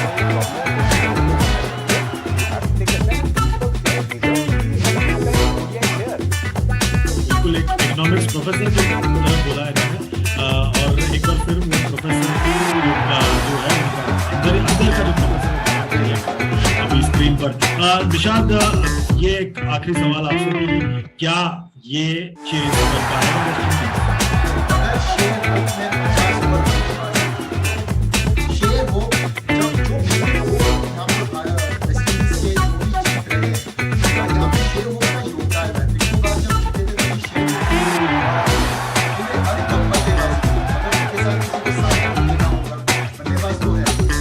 से सबसे बड़ा विकेट जो भारत आज ले सकता है वो होप का।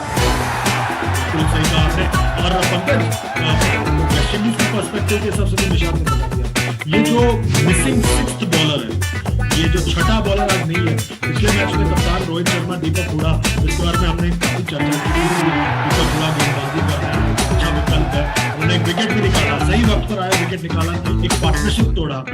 आज चूंकि वो सिक्स्थ बॉलिंग ऑप्शन दिखाई नहीं दे रहा, क्या वो भारत के लिए कमी होगी इस दूसरे पारी में? ये हो सकती है, और भारत के पास मतलब दूर तक कोई विकल्प नहीं है। रोहित शर्मा डालेंगे नहीं, सूर्य कुमार यादव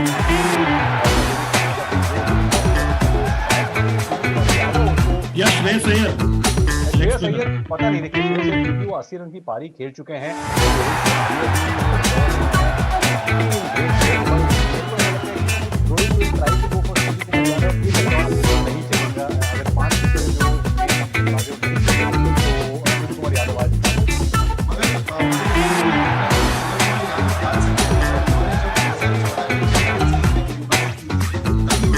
वार्निंग लिस्ट में डाला गया तो उनके बॉलिंग के लिए। तो अभी क्या उसके बाद उन्होंने उसका काम किया है, एक सवाल वो है।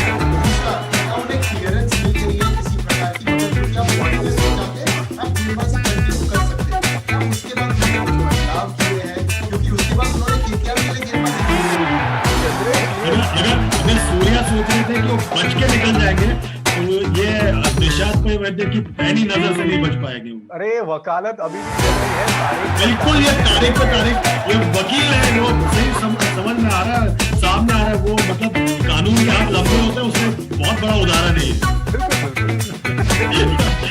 तो आखिरी सवाल आप दोनों से, पहले निशान, क्या वेस्ट इंडीज ये चीज कर सकता है, हाँ या मुझे लगता है बहुत मुश्किल होगी उन्हें।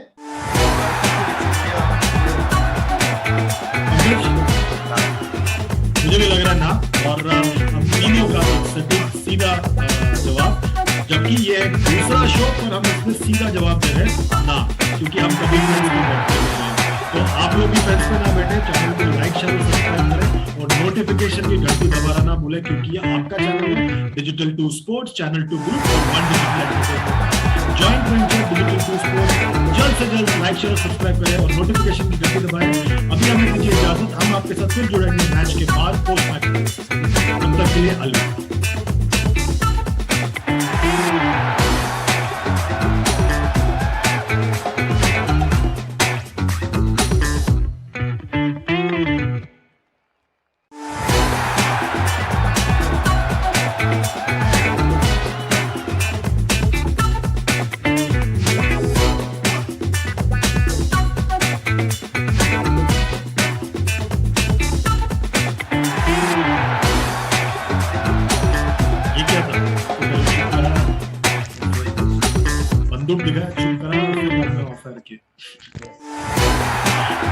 क्या है प्लान अभी, कितने बजे?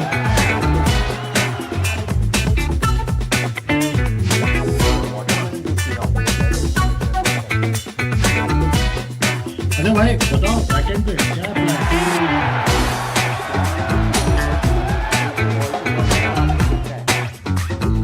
स्क्रीन इस पे हमारा 7.5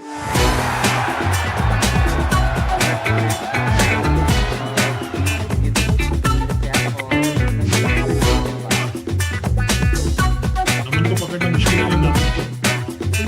Chandresh, Yeah, पंकज आपने आराम करा अपन को। So, अच्छा, then both of you start and then I'll come by half an hour. I think that's better.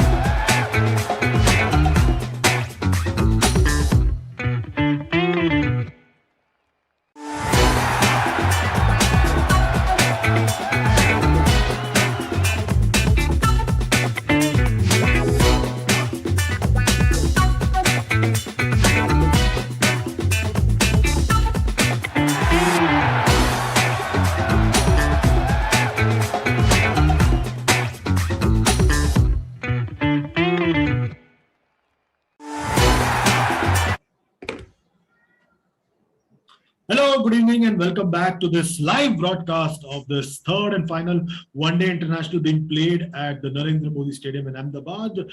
India made 265 in their 50 overs. West Indies have just started their reply. They've just gotten off the mark, shy hopes of the mark. And I have with me my friend and colleague Nishad Paiwaidyal. Nishad, welcome back to this broadcast. Hope you're doing well.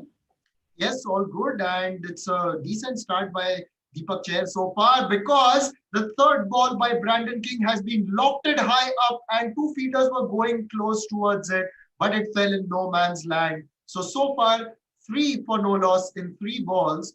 Hope got off the mark of the first ball. The second ball nicely shaped away. And yes, King tried to loft the third ball. Didn't get a lot of it. Only got the height, but not the distance. And it was more of an edge. And I think for a minute, he felt maybe the fielder could get there.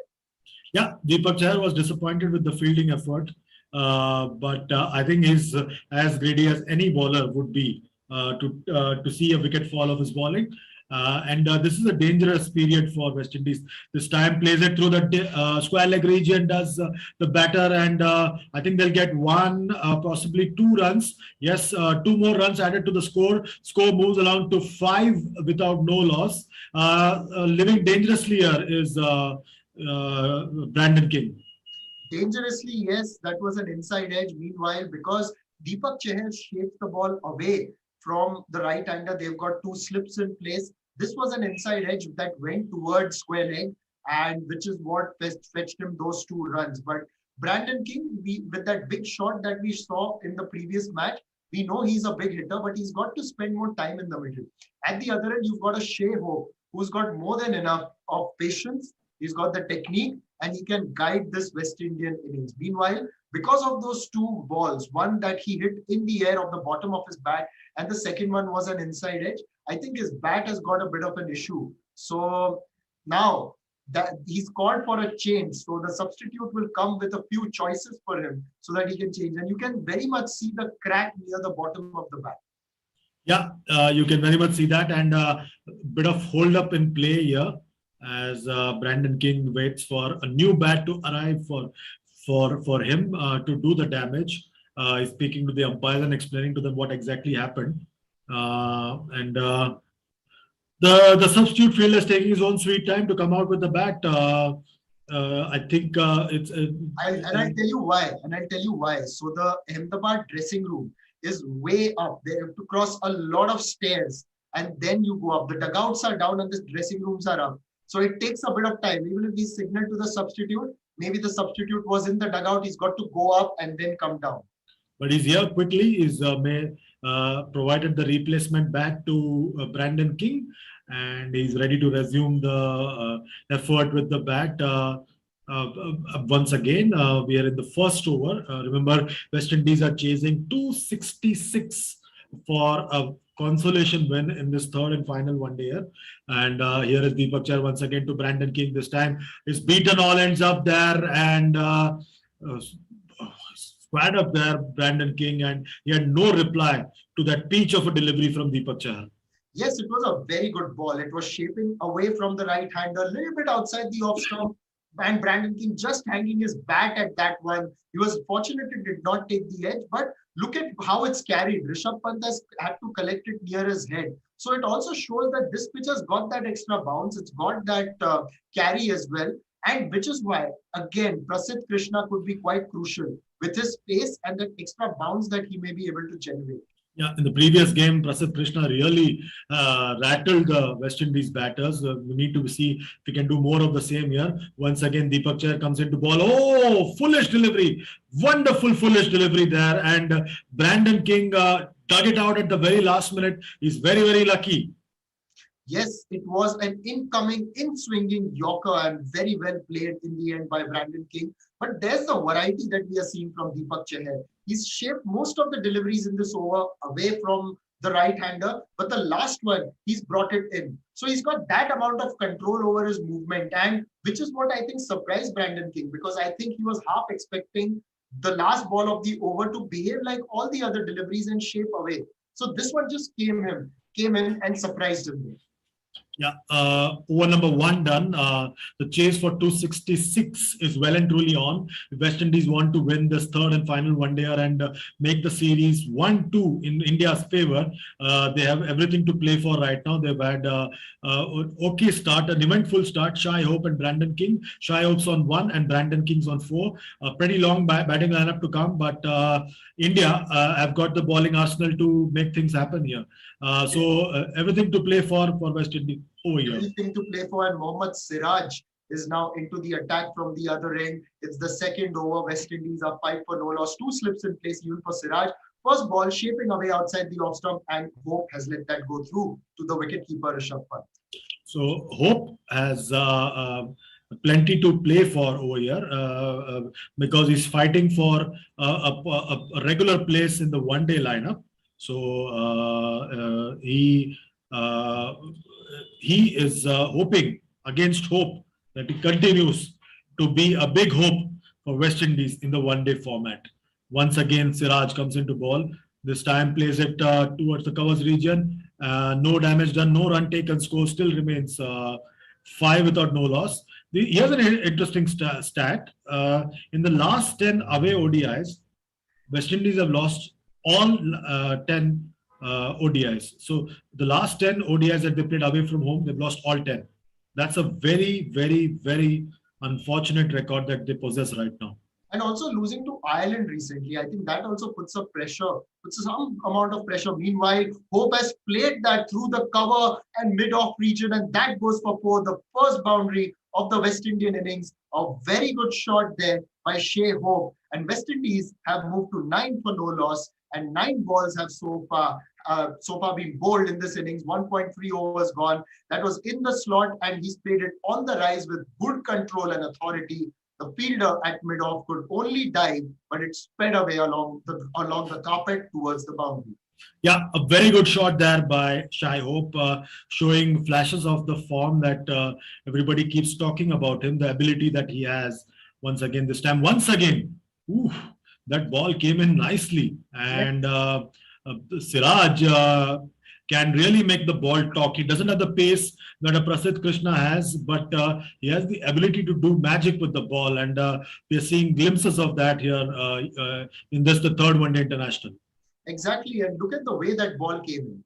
It came in quite a bit, and all the deliveries we've seen so far, Siraj was trying to shape it away, and actually, Siraj, for him, the in-swinger is more natural. He had to work on getting that outswinger, which he has got now, which is why he's become a better bowler.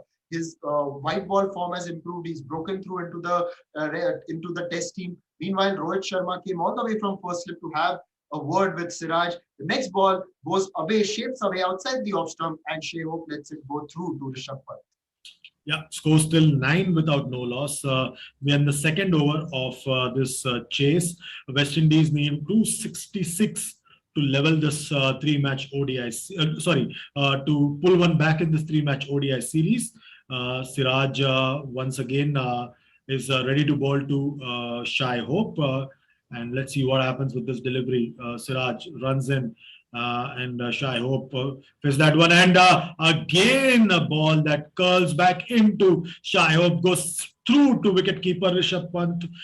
He picks that one quite easily, does Rishabh Pant, but no damage done, no run taken. Over number 2 done, 9 without loss. Hopes on 5 of 6, Kings on 4 of 5. Yes, and we saw those 2 deliveries that came in, that how much problem they can cause to the batters. We saw Deepak Chahar do it of the last ball of the first over. And here in this over, we saw 2 balls behave like that, particularly the last ball. Shai Hope, I think, again feeling that it will go away, but a very good change by Mohammad Siraj and Deepak Chahar wearing their swing. And now it will be interesting to see what Chahar does in this over, because he's got to back up that Yorker of the last ball that he bowled, which was a beautiful in-swinging delivery, which Brandon King had to really work hard to get his feet out of the way and get the bat down in time. So how's he going to follow that one? This one is, again, a full delivery just outside the off stump and shaping away. Brandon King pokes at it tentatively but misses. No damage done for the West Indies. India still have got 2 slips in place. Yeah, once again, this time we're hoping to see more of Deepak Chahar doing that. He's now bowling to Brandon King, who's on 4 of 6 deliveries, and Deepak Chahar's first over was an eventful one. Let's see what happens in this over. This time again edged it. I thought it edged it, and Deepak Chahar feels he was a bit reluctant, like me. He also felt he didn't react at first, and then he felt that the batsman has edged it, and then he goes to the wicketkeeper and says, hasn't he edged it? And now I think India's called for a review. Yes, and then you could just lip read what Rohit Sharma was asking his slip fielder and wicketkeeper, laga hai kya? That means, did it edge? Then I think with the conviction with which Deepak Chahar has said that it's edge, I think that persuaded Rohit to go for the review. Now we'll have a look. I'm not entirely sure, but the replay, I can see a bad, for the moment, I can see a little bit of a gap, but then we'll have to confirm with Ultra Edge. Yeah. You can't. You can't really make out. Yeah, you can't. There's no spike. There's no spike. There's no spike. So he survives. He survives. There's no spike, and India lose a review, just like the West Indies did in their very first over during the Indian innings. They had appealed for a review for leg before to Rohit Sharma of an incoming delivery, but now India lose a review in the third over. Yeah, the thing is that at first Deepak Chahar didn't react, and then as an afterthought he reacted, and he asked the wicketkeeper, because wicketkeeper didn't react, and nor did the other fielders. So I think it was just Deepak Chahar's gut feel for that, which made Captain Rohit Sharma go for the review over there. The score is still static on 9 without loss. We are the third over as they chase 266 for a win and in an attempt to try and pull back one in this 3-match one-day series. Meanwhile, a change in the field, because I think they're getting a third slip. So that a little bit of aggression being shown by India. The cover has gone to third slip, and they want Brandon King to be poking at those deliveries outside the off stump. 2 balls have gone in this over, and now that he's just survived that DRS call, of course, there was no edge, but there would be a few doubts being created in Brandon King's mind, who's batting on 4 of 7, 3 slips in place. And this one is a little bit straighter, again shaping away, but King has defended it well towards mid-off. This is the kind of bowling that we want to see from Deepak Chahar, who can move the ball very well with the new ball, and he's a very good addition. Rohit Sharma has got to use him extremely well and ensure that he's used at a time when he gets the most out of the ball. Yeah, I think captains who have Deepak Chahar in their lineup need to be very smart and know precisely when they can make the most of him in this white ball format. Deepak Chahar once again runs into ball, and this time King again plays that one nicely. The ball's racing away, and there's a fielder from mid-on giving it a chase. Prasidh Krishna is the fielder, and the batters run through for 2. Score moves along to 11 without loss, and Kings moved on to 6. Yes, and I think this time he spotted the incoming delivery a little late, but then managed to adjust well. Let's have a look at the replay. I had a gut call at the time that there might have been an inside edge that went through. Yes, the bat also turned in his hand. But again, with that delivery coming in, you can see a big gap between the bat and pad. That's a very good spot there by Nishad. The score's 11 without loss. Brandon King's now ready to face yet another delivery from Deepak Chahar. And so far, Deepak Chahar's asked a lot of questions to the batters. Let's see what happens with this delivery. The chase is well and truly on for West Indies. Into ball, and this time once again fantastic shot there by Brandon King, and the ball races away to the boundary there, and much needed boundary for Brandon King to regain some of the lost confidence. And very well played. This will make him feel a lot better, because this time he's got it off the middle of the bat and timed it very well past the mid-on fielder, and it sped away to the boundary. You can see that the ball was, again, it held its line, and so with this shot coming off the middle of his bat, surely will make him feel a lot better. Absolutely right. This will definitely make him a lot better. Let's see what happens of the final delivery of the third over. Scores 15 without loss. This time, edge it and wide of the third slip, and the ball goes once again to the third man region for a boundary. Deepak Chahar should not be disappointed with that. He did concede another boundary, but that is a mistake that he got the batter to commit, and he should feel happy that the mistake was committed, though a boundary was conceded. The score moves on to 19 without loss. It was a shot where the ball was airborne, but in the end, a mental error by Brandon King, and scores 19 for no loss after 3 overs. And with the third man coming in, with the third slip coming in, sorry, what happened was that India had to place they had to place the third man in the deep really square, which is why that edge flew over the slip and then could go to the boundary. Yeah. Scores 19 without loss. Brandon King's on 14 of 11. And at the other end, Shai Hope's on 5 of 7 with 1 boundary. Remains to be seen what happens in the next over. Siraj has come in and let's see what he has done. So he's once again the ball cuts into Shai Hope. So he's continuing to ask questions to Shai Hope, and he's cutting the ball and having the batsman at 6s and 7s. Yes, and you know where? Oh, this one's come in and it struck Shai Hope on the pad, and that's been given out. Shai Hope was tentative at playing that one, rooted to his crease, and just played a nothing shot really, and was struck on the pad. Having a chat with Brandon King about whether he should review, but I don't think he will. And he's walking away.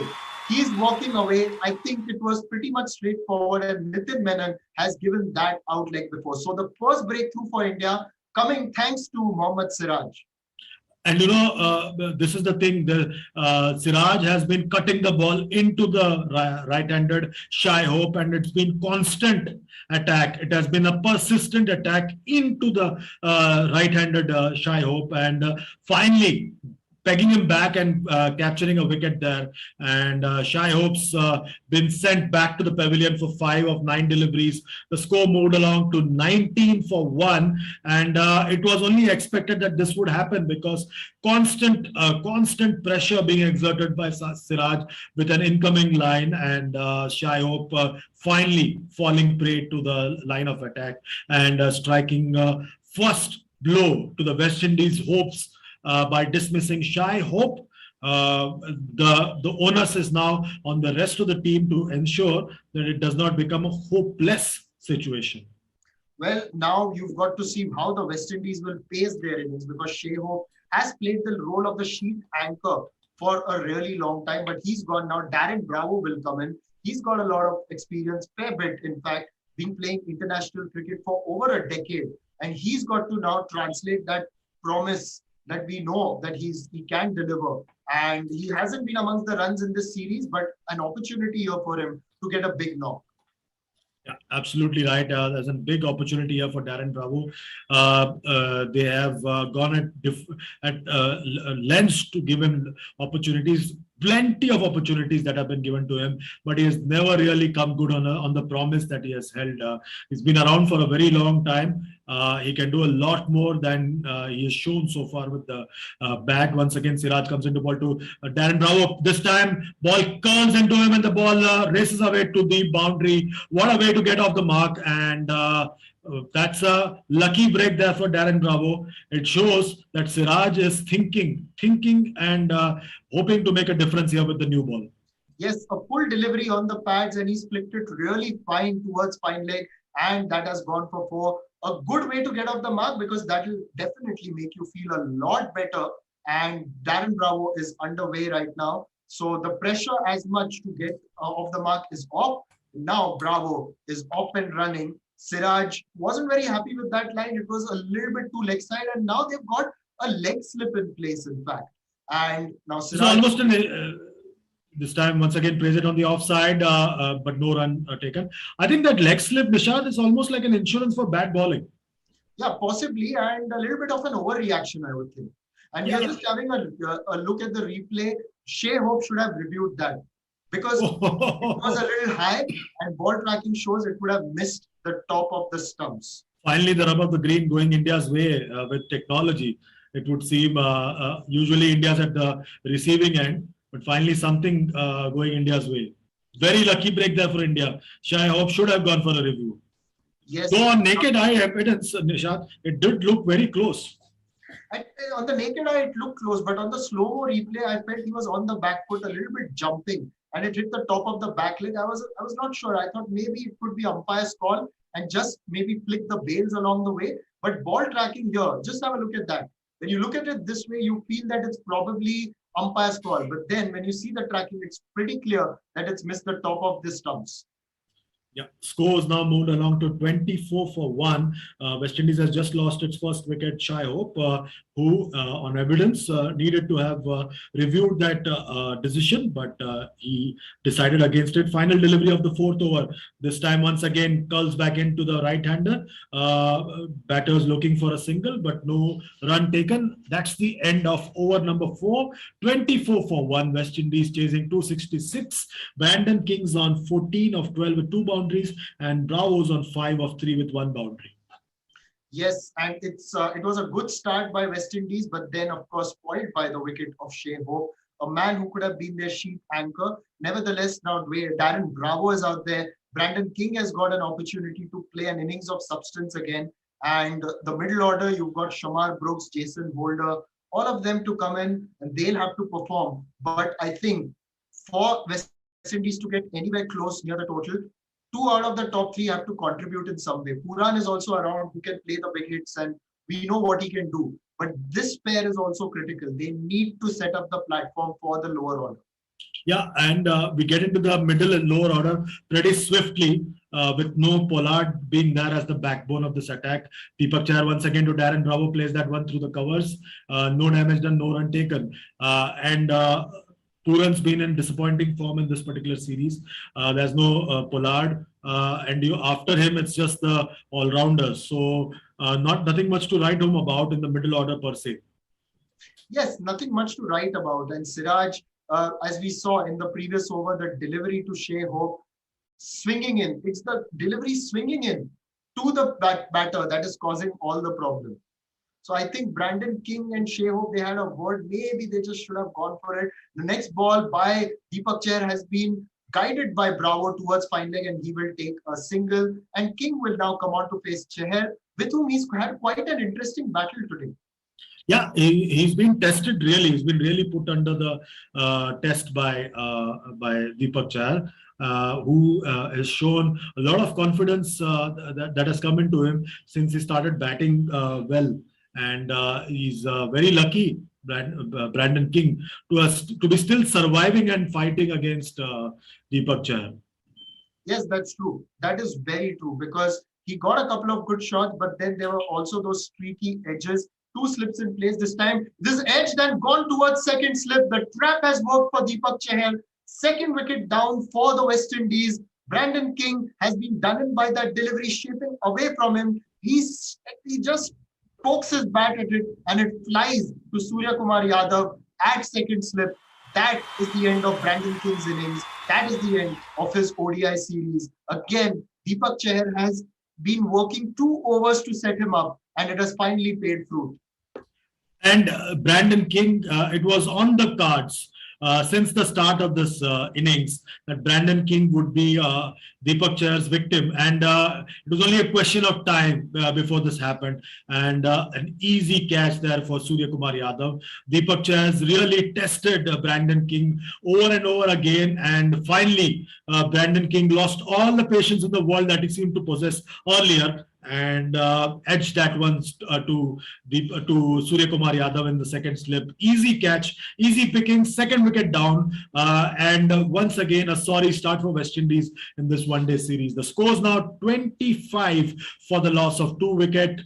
Brandon King walks back to the pavilion for 14 of 13 deliveries. Surya Kumar Yadav pouched that one of Deepak Chahar, and West Indies are now into the middle order, with the new man walking in, Shamar Brooks,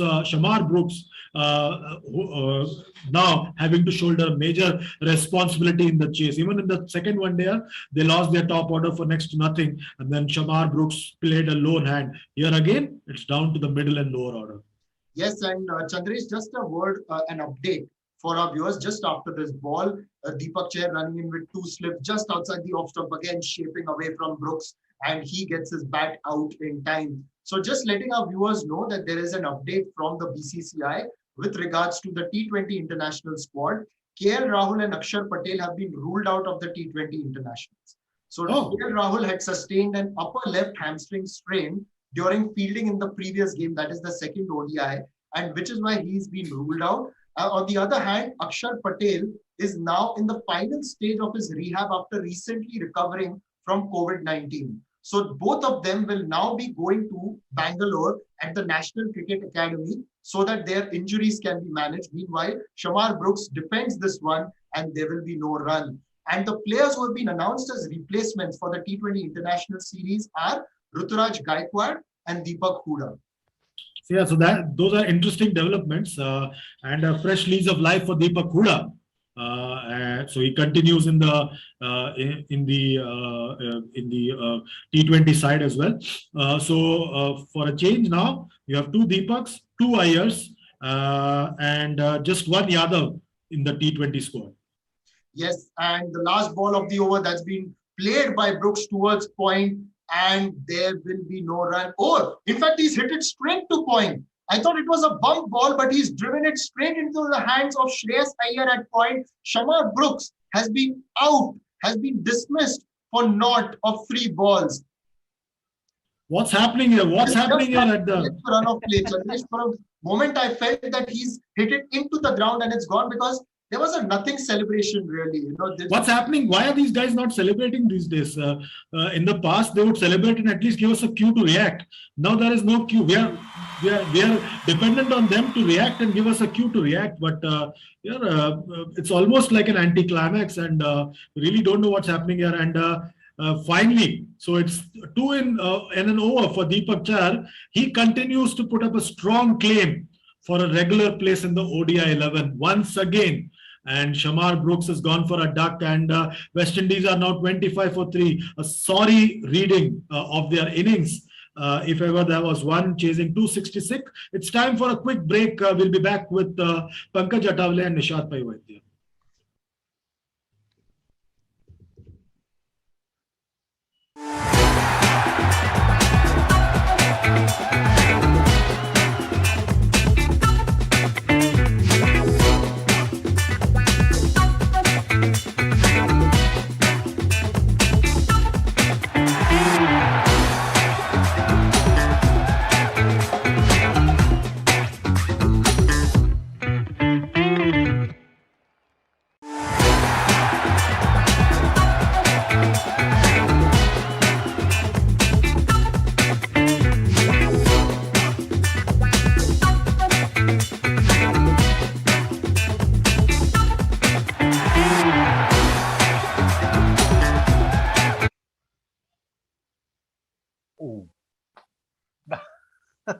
Welcome back to the Dusra show, and it's all happening out there. I know commentators overuse that phrase, but yes, it is all happening out there. India versus the West Indies. You are listening to the live commentary on Digital 2 Sports.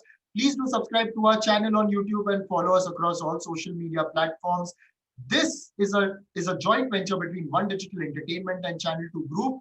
And West Indies are now 29 for 3. The first ball of Siraj's new over has been edged by Darren Bravo past second slip, and that's gone for 4. And he was squared up there. He was looking to play towards the leg side, but got the outer edge and it flew. Yes, Nishad. And what is happening?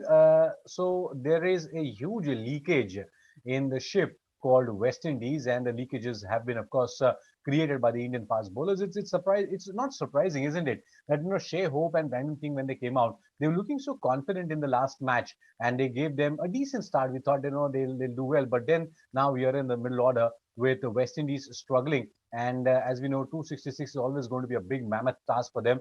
2 slips in place. Here comes Mohammad Siraj to Bravo on the off stump, played back defensively, and no run on that occasion. So the first delivery which was edged was a classical delivery to a left-handed batsman. If there was a third slip, this would have been the end of Darren Bravo. Yes, and we've seen a lot happening in this first phase. West Indies were looking to attack. The openers were looking to impose themselves. And then you had some smart bowling from India, getting those incoming deliveries and troubling and causing a lot of problems to the West Indies batters. But I think Shea Hope should have reviewed his decision. In hindsight, of course, but hindsight is a wonderful thing. You don't have the benefit of it earlier. And yes, he should have reviewed. But Brandon King, done in by some good hard work by Deepak Chahar, no doubt. And Shamar Brooks, I don't know, that dismissal again, just against the run of play, just guiding it towards point, and there was literally no celebration. Uh, he just tossed it up in the air, and for a moment, the Indian fielders weren't moving on the boundary. Kieron Pollard, the designated captain who's not playing this game, he was not happy. Nevertheless, this ball has been played by Bravo towards the leg side, and before mid-on can field it, he will work across for a single, and Puran will now come over to face his first delivery, which is the last of the sixth over. In fact, Nicholas Puran, I'm quite disappointed with his career graph because he came out as a fantastic player, but he hasn't done justice. Even in the IPL, he hasn't really been able to perform that well. And that reminds me of someone like the Keith Atherton, who was there for West Indies, and he kept on failing, kept on failing, kept on failing, and he was such a wonderful player. So hope that Nicholas Puran doesn't go that way. But right now, he has a huge responsibility on his shoulders, and they're definitely missing the likes of the Kieron Pollards and the Shimron Hetmeyers and the others. So out here, West Indies 30 for 3. Siraj in full blow, bowls to Puran. Lovely cover drive, but straight to the fielder at extra cover. Nice timing on that occasion, Nishad. So that is the end of a very good over from Mohammad Siraj. So India, after bowling 6 overs, have picked up 3 wickets, but West Indies have been able to take only 30 dodgy towards the target, and it's looking very difficult. 30 for 3 and 6. You know which team has dominated this phase now. And you just look at the West Indies batting, I don't know. I mean, it's looking really brittle, particularly after these three. And even when they came to India the last time, like in 2019 or 2018, the batting looked a lot better. They had fire as well. Hope was churning out the runs at the top. So not sure exactly what's gone wrong with the figure it out, because the World Cup is just a year away. The next over begins with Darren Bravo beautifully driving Deepak Chahar past cover towards mid-off, and Prasidh Krishna can field it. It will only be a single. Yes, and Deepak Chahar, of course, bowling extremely well, picking up 2 wickets. And the control on the seam by Deepak Chahar is quite magnificent, in the sense, if you see the replays again and again, the ball just moving away, the seam position is really very nice. And the fact that he does not take a lot of time to warm up. We have seen that he has played all the death games or the side games, but he has picked up the opportunity. He has taken it up, and that's the best part, because he looks very hungry. He's a street smart cricketer, and now he'll be bowling to Nicholas Puran. Now he has that perennial outgoing delivery for a right-hander. Now we'll have to see how he bowls to both the left-handers now, as there are 2 slips in place. Deepak Chahar bowls outside the off-stump, cut nicely. One bounce into the hands of Shreyas Iyer at backward point. That was I thought that flew again to Shreyas Iyer. No, that was a good shot, but found the fielder there. And 31 for 3 at the moment, the 7th over going on. 2 deliveries gone in this over by Deepak Chahar. And you can sense that the way Chahar has been bowling, he's been trying to work the batsman out. And that's how he got the wicket of Brandon King. And the pressure applied possibly also affected Shamar Brooks early into his innings. Now Puran pulls this across the line towards mid-wicket. Will that cross the boundary? Shikhar Dhawan is chasing after it, and he will stop it just inside. But they will get free for that. Yes. And because it's a large playing surface, the boundaries are quite a distance away. You've got to get good connection with the bat to get it across the boundary. And also, I think Nicholas Puran will go his standard way, that attack is the best form of defense. And that may not necessarily work in this format, because when you go for an attack in the T20 parlance, you go out and out, but in one day you have to do it in a very regulated manner, which a lot of batsmen are not used to of late. And that's the beauty of this format. 34 for 3 is the score right now. Deepak Chahar getting ready to bowl the next one, this time to Bravo. Gets the ball outside the off stump. Lovely cover drive of the back foot. He beats the fielder at backward, in fact, mid-off. And those 4 runs will definitely come as a sort of an entertainment, sort of a motivation for these two. But Nishad, the score has gone up to 38 for 3. Both these batters have clearly shown the indication that we are not going to wait. I mean, we'll just go about it. Let's see what happens.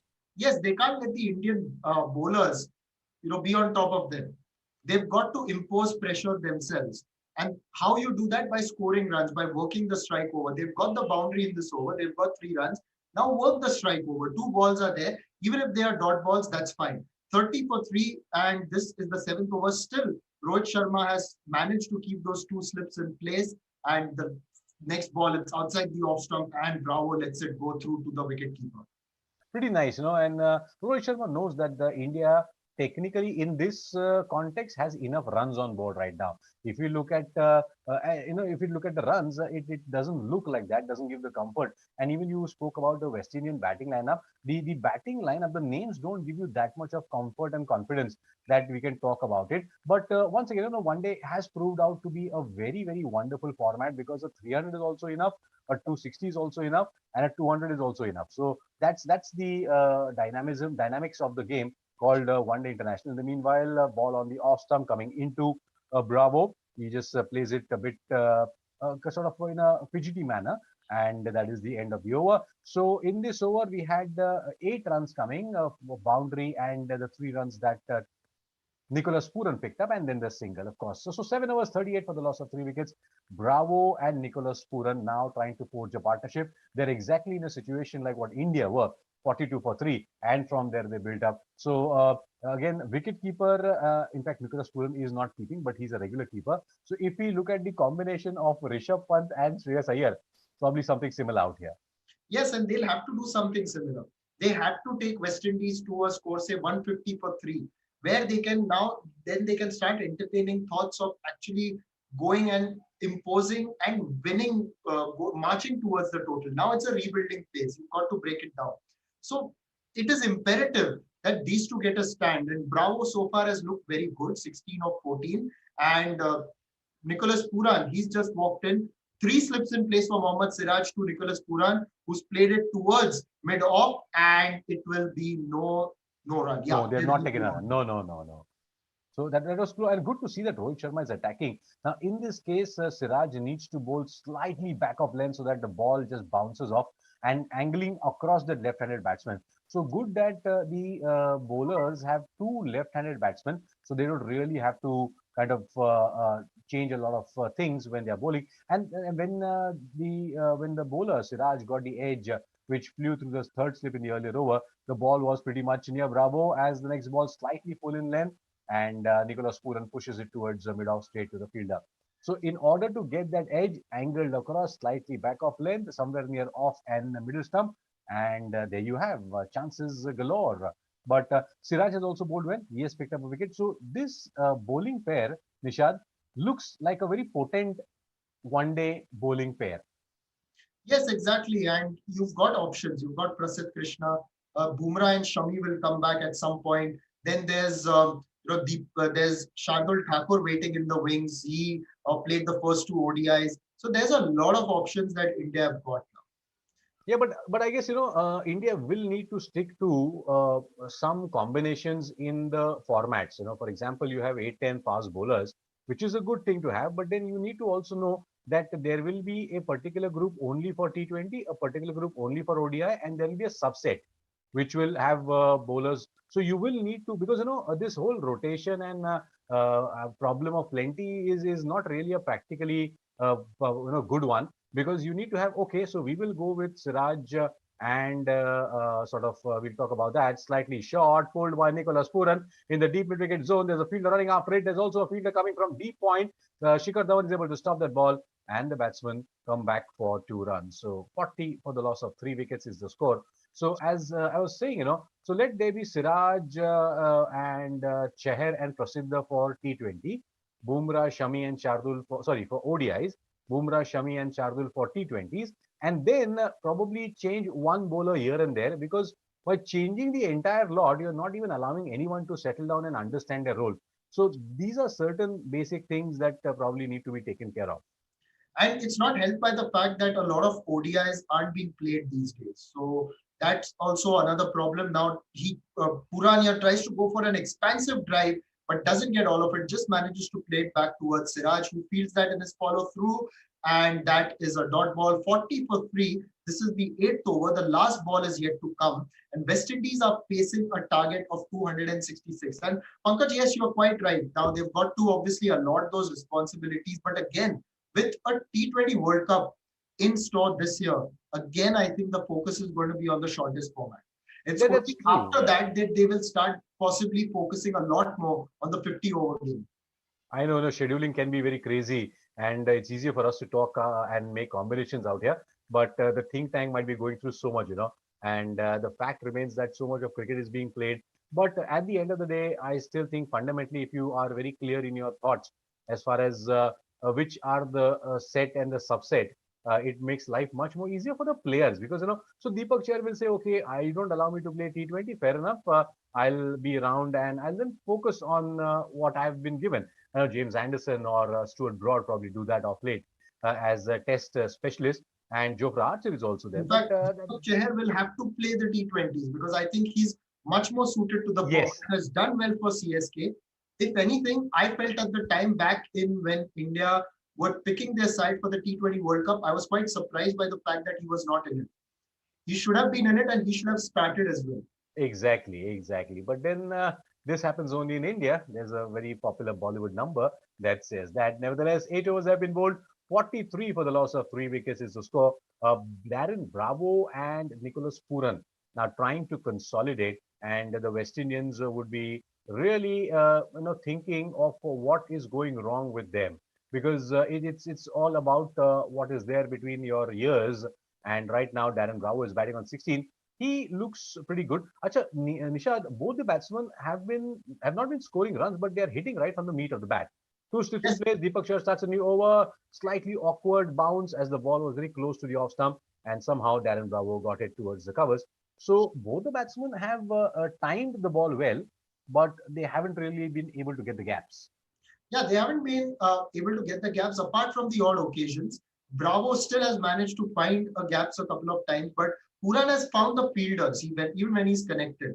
And at some stage, when obviously after 2 overs, when the field will spread out a little bit, then I think West Indies will find it a lot easier to rotate the strike. Right now, India are piling on the pressure. This one is again outside the off stump from Deepak Chahar and has been driven towards mid-off on the back foot, but there will be no run. 40 for 3, this is the 9th over, and Deepak Chahar has been doing a good job so far. This is his 5th over. Because he's a new ball bowler, you would expect him to bowl a uh, major part of his spell in this phase. Very much. And Rohit probably knows his equations very well. Also, the fact that they have only 5 bowlers, and the Indian think tank definitely would have also come up with options in terms of if something goes wrong, how to compensate for that fifth bowler, maybe 3-4 overs or 2-3 overs for that matter. But right now, the second slip has been removed and it has been now moved into the short mid wicket position. So you have a slip, you have a short mid wicket square leg and a mid on, that's on the onside. On the offside, you have a point cover and a mid off. Here comes Deepak Chahar, West Indies 40 for 3, coming around the wicket to Bravo outside the off stump, and he tries to drive that ball. Good shot, but good fielding by Shikhar Dhawan at mid off. Didn't time it well, but that could easily have gone for 4 runs. Yes, exactly. And you've got to give credit to Deepak Chahar. The way he's been bowling, went for a few runs early on when Brandon King got those edges and then managed to time a couple of them very well. But he stuck to his guns. He bowled that line outside the off stump, kept that attacking field, and managed to get that wicket. And then I think the Shamar Brooks wicket was more of a bonus because he gifted his wicket, I would say. And now the fourth ball of this, again, a rising delivery has been fended by Bravo towards point. There will be no run. 4 dot balls in a row. So now Chahar continues to pile the pressure on the West Indies. Yes, and Bravo and Puran are not someone who are going to keep quiet for a long time. They don't come for a long haul. And in fact, Bravo was completely confused with the bounce and the length of the delivery. He somehow sort of poked it away from himself, and the ball hit probably his fingers and that part where the sticker of the bat is there. But 40 for 3, turning out to be a very good over. Here comes Deepak Chahar, just one slip in place, short and forcing the batsman to duck. So Deepak Chahar, a very thinking bowler, constantly and very accurately is executing his plans, and Rohit will be very happy with this, because sometimes you provide a good fielding or good setup to the bowler, and the bowler goes haywire all over and makes a mess out of it. But Deepak Chahar is not someone to do that. Still 5 dot deliveries. Let's see whether this can be a maiden over or not. And the interesting thing is that India also after 8.5 overs had scored only 40 runs, but they had lost a wicket lesser because they had only lost 2 wickets. But here, chasing is a different ball game. There is a bit more pressure. 3 wickets down. Darren Bravo, Nicholas Pooran out there in the middle. Got a lot to do right now. And Bravo will now face the last ball of this over by Chahar. So outside the off stump, he's driven it towards point. End of the over. It's a maiden, a very good one by Deepak Chahar. Now will be interesting to see if he'll be persisted with, because he's more effective with the new ball. Will Rohit Sharma try to get him to bowl maybe 2 more overs so that only 3 of his overs are left towards the end, or will there be a change? But I expect now, at least at the other end, there could be a change. Instead of Mohammad Siraj, you may try to bring in a Prasidh Krishna. Yes, because Siraj also has been used in shorter spells. He's not someone who can go for bowling for 6, 7 overs at a stretch. So Prasiddha will come. Prasiddha had a very good time, very good outing last time in the second ODI, picked up some good wickets, and he knows, he has sort of gauged the pace of this particular wicket and knows where the length has to be. So it will be good, but West Indies under tremendous pressure. Nishat, we are discussing about all the possible options for India, but West Indies are running out of options, and you never know what these two may do. But these two look slightly, circumspect. They're looking under a lot of pressure. 3 wickets down, 266 to be made. It's not going well for the Caribbean guys. It's not easy. It surely is not easy. You can't, there are no two ways around it. And as expected, there's a change. Prasidh Krishna has been brought in from the other end. So Siraj's first spell was 4 overs and Prasidh Krishna runs in. He's done very well in his ODI career. So Pooran has been welcomed with a beautiful straight drive by Nicholas Pooran down the ground for 4 runs.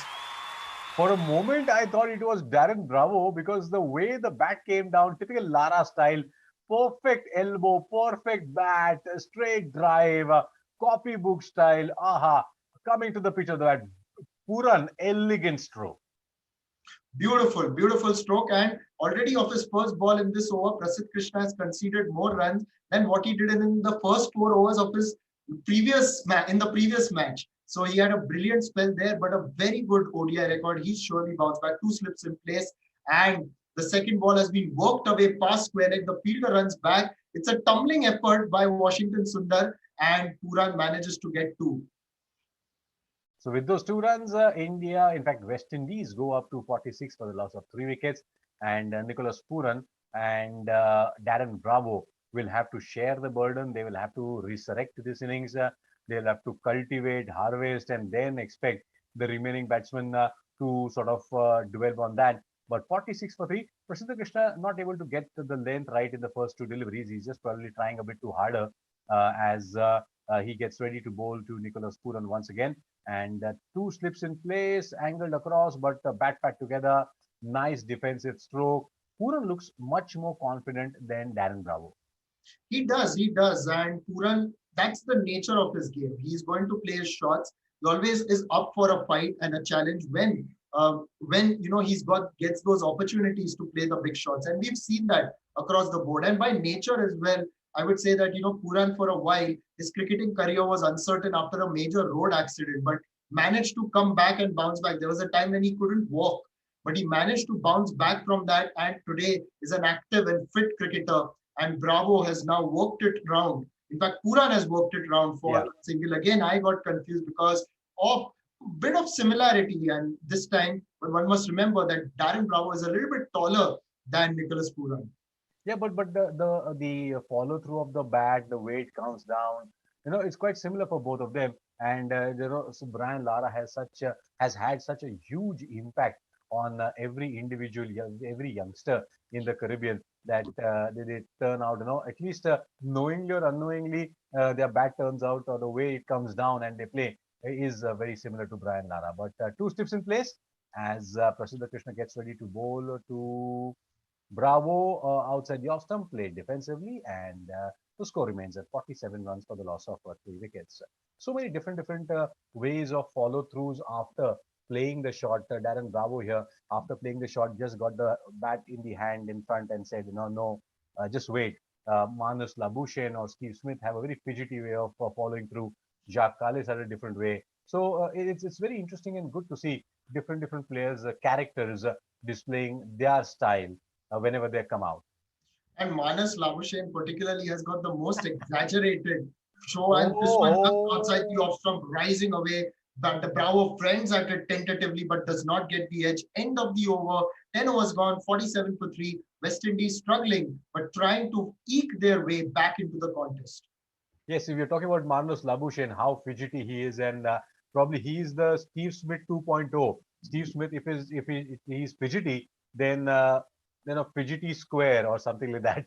Probably Manos Labuschagne. But then these are all characters, these are wonderful. In fact, Joe Root has a typical way of follow through. In fact, Rishabh Pant has that. So it's good to see that all the players display their own natural style. But Nishad, the 10 overs, 47 for 3. The score seems okay, but West Indies has lost a wicket too much, you can say. Yeah, exactly. And you can see that the kind of pressure that India applied in the first phase, 47 for 3, India in fact were 42 for 3. So nearly similar situations, because in that over, they had also lost the wicket of Shikhar Dhawan, the 10th over. I think it was bowled by Odean Smith. And India found themselves, but that partnership then helped them come back. West Indies need something similar now. Now the field may spread a little bit, but it remains to be seen if India will persist with Chahar now or will make a change at the other end as well. It will be interesting because Rohit Sharma will have a lot of ideas up his sleeve. And Prasiddha was not really that great in the very first over, which is quite fine. But the fact remains that the Indians have a wonderful opportunity here because they have picked up 3 wickets, and this is the situation. So as of now, what we have is the Indians now working at Deepak Chahar will continue. Yes, of course, the first ball has been played defensively by Darren Bravo, and the score remains at 48 runs for the loss of 3 wickets. Now, more important here for India is to pick up regular wickets, and how can they do that? They have Kuldeep. So, Nishad, the West Indians are not really that great as far as playing spin, and that too, Kuldeep, if he can just weave his magic, he can actually roast the middle order, considering that the other bowlers have given India a good start. And he did that the last time, because when West Indies were in India the last time, he got an ODI hat-trick as well. So Kuldeep has had the measure of the West Indies batters in the past. So won't be surprising if he can do something good today as well.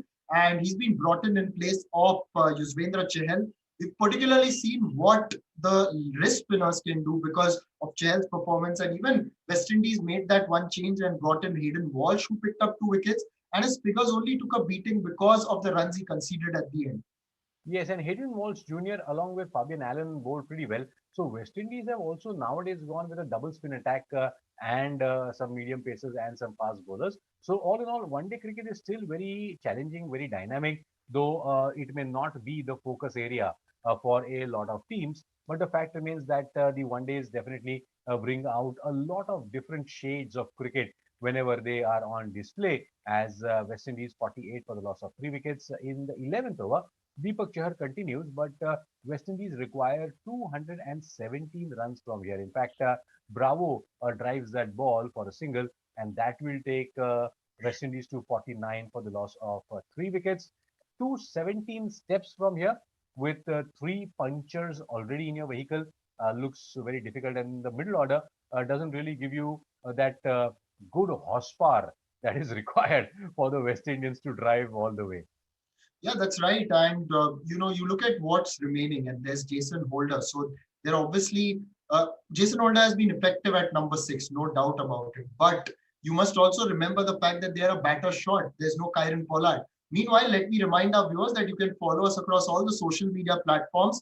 All our handles are right here. You can follow us across the platforms, particularly our YouTube channel. Connect with us on YouTube, because on YouTube, you will know when we will come live and when we're going to present some other programs as well. So press the subscribe button and also hit the bell icon so that you know and are notified when we will be live and present our programs. Yes, in the meanwhile, Pooran hits Deepak Chahar for a lovely short boundary. in the mid-wicket zone, and that will bring up the 50 for West Indies, 54 for the loss of 3 wickets in the 11th over.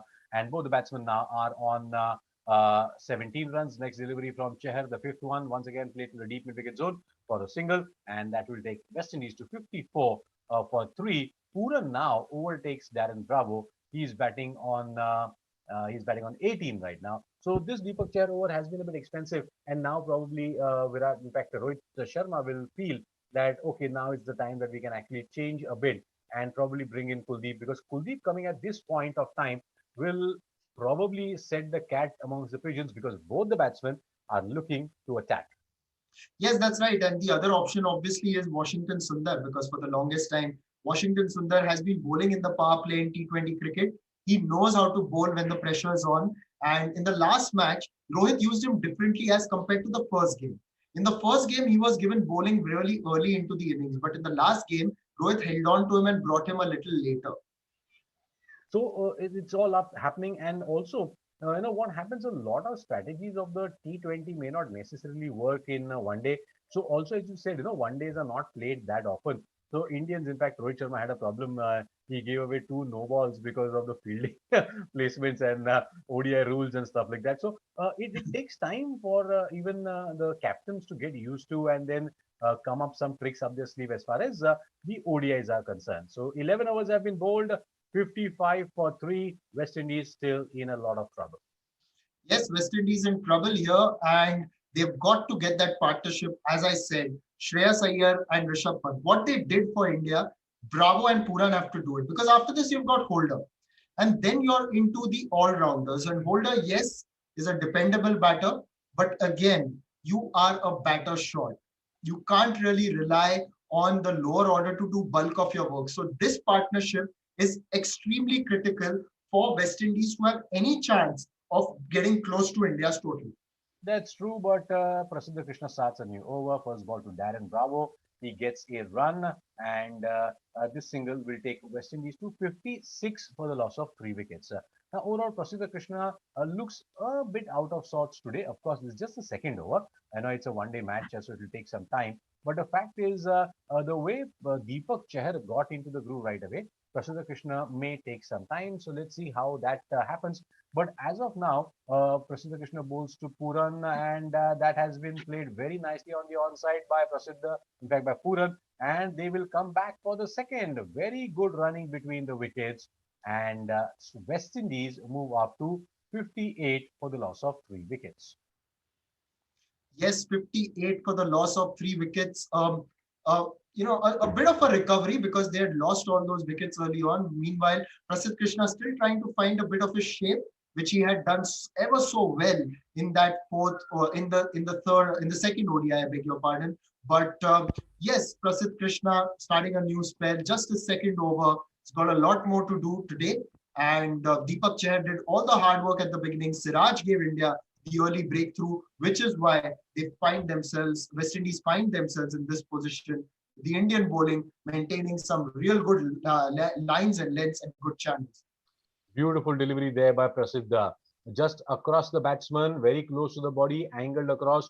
Pooran was completely foxed on that occasion, beating the outside edge of the bat, and the score remains at 58 for 3. So this partnership has started to dwell.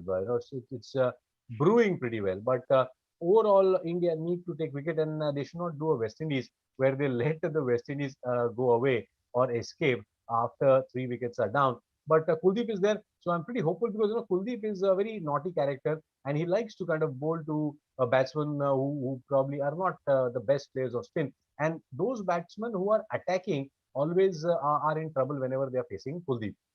Yes, and the next delivery towards Pooran, he tried to fend it towards third man, but there is a second slip in place. Virat Kohli feels it on the bounce, and the delivery that followed, Prasidh Krishna got it in towards Nicholas Pooran, who just played it down defensively. So 58 for 3, the last ball coming in of the 12th over, and it's going to be Prasidh Krishna bowling this. It's his second over. He's so far conceded 9 runs. At the boundary, Deepak Chahar getting a bit of attention from the physio Nitin Patel, and it's going to be Kuldeep, I think, who could come in soon, because the camera panel, I think he was warming up. But yes, the last ball too has been defended by Puran. End of 12 overs, 58 for 3. West Indies chasing 266 to win this third ODI. The series may be gone, but still there's pride at stake. And on that note, we'll just take a quick break.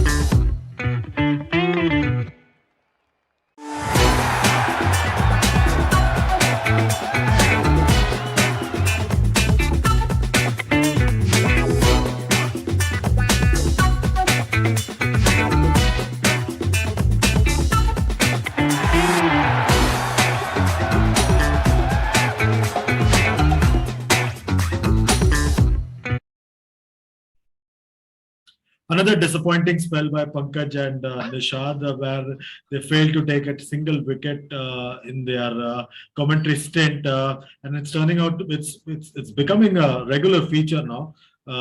They just don't seem to be pulling their weight with the ball anymore. We need to make urgent amendments to this particular stint of these two gentlemen because we expect more from them with the ball.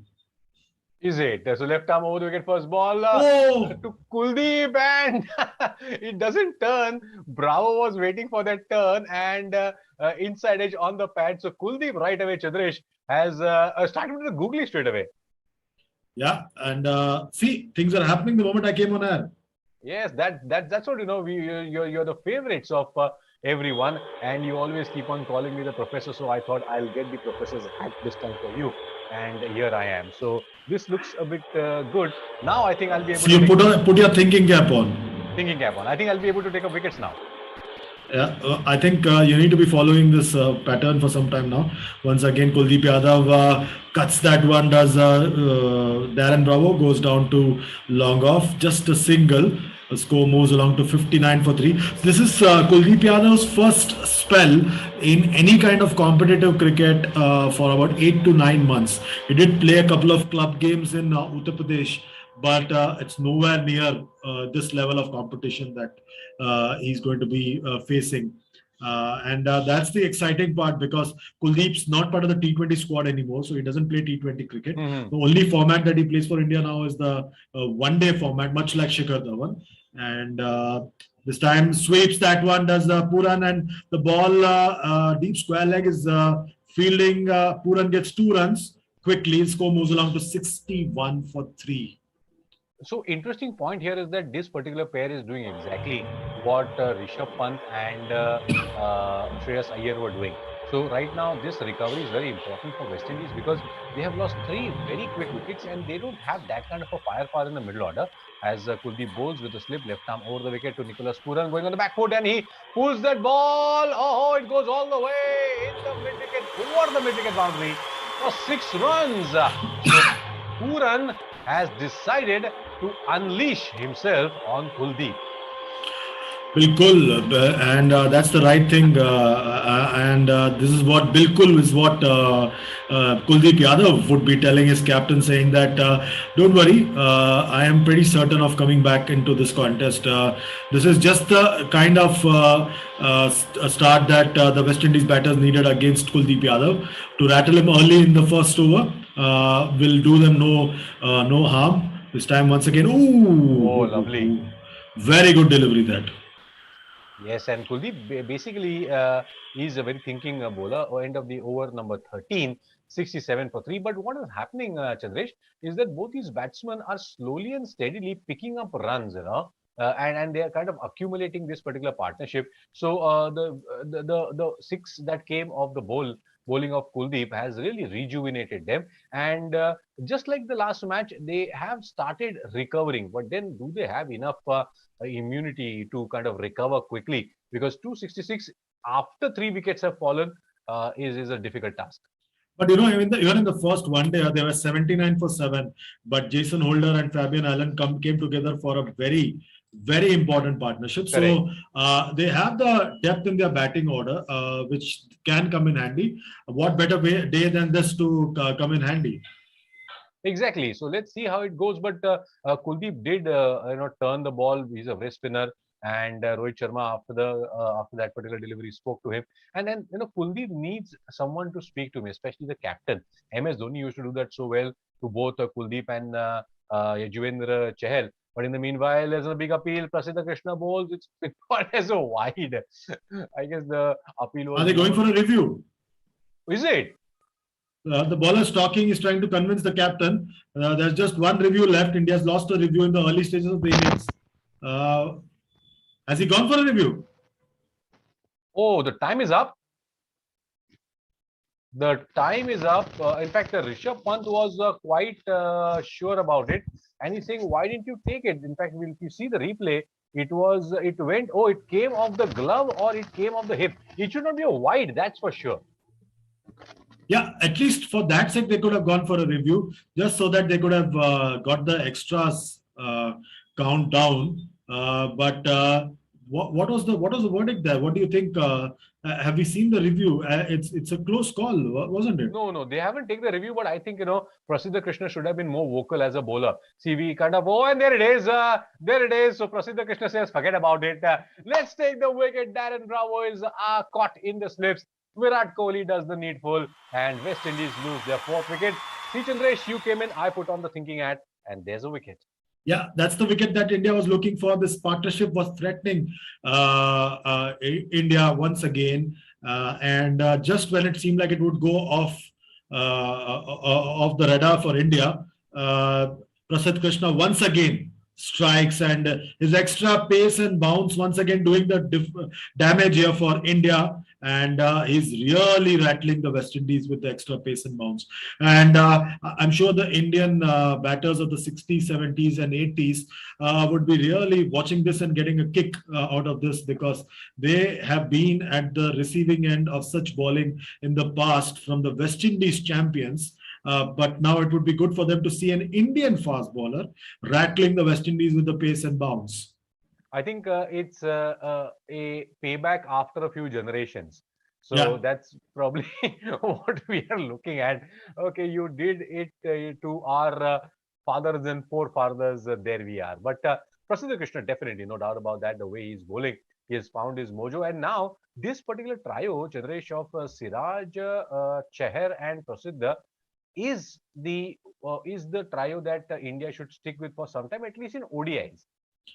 Because next week in the T20Is, the bowling attack's completely different. Yeah. Because in addition to Shardul and Deepak and Siraj, you'll also have Bhuvneshwar and Harshal Patel, who are very good T20 bowlers.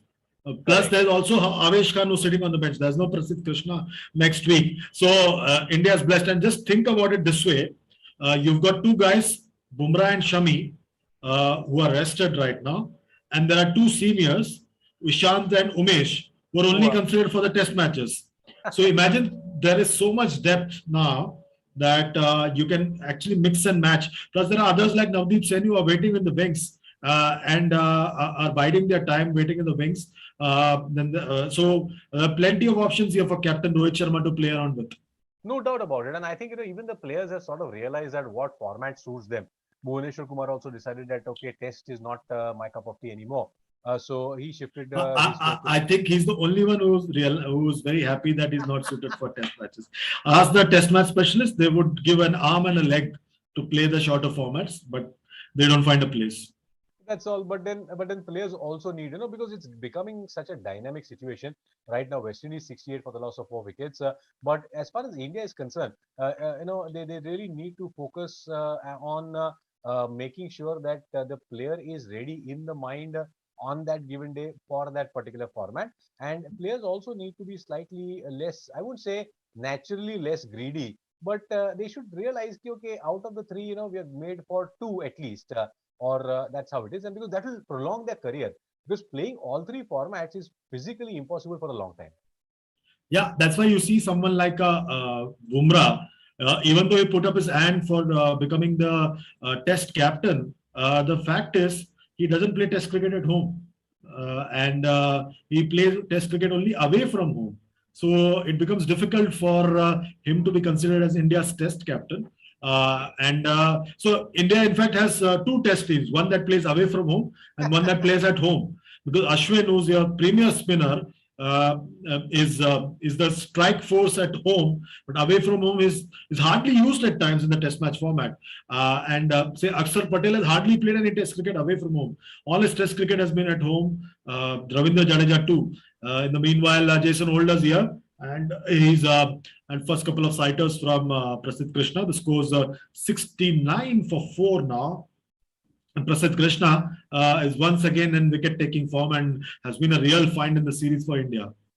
No doubt about it. And don't be surprised, this problem of plenty some years down the line creates 6 captains for India, each in the format in India and abroad. So, or it could even be in India, or one for South Asia, one for because that's the kind of population India has. You can afford to have so many options for the Indian team. In the meanwhile, the score still 69 for 4. Puran still there at the crease. He's watching all the damage being done from his end. And it's been a disappointing performance by West Indies top order, much like the Indian top order. But India has managed to survive and come back smartly from those situations. But West Indies has struggled to come back and recover from such precarious positions.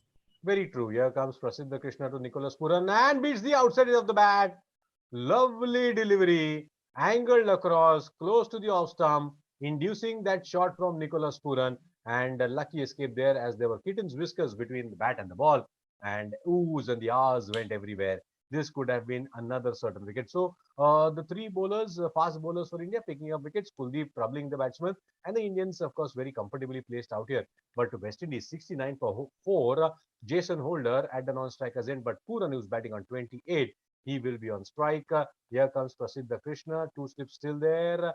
This time on the off stump, coming behind the line of the ball and playing it defensively. No run on that occasion. So that is the end of over number 14. And West Indies still 197 runs away from where they are supposed to be.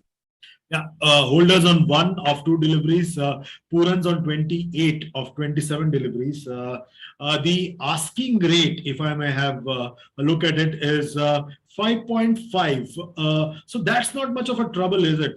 Because if they bat sensibly and back the 50 overs, they can easily overcome this challenge. It's the wickets column that West Indies need to be wary about, because they just seem to be losing wickets at regular intervals. And I just get a feeling that with Kuldeep coming in now, the middle and lower order could find themselves searching for the deliveries, because picking the left arm Chinaman is almost a risk that no one wants to take. And you know, in the MS Dhoni era, he used Yajuvendra Chahal and Kuldeep Yadav very well to clean up the tail. But in this particular duration, we don't see that happening much. You know, India struggling to clean the tail, but left arm over the wicket. Jason Holder faces Kuldeep Yadav. First ball driven back to the bowler. Nicely fielded. So flighted, angled towards the off stump. After it pitches and then turns in. So Jason Holder is a tall batsman. He can put in a full stride and reach the pitch of the ball. But Kuldeep, let's see what he has in store. There's a slip in place. So West Indies 69 for the loss of 4 wickets. There's also a fielder at deep mid wicket and long on, as the power play conditions are over now. So a bit relaxed. But Kuldeep now looking forward to bowl the next one. Jason Holder is on strike. He bowls a good one. The angled across, edged, and Rohit had slipped dive, but couldn't stop it, and Siraj does the needful. So 1 run there for Holder. Wasn't really in control of that shot. Yeah, not very convincing. Not very convincing at all by Jason Holder. He's also probably facing him after the long time, because no one's seen him for a very long time. No one knows what kind of bag of tricks he has. And it's a unique proposition to have someone like this in your lineup. And India is blessed that this bowling attack is varied as it comes, because you have somebody with the pace and bounce of Prasidh Krishna. Then you have this left arm Chinaman. This time again plays that one nicely through the sweeper cover region. one more single for Puran. So yeah, so the different bowlers are providing different challenges for the batters, and that's a healthy variety to have for any captain at his disposal. Definitely, and that's the variety Kuldeep brings to you. And let us see how that works in this particular match. The pressure is building up. 4 wickets have been taken by the fast bowler, so Kuldeep has the platter set. In the meanwhile, the ball turns into Holder, hits the pad, maybe an inside edge. There was an appeal, but more out of enthusiasm from Kuldeep and Rishabh Pant. And Rohit will not be interested at all in the review, as there was an opportunity earlier to review, but Prasiddha Krishna and Pant didn't take it, but it didn't matter because on the very next delivery, Darren Bravo was caught in the slips. Here comes Kuldeep, this time, oh, sliding away from Holder. This is the beauty of Kuldeep Yadav, beating the outside edge of the bat. West Indies 71 for 4. Yeah, he is really struggling to pick him, and you can see that he is really struggling to pick him there, Holder. And it's always fun to see a wrist spinner bowling and making mincemeat of accomplished batter like Jason Holder. And we are in to the 15th over. Just one more delivery left, and this time he just plays it back defensively. No damage done. 2 deliveries ago, if Indians had gone for a review, could they have snatched a wicket there? It was a close call, maybe going down the leg, but it was a temptation that probably the captain and the bowler would have had as the over number 15 gets over for 71 for 4. They should have taken it, probably because the fact remains that it was a close call and it hit the back leg. Though Holder is a tall man, probably not going down the leg side. The only risk would have been it would have gone over that leg stump. That was the only way to do it. But the fact remains that it should have been taken, and it was not taken. So nevertheless, 15 overs have been bowled. Here comes Prasiddha for the next over. First ball on the middle stump, and Puran works it towards deep backward square leg. Will they come for the second run? No, they do not. So the score remains at 7. In fact, moves to 72 for 4. 72 for 4 is the score, and this particular pair becomes all the more important for West Indies. They're still batting depth in the shape of Fabian Allen. Odean Smith showed flashes of brilliance in the second ODI, so he can bat as well. There is no Akhil Hossain, so that increases the length of their tail. And who else do they have? They have Alzari Joseph who can bat. Kemar Roach can swing the bat as well, but that is if they don't have much to chase. Right now, the score is 72 for 4. We are in the 16th over. The required rate is not that stiff. It's still 5.56. So that's within reach. It's a question of how quickly India is able to knock over the rest of the batting. Yes, a short delivery by Prasiddha. It was hit nicely in the deep square leg zone by Holder, tall man, able to reach out. It was in his range and 4 runs there. So 76 for 4 is the score. There was a mid kind of pitch conference between Nicholas Puran and Jason Holder, and they were sort of discussing how do we go from there, because Chandresh, it's very tricky in ODIs. In the 16th over, 4 wickets down, 76 on the board. So how do we go about it? It takes a lot of guts and a lot of patience. As the next ball on the middle stump, nicely played in the mid-wicket zone, but straight to the fielder. Yeah, so the score's 76 for 4. Prasidh Krishna has really rattled the West Indies batters, and this middle face is what has been a bugbear for India for the last couple of years in one-day cricket. They need wicket-taking bowlers, and Kuldeep Yadav coming in, or whether it's Yuzvendra Chahal and Prasidh Krishna, they are wicket takers, and that's the big plus for India in this format for now. And this time again, rising delivery there for Jason Holder, someone like him who's really tall. Even he had to really jump up while letting go of the ball as it went through to wicketkeeper Rishabh Pant. No damage done, no run taken. Yes, and it's very inspiring to see young Prasiddha Krishna getting that bounce, hitting the deck, really very, very exciting. And whenever a fast bowler like this or Siraj comes around or Deepak Chahar, it's so good to watch. And that too on Indian subcontinent pitches. It's a delight. As a slip still in place, here comes Prasiddha. And this time, oh, it sort of cut in sharply. Jason Holder was stuck there, took the bat, top edge, but it went over the bowler next to the umpire where there was no fielder. Ah, that was close. 76 for 4. Yeah, at the same stage, India was 65 for 3. There was a change of pace and the leading edge, and the ball flew. And it was a lucky break there for Jason Holder. This is the kind of break that he needed. He's been in good form with the ball, and this is the kind of luck that he There it needed. is. Caught in the slip. Chandresh, sorry to interrupt you, but by the time we could relish the thick edge of the earlier delivery, beautiful one on the off stump, edged and slip catches it comfortably, and that's Rohit Sharma. Number 5 goes down, 76 for 5. Yeah, so this is the thing with Prasidh Krishna. Even the Darren Bravo dismissal, if you remember, he troubled him of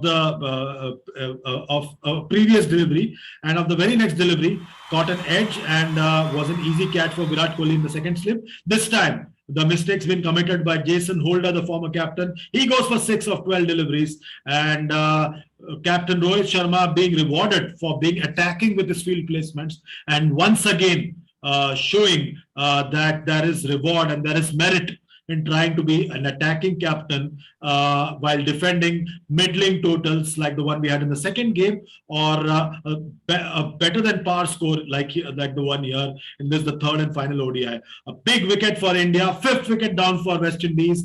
Prasidh Krishna once again strikes. He's taken 2 wickets now to follow up with the 4 in the second match. It's been a huge plus for India in this ODI series. No doubt about it. Just adding different dimensions to Indian bowling. That's what is happening here. And Jason Holder tall had to play at it. The line was so nagging that he had to play at it, and this gives really a lot of inspiration as far as the future of Indian fast bowling, even in Test matches. Because if Prasidha and Siraj and Bumrah and everyone, they start playing the Test matches, I mean, India would be in a fantastic position as far as the bowling is concerned, even on subcontinent tracks. But Kuldeep starts in the over. Pooran gets the first ball, drives towards wideish long off for a single. It's Fabian Allen who has come into the middle, and he will be now trying to build a partnership or trying to rescue whatever you may call it. 77 for 5. Nicholas Pooran will be disappointed with the batting effort, but Fabian Allen at number 7, Kuldeep needs to now start, sort of turning the screwdriver so that this thing can be fixed up very quickly for India. Yeah, that's the thing that India is looking for. They need to wrap things up pretty quickly and party hard because they have a flight to catch to Kolkata. But I don't think that's today, that's tomorrow. And is that a wicket? Is that a wicket? Oh, is that a wicket? The Indians are celebrating. Is he bowled or has he been stumped? Fabian Allen's going towards his captain. The Indians are confident. They are cock-hoop. Is that a wicket down or has he reviewed? Yes, he has reviewed. He has taken a review. Yes. But I mean, what was it? Because the ball turned in sharply. Fabian Allen was not able to really gauge what it is. Did it squeeze between the bat and the pad on the stumps, or did Rishabh Pant flick the bails and Fabian Allen was a bit out? I think they'll first go for the catch, and then they'll look for the stumping, because I don't see any other decision. So the third umpire has to follow the protocol, and since it's been called, the umpire has given him out. Very interesting to see what was he given out for. Oh, exactly. That, because we need to know what is he been given out for. Anil Chaudhary is the umpire who's given him out, and Kuldeep Yadav will get a huge vote of confidence if this wicket comes through. Yes, the ball pitching outside the off stump. It was a googly. Looks like it's an outside edge that they are claiming for, because the ball didn't turn in. It continued it with its line. Fabian Allen wanted to drive away from the body, so it didn't squeeze between the bat and the pad. That's for sure. But the ultra edge. Oh yes. It's caught behind. Oh, so there it is. Wicket number 6 down for West Indies. 77 for 6. A huge wicket there for Kuldeep Yadav. Fabian Allen troubled India in the first match with the bat alongside Jason Holder. So he's gone. And wicket number 6, Kuldeep gets his first wicket in his comeback game. And India are well and truly marching ahead with all the honours in this, the final one day. And West Indies are in deep, deep trouble. And it's only their captain who's left to manage manage some damage control here in this, the third one day international. Oh, it's going to be a whitewash. India preparing for a whitewash. That's the whole idea. As the sixth wicket has gone down in the form of Fabian Allen. So everyone, I mean, the fifth bowler hasn't been introduced, and Rohit Sharma has so much at his disposal. He's a luxurious captain, isn't it? You know, so many things happening, and the fast bowlers have done. But have you noticed one thing, Pankaj? Since the time I've come on air, I'm not letting you take credit for this thinking cap. Since the time I've come on air, yes, wickets have fallen. Yes, wickets have fallen. I think both of us should give the credit to my cap, my hat, because even in sorry, I can't do that. I can't be lying to all our subscribers from all over the world. It's Alzari Joseph now. 2 slips and a leg slip.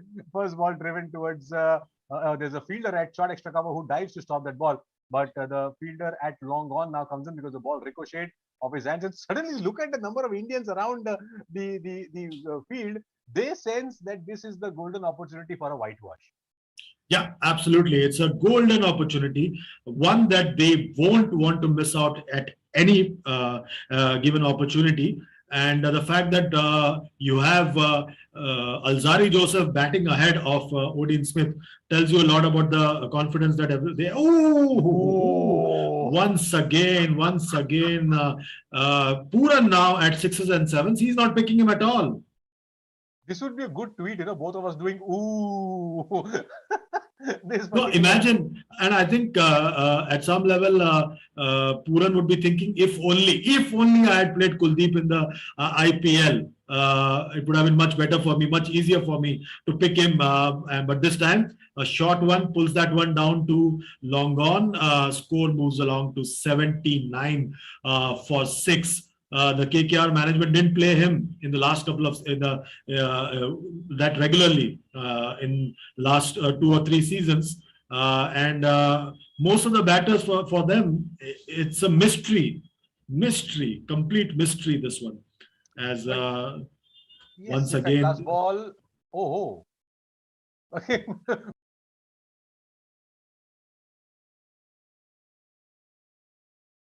Joseph has no clue whatsoever. Anyway, that's the end of the over. 17 overs have been bowled, 79 for 6. I think it's time for a short break. So by the time I give my thinking hat a bit of rest, I hope you and Nishad could do the needful in terms of the whitewash. Time for a short break.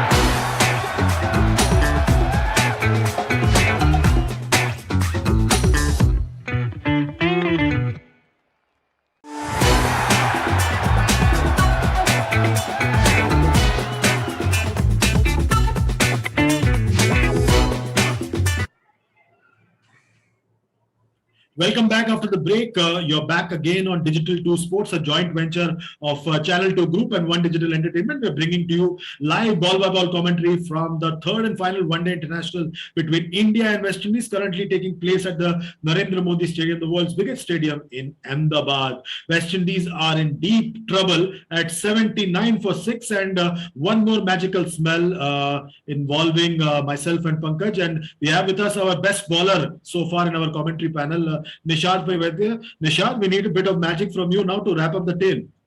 Well, I don't think any magic is required from me because the Indian bowlers are more than handful. You can see Prasidh Krishna continuing to perform, and just the fact that the way he's bowled, Chandresh, 4 wickets in the last game, 2 in the first one, 2 over here already, and with 4 more wickets to go, he could still get more. He already is my player of the series. Yeah, he's troubled the West Indies with his pace and bounce, and it's been a wonderful sight to see, because We've seen in the past the Indian batters being at the receiving end of the West Indies pace and hostility. I can remember a couple of matches here, right here at this very stadium in the old ground, as it were, in the past, where the Indian batsmen were troubled by or rattled by the West Indies pace. But it's good to see the foot on the other foot, the boot on the other foot. Yes, exactly. And now Prasidh Krishna has bowled 2 dot balls. The first ball, Nicholas Pooran was able to take 2 runs off it. Only a slip in place now as Pooran is on strike. This one has been defended very well by the West Indies stand-in captain. He's the lone fighting force here at the moment for them because the others have just fallen apart. And you've got a few others to come in. You've got Odean Smith. I'd want to see him back as well. He impressed one and all in the last game. Let's see whether he can do something today. But just the way Prasidh Krishna worked out those wickets and got Jason Holder, impressive. What the striking thing for me is when we watch Prasidh Krishna early in the IPL, the way he was bowling in his early IPL career, what's been good to see is that he's evolved into a much more thinking bowler. And you can see it with the way he's been planning his spells. And I think that has been the most impressive thing about him. And his selection into the Indian team last year was at the very right time because he had matured enough to shoulder the responsibility of playing international cricket. Yeah, and also if you see the middle overs in one-day cricket, India needs wicket takers, and the presence of Prasidh Krishna is a huge plus for them because he has the pace and bounce and provides something different for the batsman to tackle. And then if you have the leg spin of Yuzvendra Chahal or even Ravi Bishnoi or the left-arm Chinaman variety that Kuldeep does, so you are covered in those middle overs as over number 18 comes to an end at 81 for 6. West Indies are chasing 266 to try and pull one back in this 3-match ODI series. At this stage, you've got to say that they are way behind in the pecking order. Way behind in the pecking order. And I don't know what more they can do as far as today's game is concerned because the top order needed to fire, but now even the middle order has looked brittle. So a lot of questions for the West Indies here. A lot of questions. I was a lot more optimistic ahead of the first game. But anyways, Kuldeep starts a new over with 2 slips and a leg slip in place, turning it into the right-handed Alzari Joseph, who plays it defensively towards mid-wicket, and there will be no run. But it has been disappointing, Chandresh. I was a lot more optimistic about West Indies, but they've just not been able to deliver. The next ball by Kuldeep was a lot more on the pads, and it has been played away towards square leg, and it will be a single. Yeah, I think that the one-day game has been a bridge too far for this West Indies team for some time to come. And for a while, they've been struggling in the one-day format. Remember, in the 2019 World Cup also, they had to go through a qualification process to get to the 2019 World Cup. And if they don't keep their wits about it, they would have to go through another qualification process. And that's a huge fall for a team which dominated the one-day format for a pretty long time in the 70s and the 80s. And they've just struggled to get going. Is that a wicket? That's out. Nicholas Pooran tries to play an expansive drive through the offside, gets the edge. I think it went off Pant's gloves and has been pouched safely by Rohit Sharma at first slip. Another wicket here for Kuldeep Yadav. It's coming as a big relief to Kuldeep as well, the fact that he's getting those wickets at 82 for 7. Let's have a look at, we are having a look at the replay. Did it come off Pant's gloves? No, in fact, he went for the expansive drive and it flew to Rohit, who took a reverse cup right next to his chest. And I think that's a very good catch as well. So that's the end of Pooran's fight. West Indies sink further now, 82 for 7. It's a sorry state of affairs. It's one-way traffic at the Narendra Modi Stadium. It's the world's biggest cricket stadium. You can lose your way around it, but the West Indies team don't seem to have even arrived at the stadium. That's the problem with them right now in this one-day format. Hopefully in the T20 series, which we'll be broadcasting to you live next week, which will happen at the Eden Gardens in Kolkata, we hopefully will get to see much more of an even contest between these two sides.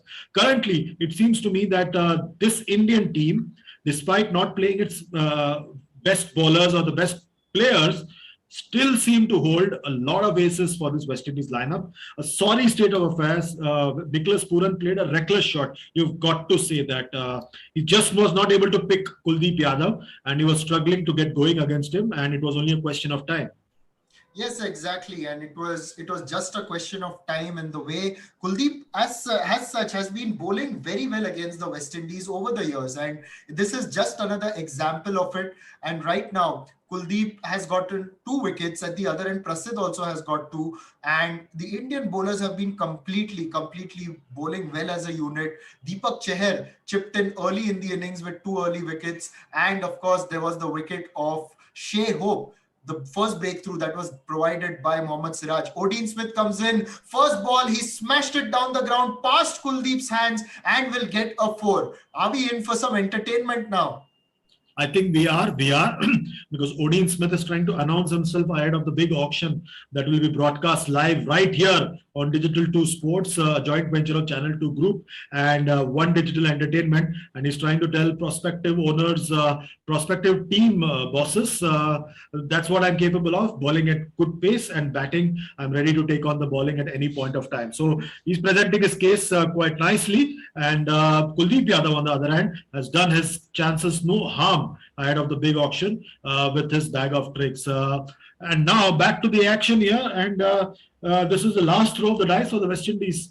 These 2 tail-enders have to do what the top order haven't done. And that's why, because they're struggling right now at 86 for 7. And we are just in the 19th over. Kuldeep round the wicket, and he's been smashed through covers for a boundary by Odin Smith.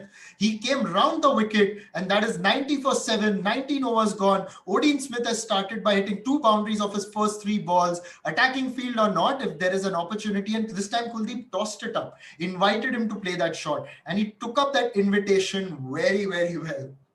Yeah, you've got to say that Odin Smith is not going to die wondering. And he's going to go all out, hammer and tongs as he goes after this bowling. And he will be happy to take on the bowling right now and score a few runs so that it does his confidence a world of good. And he's really showed what he's capable of to us in this particular one-day series. And coming in place of Captain Kieron Pollard, and has really pulled his weight in the side. But the others have not really contributed much to this effort from the with the bat.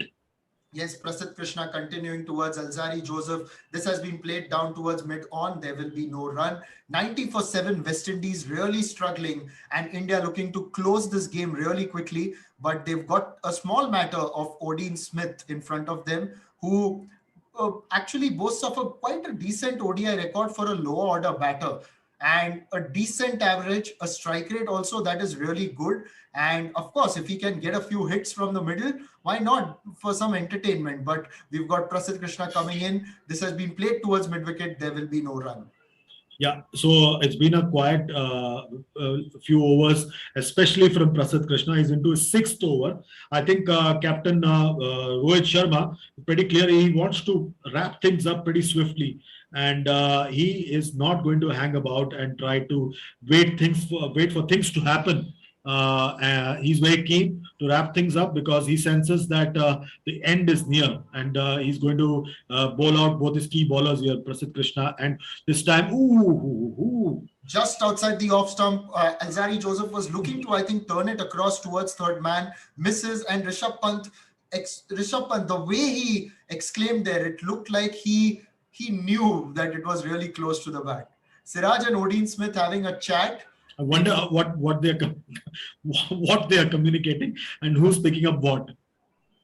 Well, I think Siraj may be just asking him, about his batting exploits and a word or two about what else he can do on the field. Meanwhile, Prasidh Krishna into Alzari Joseph, defensively played towards mid-on. There will be no run. So score still static on 90 for 7. We are in the 20th over. The wickets have fallen so swiftly for West Indies that I think the Indians were also not expecting this kind of slump in the West Indies innings. I think they expected more of a fight from the West Indies lineup. But in the absence of Pollard, they have a huge hole in that batting order, and it's so evident over here. and this has been driven down the ground towards mid-on, but again, there will be no run. So 5 balls into this over, no run taken, 2 for 18, 5.5 overs for Prasidh Krishna. The West Indies dugout not looking happy. The coaching staff and Phil Simmons, Monty Desai, really long faces because, of course, it's not been a very good tour so far. But on the boundary, Kuldeep Yadav having a good chat with his former Mumbai Indians teammate, Kieron Pollard, and he had bowled quite a bit to him. Kuldeep in his younger days was a part of the Mumbai Indians franchise. Yeah, and sometimes it's very difficult to keep track of these things as over number 20 comes to an end at 90 for 7. Yeah, it's going to be an interesting one for most of the players. They'll be watching tomorrow and day after tomorrow with bated breath as the live auction gets underway tomorrow and day after tomorrow right here on Digital 2 Sports, a joint venture of Channel 2 Group and One Digital Entertainment. And Kuldeep Yadav has put his name up for auction. Kieron Pollard has been retained by Mumbai Indians. And quite a few others in this series would have done their cases no harm at all with their performances in the white ball format. Yes, definitely. And it is also a day where a lot of fortunes change. So it will be interesting to see who will be the big headlines tomorrow. I, for one, am waiting with bated breath to see that the excitement. And today we've got this excitement. There's also more excitement on this Digital 2 Sports platform that we all love because we are also following the Pakistan Super League. You can tune in now at 7:45. The game today, you can tune in today to hear the live commentary, which will be between Multan Sultans and Lahore Qalandars at the Pakistan Super League. Remember, they moved to Lahore yesterday. Odin Smith, meanwhile, facing Kuldeep Yadav. The leg slip and the second slip has been taken off. He's played this defensively towards point. And the other thing I'd like to remind our viewers that the T20 International Series will start between India and West Indies on the 16th of Feb. Join us, of course. And we will be back with the commentary and the analysis and a lot more. Now, Odin has swung across the line. It has gone over the fielder at long on for a 6. It was the flattest of flat hits. Fantastic strike there by Odin Smith. He's prepared to take on Kuldeep Yadav and he's trying to make the most of this opportunity. Flat 6, if ever there was one by Odin Smith, and the fielder had long gone. The ball sails over his head for a huge 6. The score moves along to 96 for 7.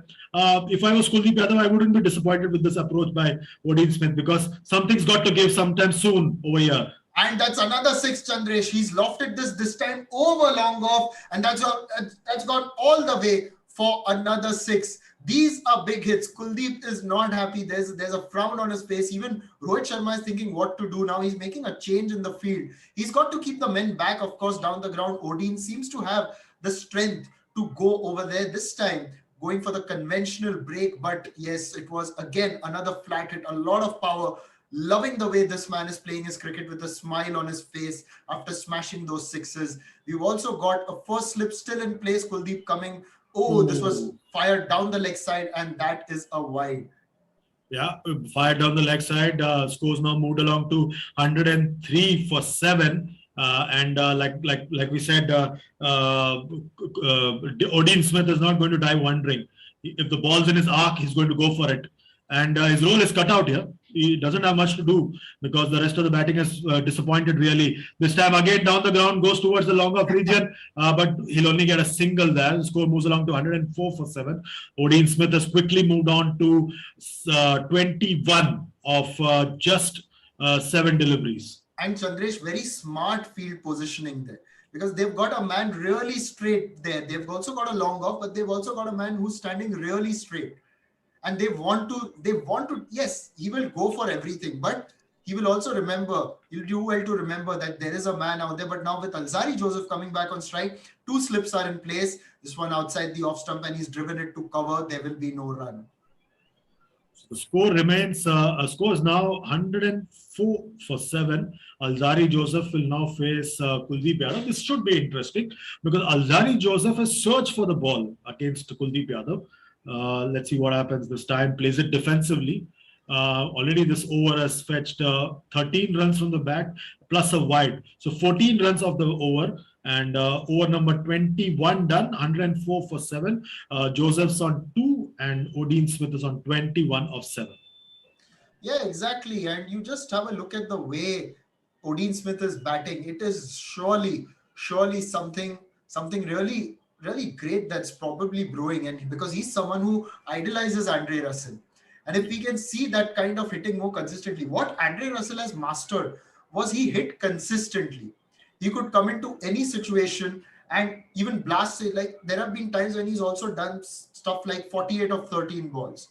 The unthinkable. 34 needed of last 2 overs. Andre Russell is the man who can get you that. Yeah, If absolutely. Odin Smith wants to make himself a valuable player, not just to the West Indies, but for maybe other teams around the globe, that is something that he should emulate.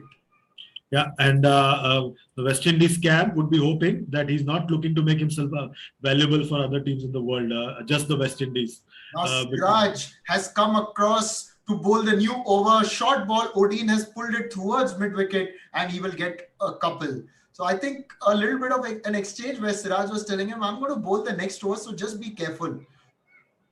Yeah, and right now, be interesting to see how Odin Smith takes up the challenge that Siraj provides. Because Siraj is a different kind of bowler to Prasidh Krishna. He does a lot more with the ball than Prasidh Krishna does, because Prasidh Krishna is more the hit the deck bowler rather than Siraj, who moves the ball around. And now once again Siraj, what is Odin Smith trying to do over there? That's one for the over, one short delivery for the over. An indication there by Nitin Menon. Also a wide, Chandresh, and also a wide. Because I think he tried to take the pace off. Oh, that's a bit too high, very high. Yeah, it was really wide there, and Odin couldn't reach it. Odin Smith.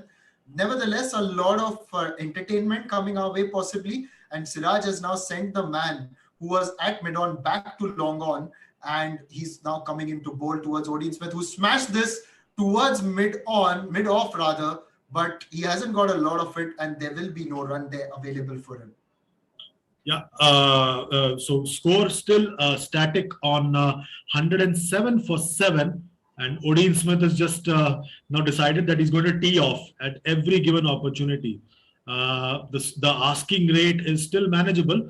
It's still only 5.5. So if you see, if the batters had been... he's now gone over the top, but the mid-on fielder will take a comfortable catch, and that is the end of Odin Smith. Surya Kumar Yadav completes a good catch, and there goes some entertainment along with Odin Smith.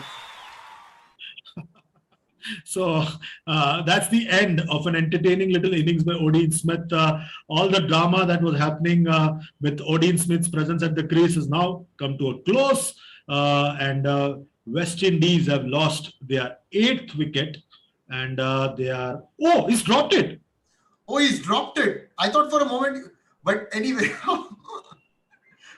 Chandresh, what is happening? For a moment, it looked like Odin Smith is walking back to the pavilion, and it's just a little confusing here. And it was an easy chance, easy as it comes for Surya Kumar Yadav, and he just grasped it. What a miss! What a miss there. Siraj can't believe his luck, and so can't the Indian dugout. No, and Odin Smith was looking up to the skies, and sighing as to what have I done. So it looked like, oh my God, he just must be out there. But nevertheless, he'll continue. So let's see how much more entertainment he can provide us. 24 of 11 he's batting on, and 22 overs so far. This will be the last ball of the 22nd over. In fact, 109 for 7. Odin Smith is facing Siraj. Most likely, I think he's going to go for a single of this delivery. Yeah, that's going to be the interesting ones to see what happens. 109 for 7, the score. Once again, Siraj comes into ball. This time he plays it down to the mid-on region. Will get a single. That's the end of the over. Am I right? Yes, that's the end of the over. 110 for 7, chasing 266. 110 for 7, and now Odin versus a spinner. Are you going to play Washington Sundar now? Are you going to take Kuldeep Yadav off the attack? Maybe get back a pacer in Deepak Chahar? A lot of these questions may be going through Rohit Sharma's mind. Of course, it is also to get that all-important wicket. Who's going to give you that wicket? That's going to be the interesting one. I think that these three remaining wickets, I would back someone like Kuldeep Yadav to wrap up the tail. You had an opportunity there in that over. A simple catch as it was grasped by Surya Kumar Yadav. It could have been over done and dusted very soon, and people could have gone back to their normal lives very soon, but it was not to be, because Surya wants to be on the field clearly for a little longer than most others. Yes, exactly. I mean, it was the simplest of chances, and he was really surprised when he dropped that. Kuldeep has been persisted with, and Odin Smith has carted this for a huge hit. Over long gone. That is massive. Is that 30 rows back or 40 rows back? I'm not entirely sure. That's a huge one, massive one. I think it'll take some time for them to get the ball back, because as you know, there are no crowds for these games. And he read that one nicely and smacked that one. There's no other way to explain that shot. You know, if this was the old stadium, Chandresh, I think it would have gone into the locality of Motera. Yeah, pretty certain. Pretty certain about that. And that big. yeah, and Captain Rohit Sharma just has a wry smile as Kuldeep Yadav once again comes into ball to Odin Smith. This time swing and a miss, and no damage done, no run taken. But you know, Kuldeep can sense that something's got to give. Something's got to give. There's one ball he might miss time. If he's going to go, and you can see that fielder is really straight. There's a long on, long off, and a fielder really straight, standing back behind the bowler. This time, Odin Smith has punched that towards long off and will take a single. So we've got to wait for more fireworks with that single being taken, unless Alzarri Joseph chooses to take a single here. That's going to be an interesting one. And you know, for Odin Smith, India continues to have that straight fielder right behind the umpire down the ground. That's an interesting field placement that they have discovered for him. Obviously, and that's Virat Kohli who's doing the job over there.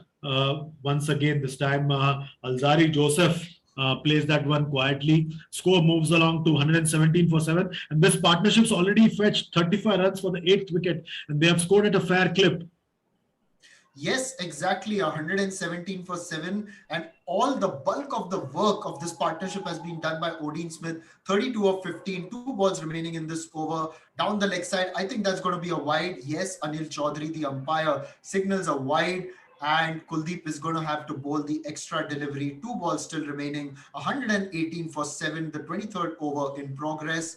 And even the West Indies dugout is just merely enjoying what Odin Smith is doing out there. Alzarri Joseph gets behind the 5th delivery of this over and defends it quite solidly. Yeah, the score remains 117 for 7. Alzarri Joseph once again faces up to Kuldeep Yadav. The final delivery, 118 for 7. The final delivery of this over. This time, once again, he has no clue whatsoever about that. Absolutely no clue about that. And that's the over done. Over number 23 done, 118 for 7. Joseph still on 3, and Odin Smith is on 32 of 15 deliveries. 32 of 15 deliveries. He's been batting really well. And at the other end, let's see. I mean, we've seen what he can do to the spinners. Now let us see what he can do against the pacers, because Andre Russell is destructive against both. Does Odin Smith have that kind of short range against a quicker bowler? That also is something that some of the teams from tomorrow may want to see. That is also something that some of the Indians on the field would want to see.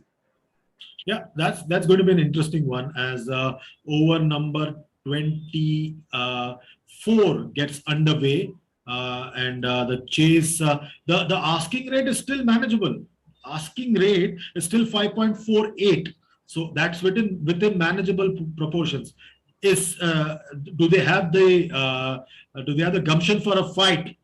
That's the one to remember. Well, he gets a boundary, a streaky one of Mohammad Siraj, tries to go over the top, gets a thick edge which flies over the slips, and it goes fine towards third man for a 4. The third man was a little bit square, could not get there in time. Odin Smith has now sped away to 36 of 16. This is his first boundary of a quick bowler in this match. Yeah, he wanted to smack it over deep mid wicket, but the ball went behind the field, behind the wicket keeper's position. And once again, Siraj comes into ball, and again, What He is tried to it? pull it. I just can't put words to this particular shot. Call it a heave, call it a hoik, call it whatever you want, because he didn't connect over there. Yeah, he's just trying to get the job done there for his team, and he's really put in some life into this chase. Lot of life into this chase, lot of entertainment. 122 for 7. This is the 24th over. Odin Smith batting deep in his crease. And this one, he has smacked that over mid-off. In fact, has gone to cover. This time the catch is taken. Odin Smith has a smile on his face, and the smiling Shikhar Dhawan completes the catch. The Indians are also relieved. That is the end of a good little innings. 36 of 18 deliveries. We had a bit of fun while he was batting. 2 wickets remaining for India. Mohammad Siraj gets that wicket, and now Surya Kumar Yadav, you can see him breathing a lot easier. Yeah, the eighth wicket has finally fallen, and a good little stand there for the 8th wicket between Odin Smith and Alzari Joseph, which was worth 40 runs, has come to an end, and it was put on in just 4 overs. So in just 24 deliveries, they put on 40 runs for the 8th wicket and brought a bit of excitement into this lineup. But it was little too late in the day for West Indies. They are way behind the target that they are chasing of 266. And right now they are 122 for 8. Alzari Joseph's on 3. Odin Smith's on 36 of 18, and he's gone back to the pavilion. Yes, exactly. He's gone back to the pavilion, but not before doing a bit of damage. And when you're talking about Odin Smith, he's of course in the all-rounder category tomorrow, and there'll be a lot that will be asked, of him. What will he be wanting, the way he would want to contribute, and what is in store. In fact, if I'm having a look at his base price, it's 1 crore. He's worth every penny, worth every paisa. Yeah, and along with him in the same category are the likes of some of the Indian cricketers, Kuldeep Yadav, Natarajan, Prasidh Krishna. They're in the same price bracket. Liam Livingston is also 1 lakh. So, it's going to be interesting to see tomorrow whether these small knocks have actually made a difference to his profile. So I'm just saying that, these two guys, Kuldeep Yadav and Odin Smith was basically playing, taking on somebody in the same category and trying to show who's more valuable. Yeah, and now the next first ball, which is faced by Hayden Walsh, has been defended solidly. This is the 24th over. West Indies are 122 for 8, a long away from 266, which is their target. They've just kept losing wickets at regular intervals, never quite convincing. And it was only that Odin Smith knock that gave a little bit of a flutter for the Indians and a little bit of entertainment for the crowds watching this game. Crowds all over the globe, that is, and not at the stadium because there aren't any over there. And now Siraj has bowled a short delivery which has been declared a wide. So the new man in, Hayden Walsh, didn't really make an impact with the ball, but he gets a chance now. 1 more delivery that he has to face from Mohammad Siraj. This is the 24th over. The score is 123 for 8. 143 runs behind as West Indies. It's been a sorry state of affairs for West Indies as over number 24 comes to a close. West Indies are 123 for 8 as we welcome our man with the thinking cap, Pankaj Atavale, for the next stint with Nishad Paivadia. Let's take a break.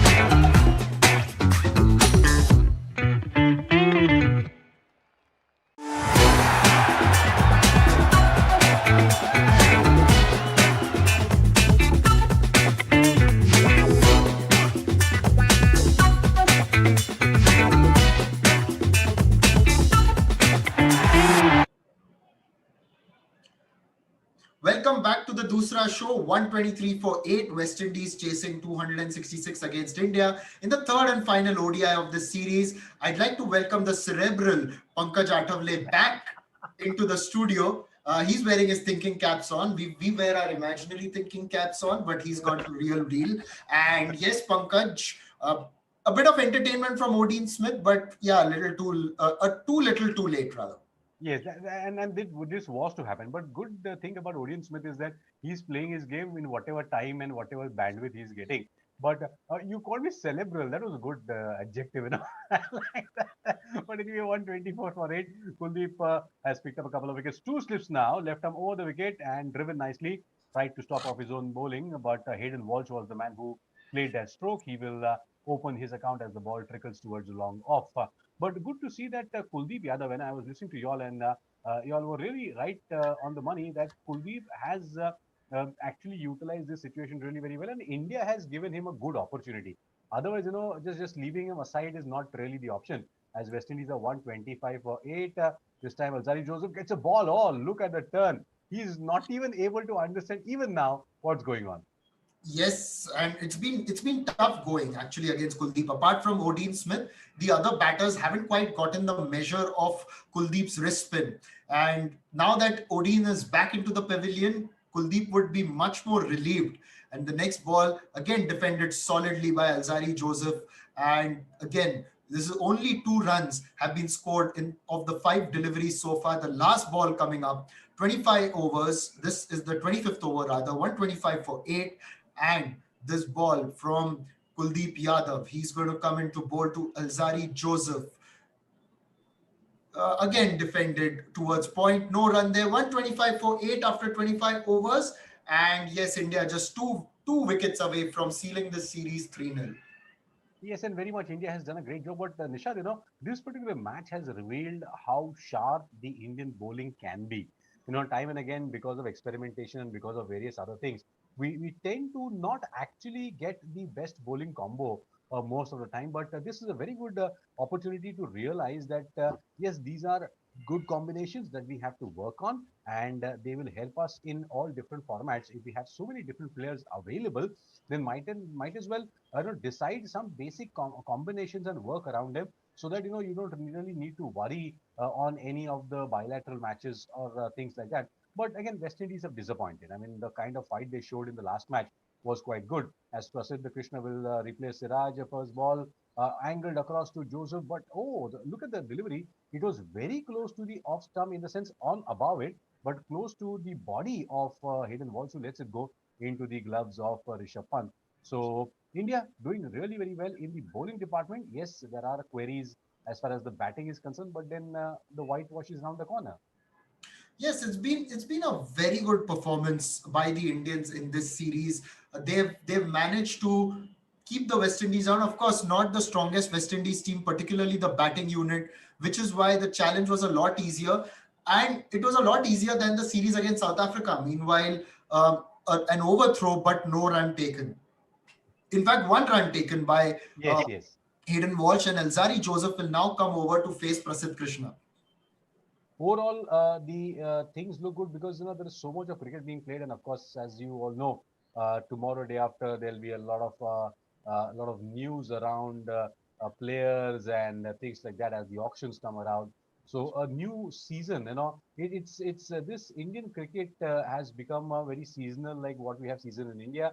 As the next ball from outside the off stump cuts in sharply, but Azari Joseph comes behind the line of the ball and plays it defensively. So like we have the winter, summer, and the monsoon very predominantly in India. I think Indian cricket is also going through. Suddenly we have a season of test matches. We have the IPL and then the season of bilateral series. It's wonderful. It is. It absolutely is. And remember that after this West Indies series, India will also host Sri Lanka. Yeah. There'll be a couple of test matches as well. The short ball by Prasidh Krishna, and Joseph tries to pull it, misses, and Pant takes quite an easy take behind the stumps. 126 for 8. This is the 26th over. Two balls remaining. Prasidh Krishna is bowling his 7th over. He's so far taken 2 for 19.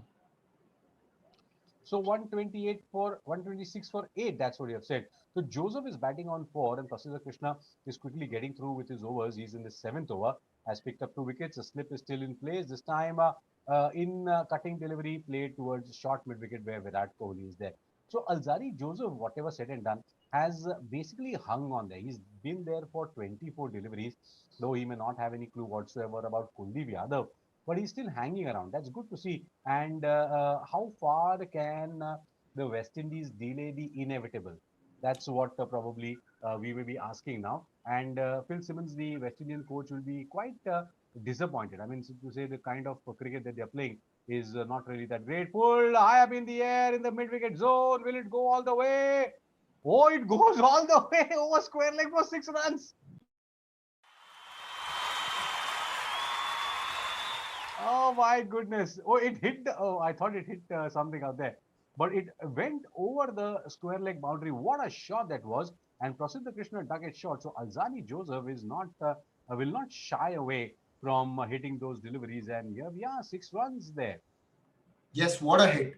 What a hit there. You know, it's not easy. You're a tail ender, but as I told you earlier that Alzari Joseph has got a decent batting record in Test cricket. He's got a couple of 80s. So surely he can bat a bit. But of course, this is a different challenge now. And the match, as you know, is almost out of their hands. But they've just got to keep fighting as much as they can. Yes, it's like a situation where you have basically got your reservation done. You just now need to board the train and just go and sit on your berth.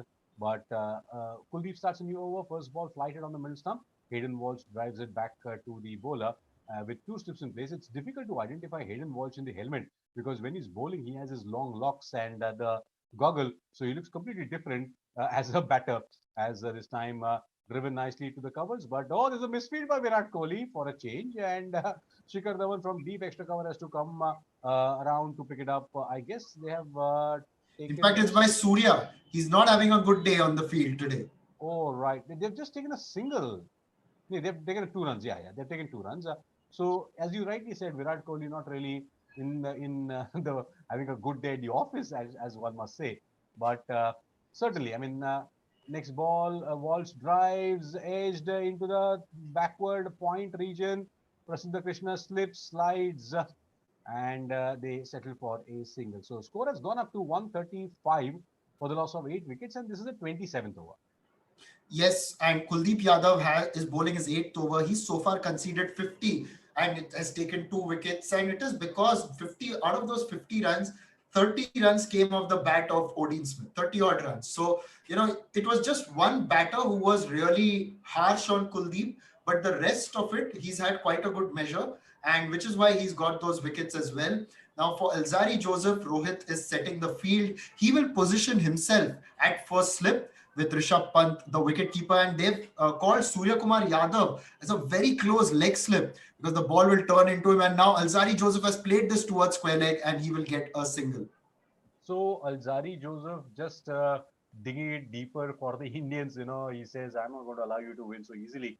And Walsh and Alzari Joseph just trying to, as I said, delay the inevitable. But both of them have got a decent partnership going. Kuldeep in his 8th over has given us 51 runs. 2 slips still in place.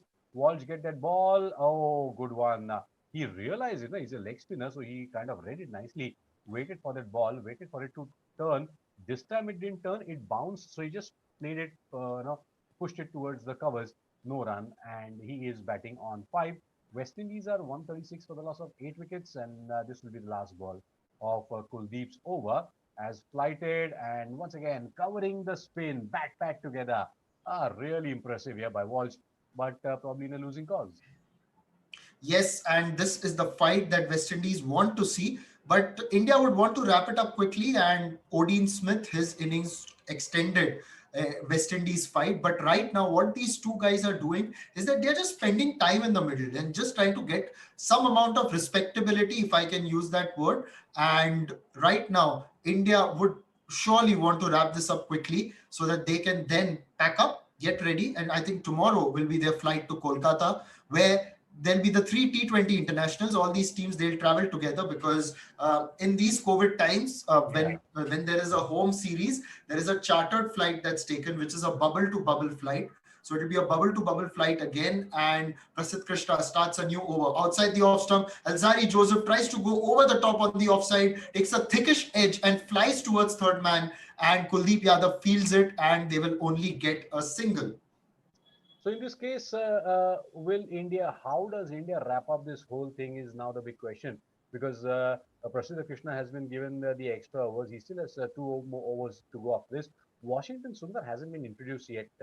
Will that create a bit of a mathematical problem for Rohit, because it's just the 28th over.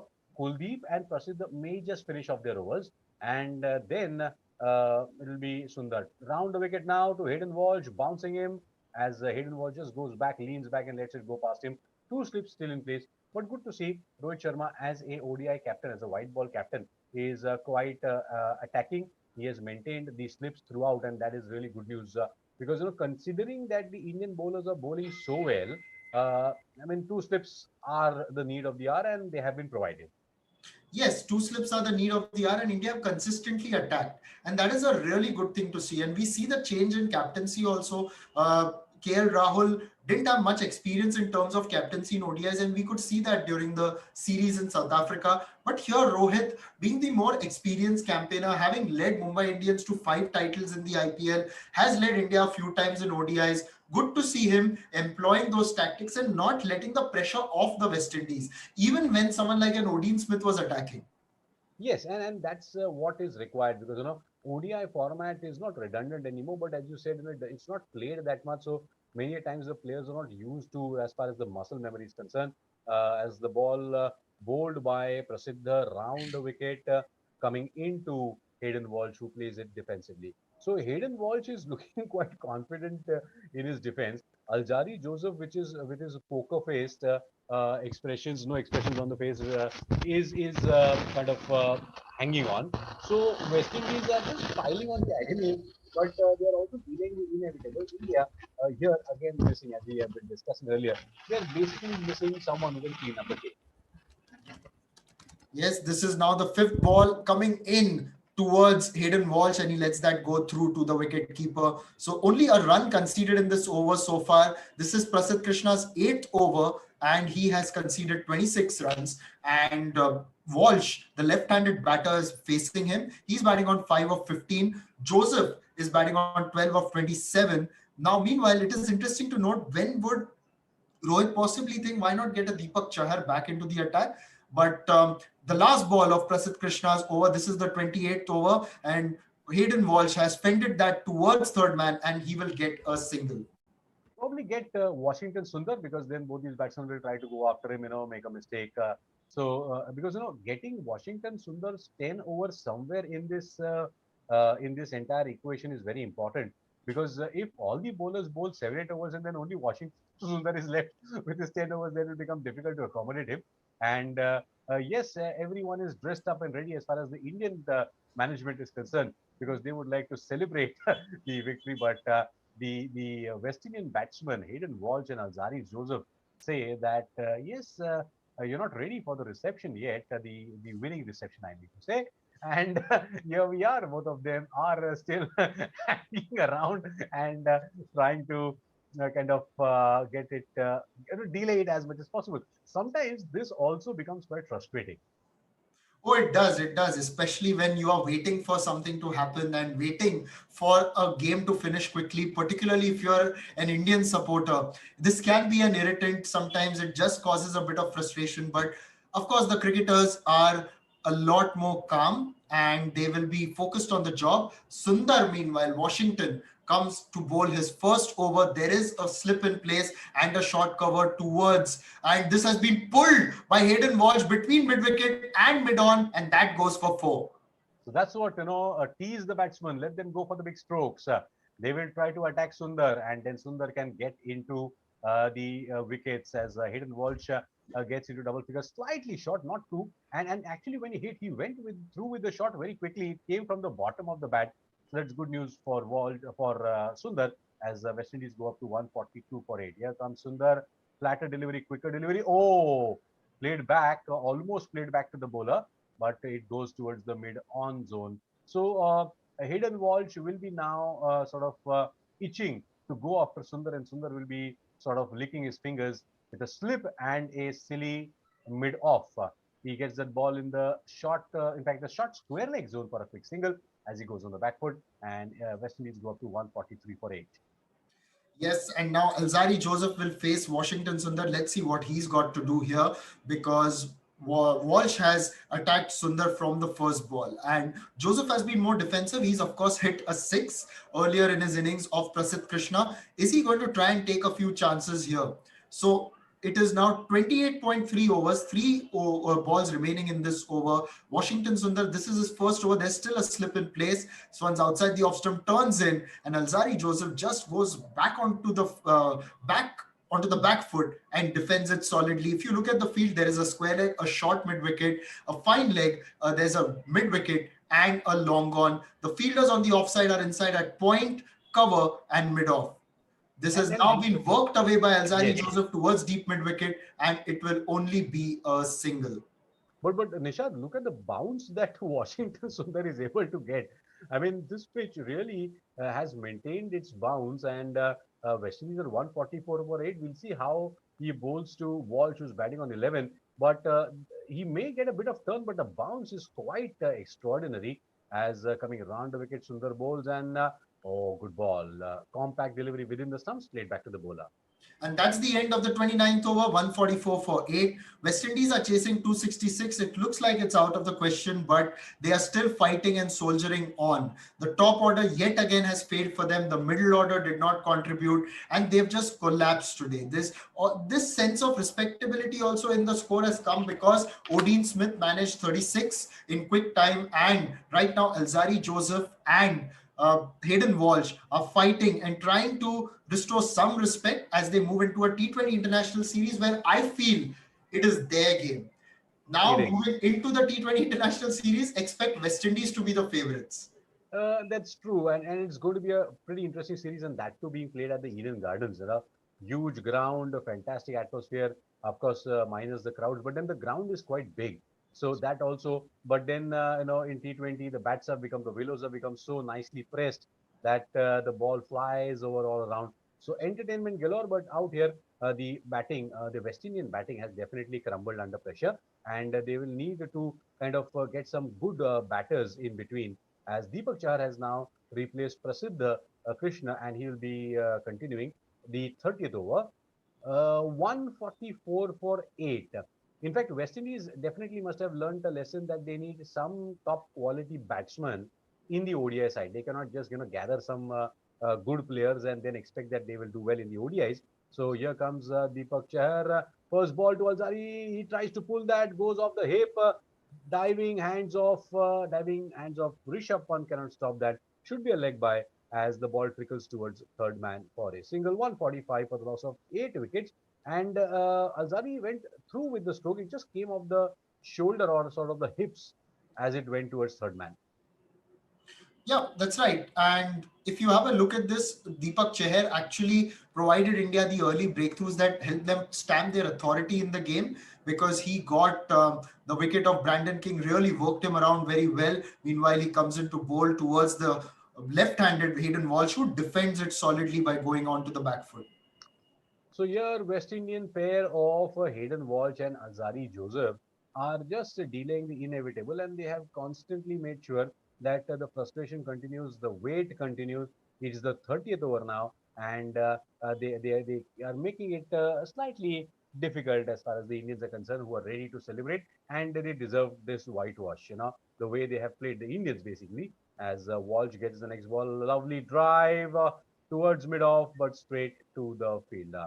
Yeah, that's right. For now, it looks like the winning reception is getting delayed a little bit, and it's going to take some time, unless, of course, Deepak Chahar or the bowler who bowls the next over can quickly wrap this up. But 145 for 8, and Alzari Joseph on 14 of 30, Hayden Walsh on 11 of 22. West Indies need 121 of 123, and had they had wickets in hand, it would have been a straight up equation, no doubt about it. But those wickets at regular intervals, particularly at the top, have hurt their cause. This time he goes down the leg side, and it will be a wide. So trying to do something different, the left-right combination, Deepak Chahar trying to also quickly finish off with the wickets. Now, 6 runs per over, as you said, is the required run rate, but that looks pretty much out of the question because right now 146 for 8 is just two deliveries, two more jumps, hop and skip for India, and then they can finish the innings. But then hop and skip is not happening. That's the problem, as both these batsmen have put up a pretty tenacious kind of a defense as a short delivery, in fact, by Deepak Chahar, and Walsh just ducks it and lets it go into the gloves of Rishabh Pant. So, in fact, uh, Deepak Chahar is having a bit of a niggle as far as his right shoulder is concerned, which is not good news. He hasn't really bowled that much, but probably maybe he'll be a very important cog in the wheel as far as the T20s are concerned. So his fitness is very important. Yes, very, very important here. But at the moment, Deepak Chahar bowling towards Hayden Walsh. This is the fifth ball of the over. Hayden Walsh facing Deepak Chahar. This is struck him on the pads. It lobs towards short third man, but it will be an easy leg by. And Joseph will come on strike to face the last ball of this over, the 30th of the innings. And Deepak Chahar is bowling that. So 8 wickets down. West Indies have a lot of thinking to do. They don't really carry a lot of baggage, Nishad, because they are a different commodity altogether, different characters. And this was a knuckle ball which was bowled at Hayden Walsh, who tried to play it. It came pretty slowly. 147 for 8. Alzari Joseph on strike. Here comes a short, a slow delivery, trying to pull it with a lot of effort, but the ball will trickle towards the long leg for a single, and that will be the end of over number 30. So 148 for 8, Alzari Joseph and Hayden Walsh putting up a bit of a fight here in terms of just delaying the inevitable. But this has been a very good series as far as India is concerned from the bowling perspective. I think Nishad, bowling has been good, fielding has been good, but it's the batting that needs a bit more of stability from a one-day template perspective. Yes, it is the batting that needs the stability. Bowling, you've got the options. You've got Kemar Roach, Jason Holder, Odin Smith has come into the side, and Alzari Joseph is bowling very well. Sheldon Cottrell is also another option they have. Shannon Gabriel bowls for them in Test cricket. He could be another option. Meanwhile, this has been defended by Alzari Joseph. The start of a new over from Washington Sundar coming over the wicket, bowling with a leg slip and a first slip, and it has been solidly defended by the right-handed Alzari Joseph. And he's going to now come in to face the second ball. Just a false start. Joseph pulling away because sometimes off spinners have got this habit of hurrying the batters, and Sundar comes in to bowl his next ball. This has now struck him on the pad. There is an appeal for leg before, but I think sliding down the leg side, there will be no damage done for the West Indies, and Joseph continues. Yes, Rohit will expect Sundar to wrap up things very quickly, and it's just his second over. So Sundar has a good opportunity now as he bowls to Alzari. Good delivery just outside the off stump, teasing him to just come out and drive and make a mistake. But Alzari Joseph has shown a lot of patience, which has been pretty impressive, and the bounce once again has been quite decent as far as Sundar is concerned. Bowls the next one on the legs, nicely whipped into the mid-wicket zone. Will they come? They will set it for a single. So both these batsmen just picking up singles, and India waiting for those two golden deliveries so that they can wrap it up, celebrate a 3-0 victory of an ODI bilateral series against the West Indies. Yes, two balls remaining, and there's a man at sweeper cover, a long off, and there is another man going back towards fine leg. And that is the field that's set for Hayden Walsh. And the rest of the field, only three men out in the outfield. The rest of them are around the bat. There is one. Ooh, that's a good delivery with the first slip in place, turning away from the left-handed Hayden Walsh. Sundar coming from round the wicket, and it just misses the edge of the bat. And I really miss those days, Nishad, when we'll talk about that as the next ball going on the back foot. Hayden Walsh punches it towards the covers. Sundar is bowling around the wicket. Single results, and that is the end of 31st over. And 149 for 8 is the score. Joseph is on 16, Walsh is on 12. And as I was saying, I'm missing those days when someone called as a Javagal Srinath used to come with that old ball and run in hard, dag, dag, dag, finish off the tail, and there you are back in the pavilion celebrating. Really miss those days because the lost art of cleaning up the tail needs some housekeeping inputs to the Indian bowling department, I guess. Exactly, and you need to clean this up really quickly, and that is something that becomes a habit. I think with Bumrah not being there, Shami not being there, that also causes a bit of an issue. Yeah. Otherwise, And the you know, way Bumrah will come, boom, boom, 2 balls and done. with his Yorkers, and that's the end of the story. But Yes. Deepak Chahar starts a new over. First ball driven towards mid-off by Walsh. No run, 150 for 8. Yes, and Deepak Chahar will want to show that he too can bowl in such situations, because it's been a while that, you know, India have seen another bowler come into such phases and deliver, especially a swing bowler. Bhuvneshwar doesn't have that kind of a force anymore, but you've got Deepak Chahar who's an ideal like for like replacement for a Bhuvneshwar, and you've got Shardul who doesn't swing the ball as much. Meanwhile, they've taken a quick single as Hayden Walsh has played that towards point, and yes, they've made it quite safely. Yes, but what we can say is that Indians will have to work through it.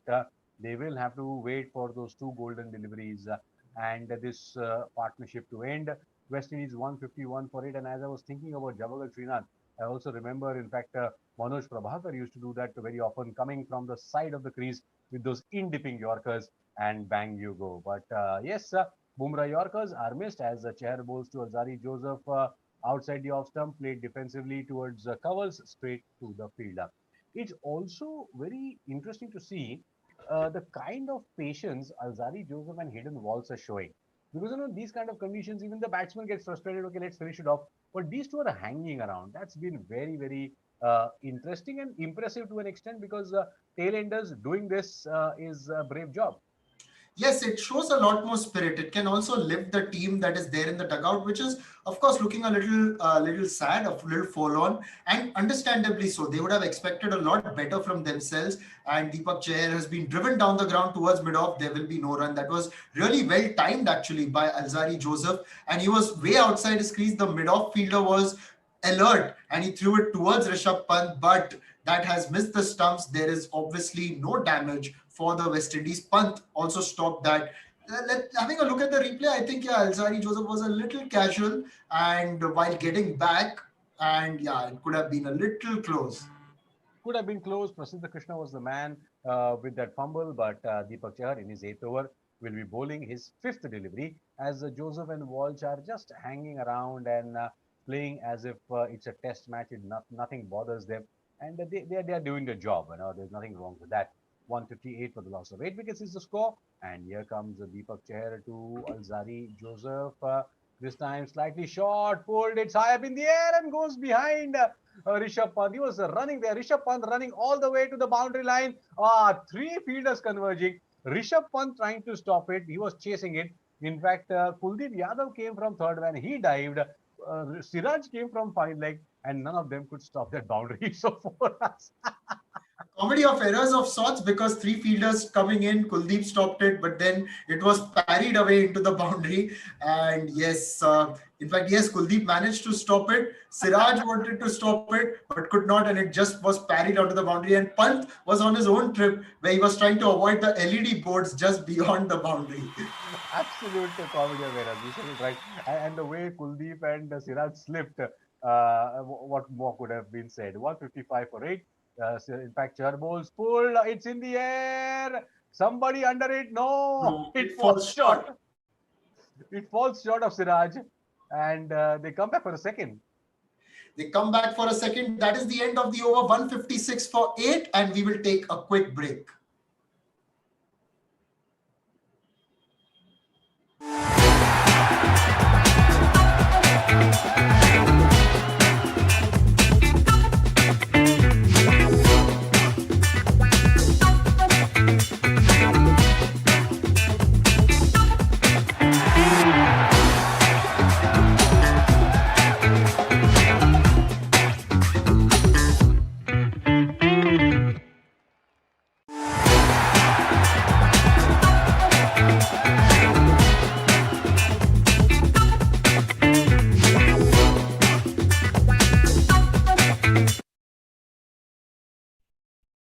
Come on, Pankaj, just what's going on over here at the Narendra Modi Stadium? You can't even dismiss the tail. What else are we here for? Not without you. Because in my spell for 1 hour, we kept claiming wickets, but In your spell with Nishant, you just don't seem to be able to get the tail out or take any wicket. It's a very disappointing turn of events. I know that, but not without you, Chandresh. Siraj bowls, first ball shot to Joseph, who lets it go, ducks it, and the wicketkeeper does the needful. 2 wickets for Siraj, but 156 for 8, and that's what I was telling Nishad. I'm missing the Manoj Prabhakars and the Javagal Srinath who could run and quickly cut, finish karo, and Bumrahs. But this Indian bowling attack has been so good, but cleaning the tail, there needs to be a special housekeeping course for the Indian bowlers. But it's not just in this one-day format. Even in the Test matches, Correct. over the last 3-4 years, we've seen a lot of tail. Sam Curran was able to make a name for himself and get a fat contract in IPL because of the Indian largest of the Indian bowlers. And then also it was the case with Vernon Philander, Mitchell Stark, Pat Cummins. Today is captain. He must pay a sense of gratitude to the Indian bowlers for raising his profile as a batter as well. This time, again, down the leg plays Alzari Joseph. Will get a single there down to deep fine leg. The score moves along to 157 for 8. We are in the 33rd over. Joseph's moved on to 22 and Hayden Walsh is on 13 of 28 deliveries. Siraj, who's taken 2 wickets for 27 runs, is in his 7th over. Unbelievable, but yet true. 8 wickets are down. India are just on the cusp of victory to complete a whitewash. West Indies need 109 runs, too much for them. But you never know. As we say, this is a funny game called cricket. As angled across, Hayden Walsh lets the ball go across, but removes the bat from the way. And as if saying, I'm not interested even to touch that ball. If the ball is within my range in the stumps, only then I will play. But the patience that these two batsmen have shown has been quite impressive. Yeah, and you can see the towels are out. The Indian team is now worried about the dew. Different kinds of towels are out, and we've got a slip in place. Hayden Walsh lets that one through, and once again, this time again. It's been an impressive little display by Hayden Walsh. These tail enders have shown much more of a fight than the top order batters. This pair has put on 35 runs, so you must hand it to them. They have been pretty stubborn out there in the middle. Probably open with them. They'll be much better. They serve the purpose. Yeah, absolutely. Just reverse the order. You know, on the 91-92 tour of Australia, the tail, the lower order would bag for India more than the top order. And there was a running joke, that get Venkatpati Raju and Kiran More to open the batting, because coming down, way down the order, they seem to be doing more of the damage with the bat than the top order. In the meanwhile, the over number 33 is done here. 157 for 8. Alzari Joseph's on 22 of 42 and Hayden Walsh is on 13 of 31. Those were the days, Chandresh, and that tour of 1992 that you mentioned just before the World Cup and the World Cup, all of them were absolutely memorable and really etched into our brains, so much so that every moment has been captured very nicely. But India needs to capture 2 more moments where they can quickly get those wickets, as West Indies are hanging on 157 for the loss of 8 wickets after 33 overs.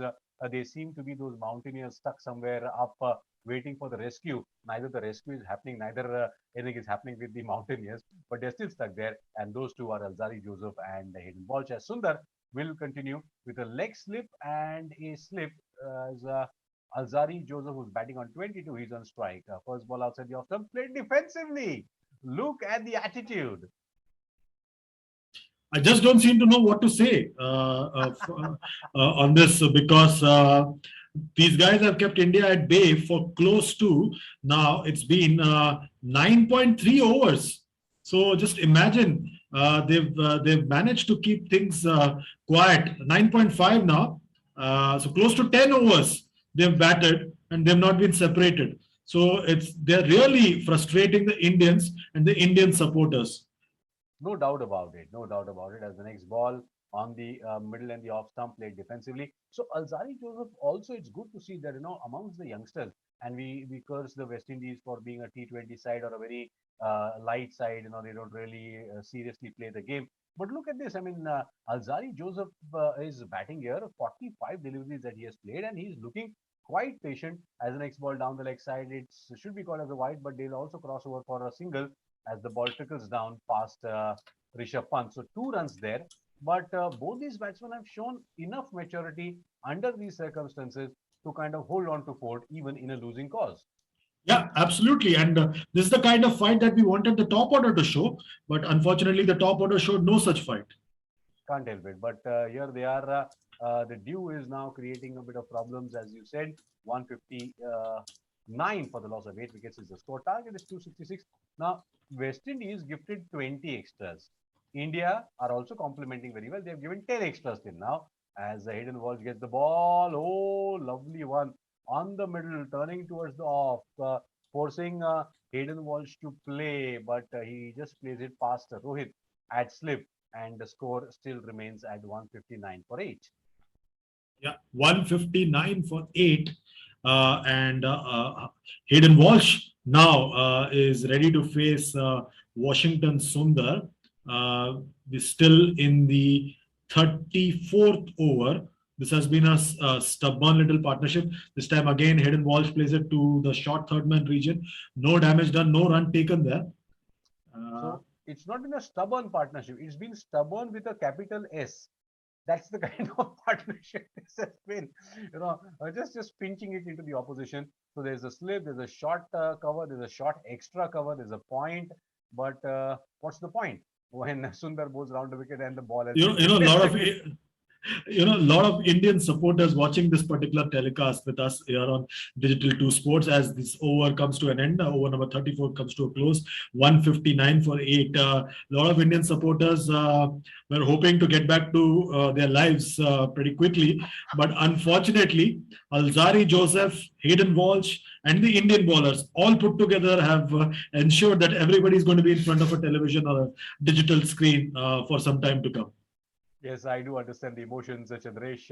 I resonate with you. But on this, but the fact remains that Alzari Joseph and Hayden Walsh have shown the guts to kind of just fend off attack after attack, waves of attacks that have come, even when they're down with the resources.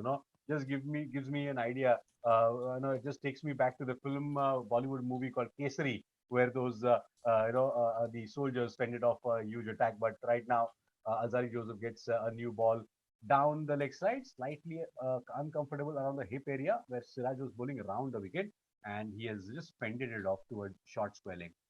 159 for 8. Chandresh? Yeah, the scores are moving along slowly.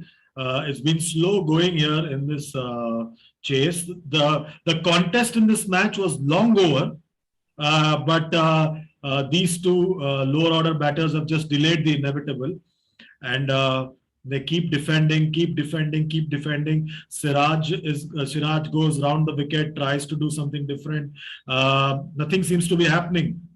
Something needs to happen. Something's got to give. Siraj may soon run out of overs for something to happen from his end or from his bowling. So maybe Virat has to come out and bowl probably as a partnership breaker, because the score is stuck. These two batsmen are stuck, and Siraj bowls the next one slightly short but pushed between mid-wicket and mid-on. The batsmen are stuck. They don't want to run, and they are just making a statement here, Chandresh. Yes, you may win, but you may not enjoy that victory. Probably that's what you want to say. Absolutely. And it has been a sorry display by the West Indies batting lineup, and the bowlers have done the job with the ball, and now they're doing the job with the bat as well. Here comes Siraj, round wicket, pulled, it's in the air, it's gone, and it's dropped. It's dropped by Prasiddha Krishna at long leg. A lollipop came your way, and unbelievable. We were talking about everything getting stuck. Even the Prasiddha Krishna's emotions got stuck. There was a brain fade. There's a pull. Good ball there by Siraj, and the ball came. He was right under it on the boundary, and he dropped it.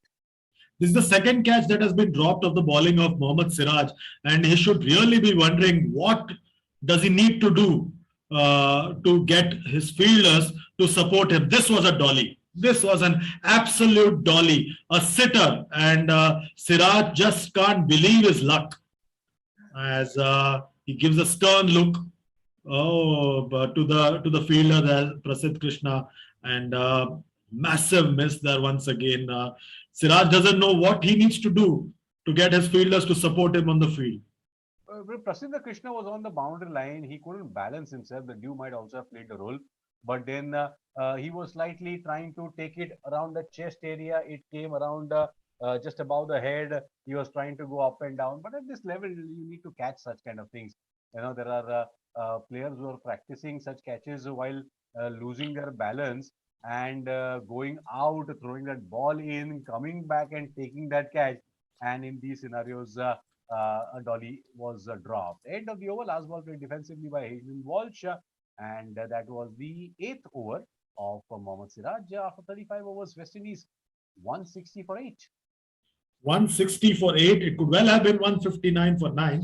And it has been a disappointing effort so far in trying to clean up the tail. And Captain Rohit Sharma is just not happy. Prasidh Krishna has made an impact with the ball, but in the field, he has left a lot to be desired. Not just this drop catch that we've spoken about. It's the fact that he's been a slow mover on the field as this time Sundar comes on to ball, and there's a wide call by umpire Nitin Menon. So the score keeps piling on. Now West Indies are 106, 105 runs behind, and the asking rates just clocked over to 7.06.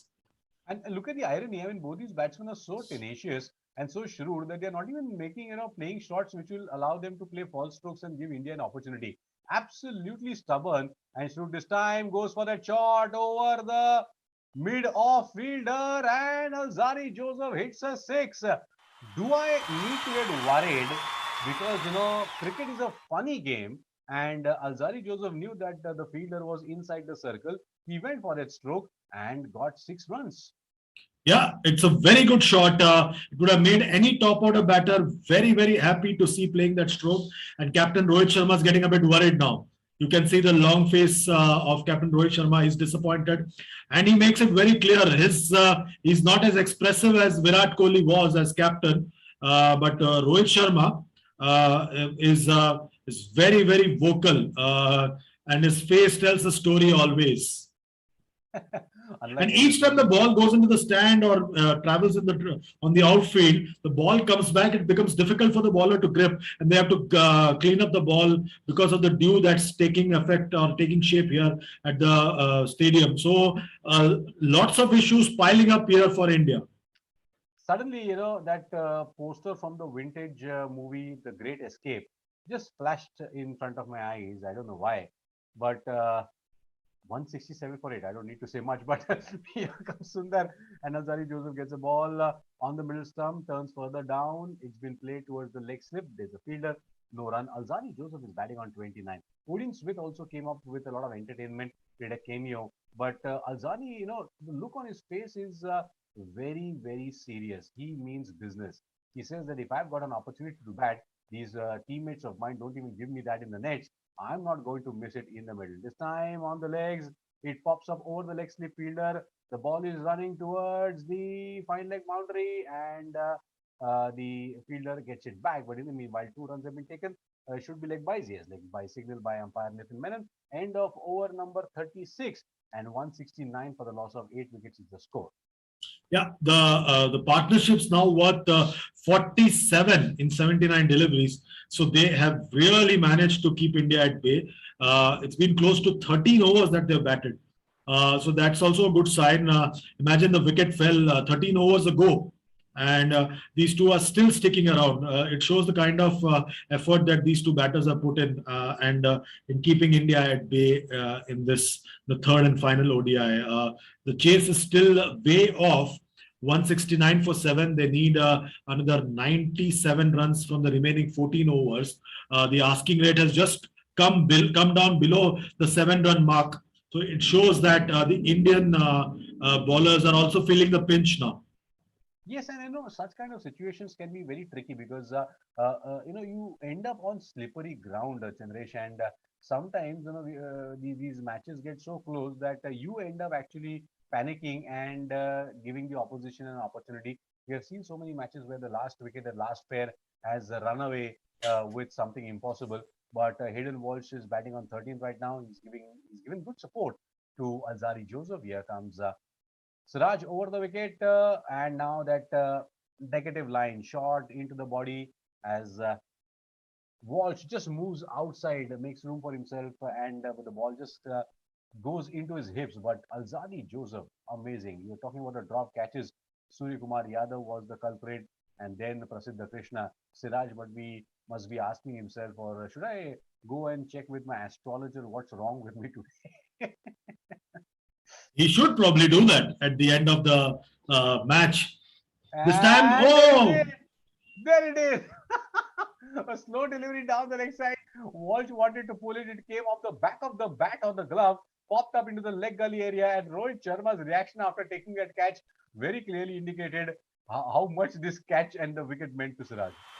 yeah, and not just to Siraj, even to Rohit Sharma. He's frustrated. He is simply frustrated with the effort on the field, and because he's seen sitters being dropped. And Siraj is pumped because, and look at the face of Prasidh Krishna. He comes up with a sheepish look as if comes and congratulates Mohammad Siraj, and Siraj is almost nonchalant in the way he reacts to him and says, "It's okay. You get out of my sight." I'm relieved. No, he's not relieved. He's saying, "Get out of my sight." That was the reaction. And Prasiddha said, let's forget about it. It happens, my friend. Now, okay, that's it. 9 wickets down, 169, and India just on the cusp of a very important victory and completing a whitewash. So, Alzari Joseph, but talking about him, I mean, he has proved to the West Indian team his not only his tenacity, but his will and his talent in terms of these kind of situations. Absolutely right. Absolutely right. He's shown that he's prepared for a fight, and that should be a good sign for the West Indies think tank, because they have something to work around with. Yes, because you don't get such kind of players regularly. Shreyas Iyer with the helmet at forward short leg now. Kemar Roach is the man. Will Siraj finish it off? He has 3 wickets. There's a leg slip in place coming around the wicket.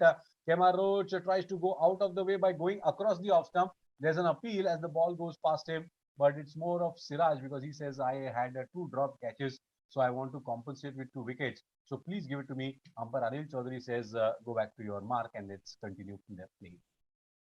So the scores now 169 for 9. We are in the 37th over, and Siraj once again will run into ball to Kemar Roach, and it'll be interesting to see how long Kemar Roach is able to stave off this attack from Mohammad Siraj as Captain Rohit Sharma applies the pressure here on the West Indies tail.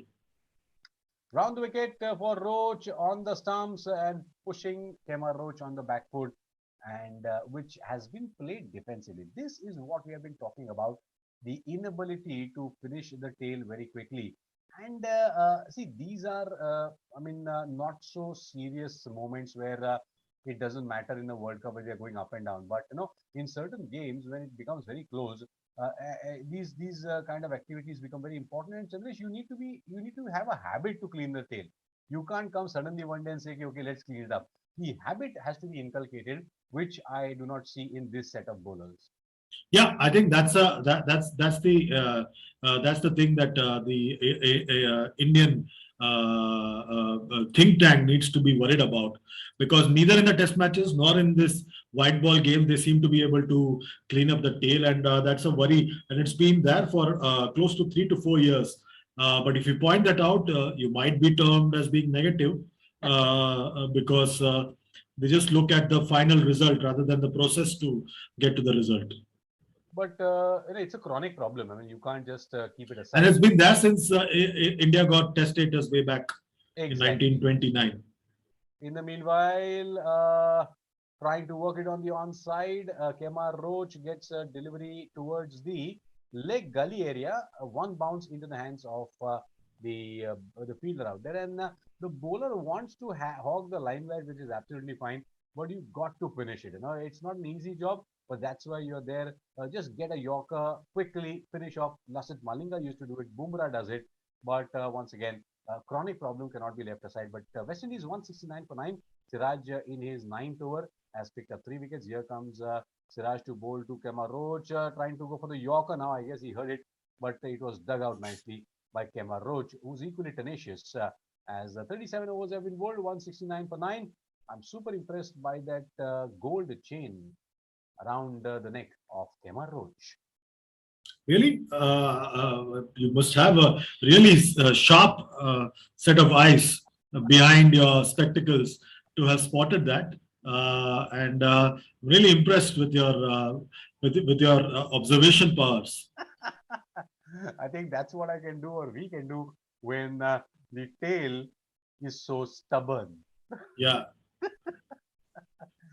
You sit back, hope for, that things pan out the way you wanted to pan out. But 36 is what Odion Smith made in 18 deliveries. Alzari Joseph is not out on 29 of 55 deliveries. Walsh hung on around for 38 deliveries, made 13 runs.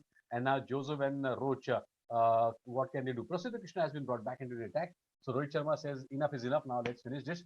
1 wicket remaining. Time to celebrate.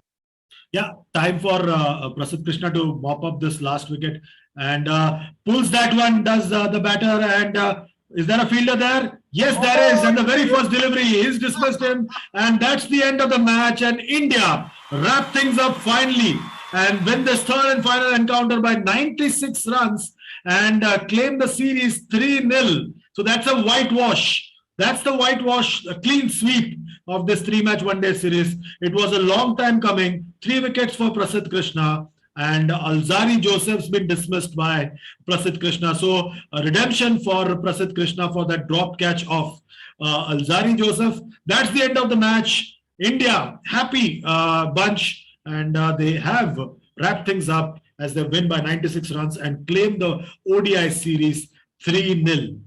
Amazing, amazing, isn't it? It took some time in the end. It took some stubborn and some very shrewd batting by Alzari Joseph, Hayden Walsh, but the West Indies definitely have a lot to kind of work on as far as the batting is concerned. But in this series, they are bowling and their fielding has been fantastic. So they gave a fight in that department of the game. But as of now, India have won this series 3-0, and all of them will be traveling to Kolkata for the T20 series. But if you look at the positives for West Indies in this series, as I said, their bowling was fantastic. In fact, Hayden Walsh or be it Akil Hussain or be it Fabian Allen, Nicholas Pooran turned out to be a very interesting, good candidate for a regular captaincy, as he used his resources quite well. Yeah, but he disappointed with the bat. He should have pulled his weight in the side with the bat. Let's take a quick look at the batting card, Pankaj, because it makes for a very sorry reading.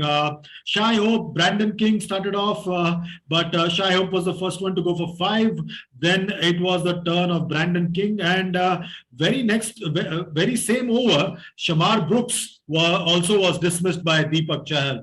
There was a bit of a rearguard action by Captain Nicholas Pooran and Darren Bravo, but Darren Bravo was the next one to go off Prasidh Krishna, and then was the turn of Kuldeep Yadav to weave his magic as he dismissed Jason Holder and Fabian Allen in quick succession. Nicholas Pooran, the stand-in captain, went for 34. At that stage, the score was 82 for 7.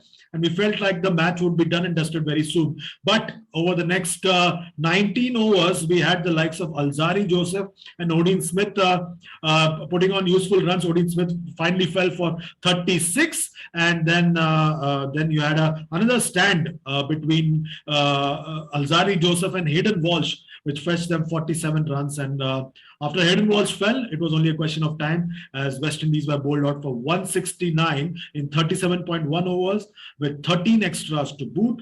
At the other end, an impressive bowling display, but India will feel that they could have done a lot better, wouldn't they, Pankaj?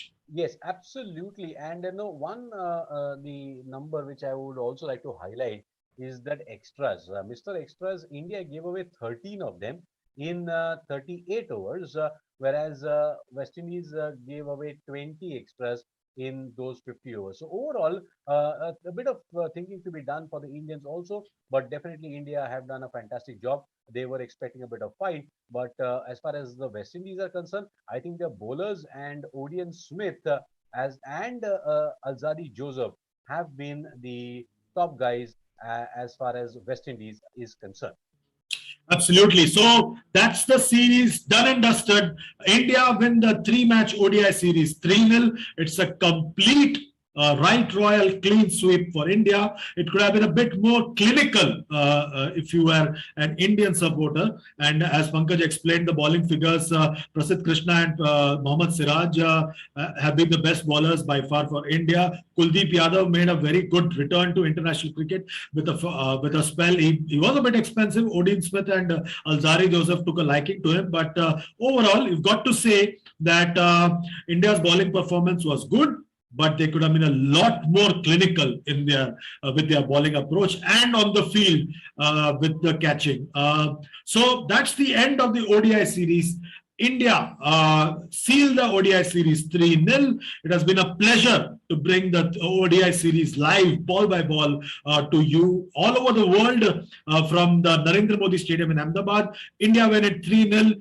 First full series for Rohit Sharma as India's white ball captain. Starts off with a 3-0 clean sweep of the West Indies in the ODI series. And we now await the start of the T20 series, which gets underway on 16th at the Eden Gardens in Kolkata. You're watching us on Digital 2 Sports, a joint venture of Channel 2 Group and One Digital Entertainment. Please keep liking, sharing, subscribing to this channel. We are present on all platforms: Facebook, Twitter, Instagram, and YouTube.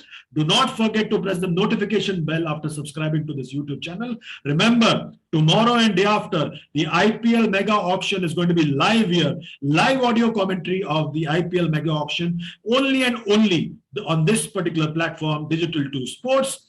Until then, I bid you goodbye. Thanks a lot, Pankaj. Thanks a lot, Nishad, for joining us on this broadcast today. As we wrap up this broadcast until the T20 series start, we bid you goodbye. We'll join tomorrow with you during the live broadcast on the IPL mega auction. Goodbye, good night.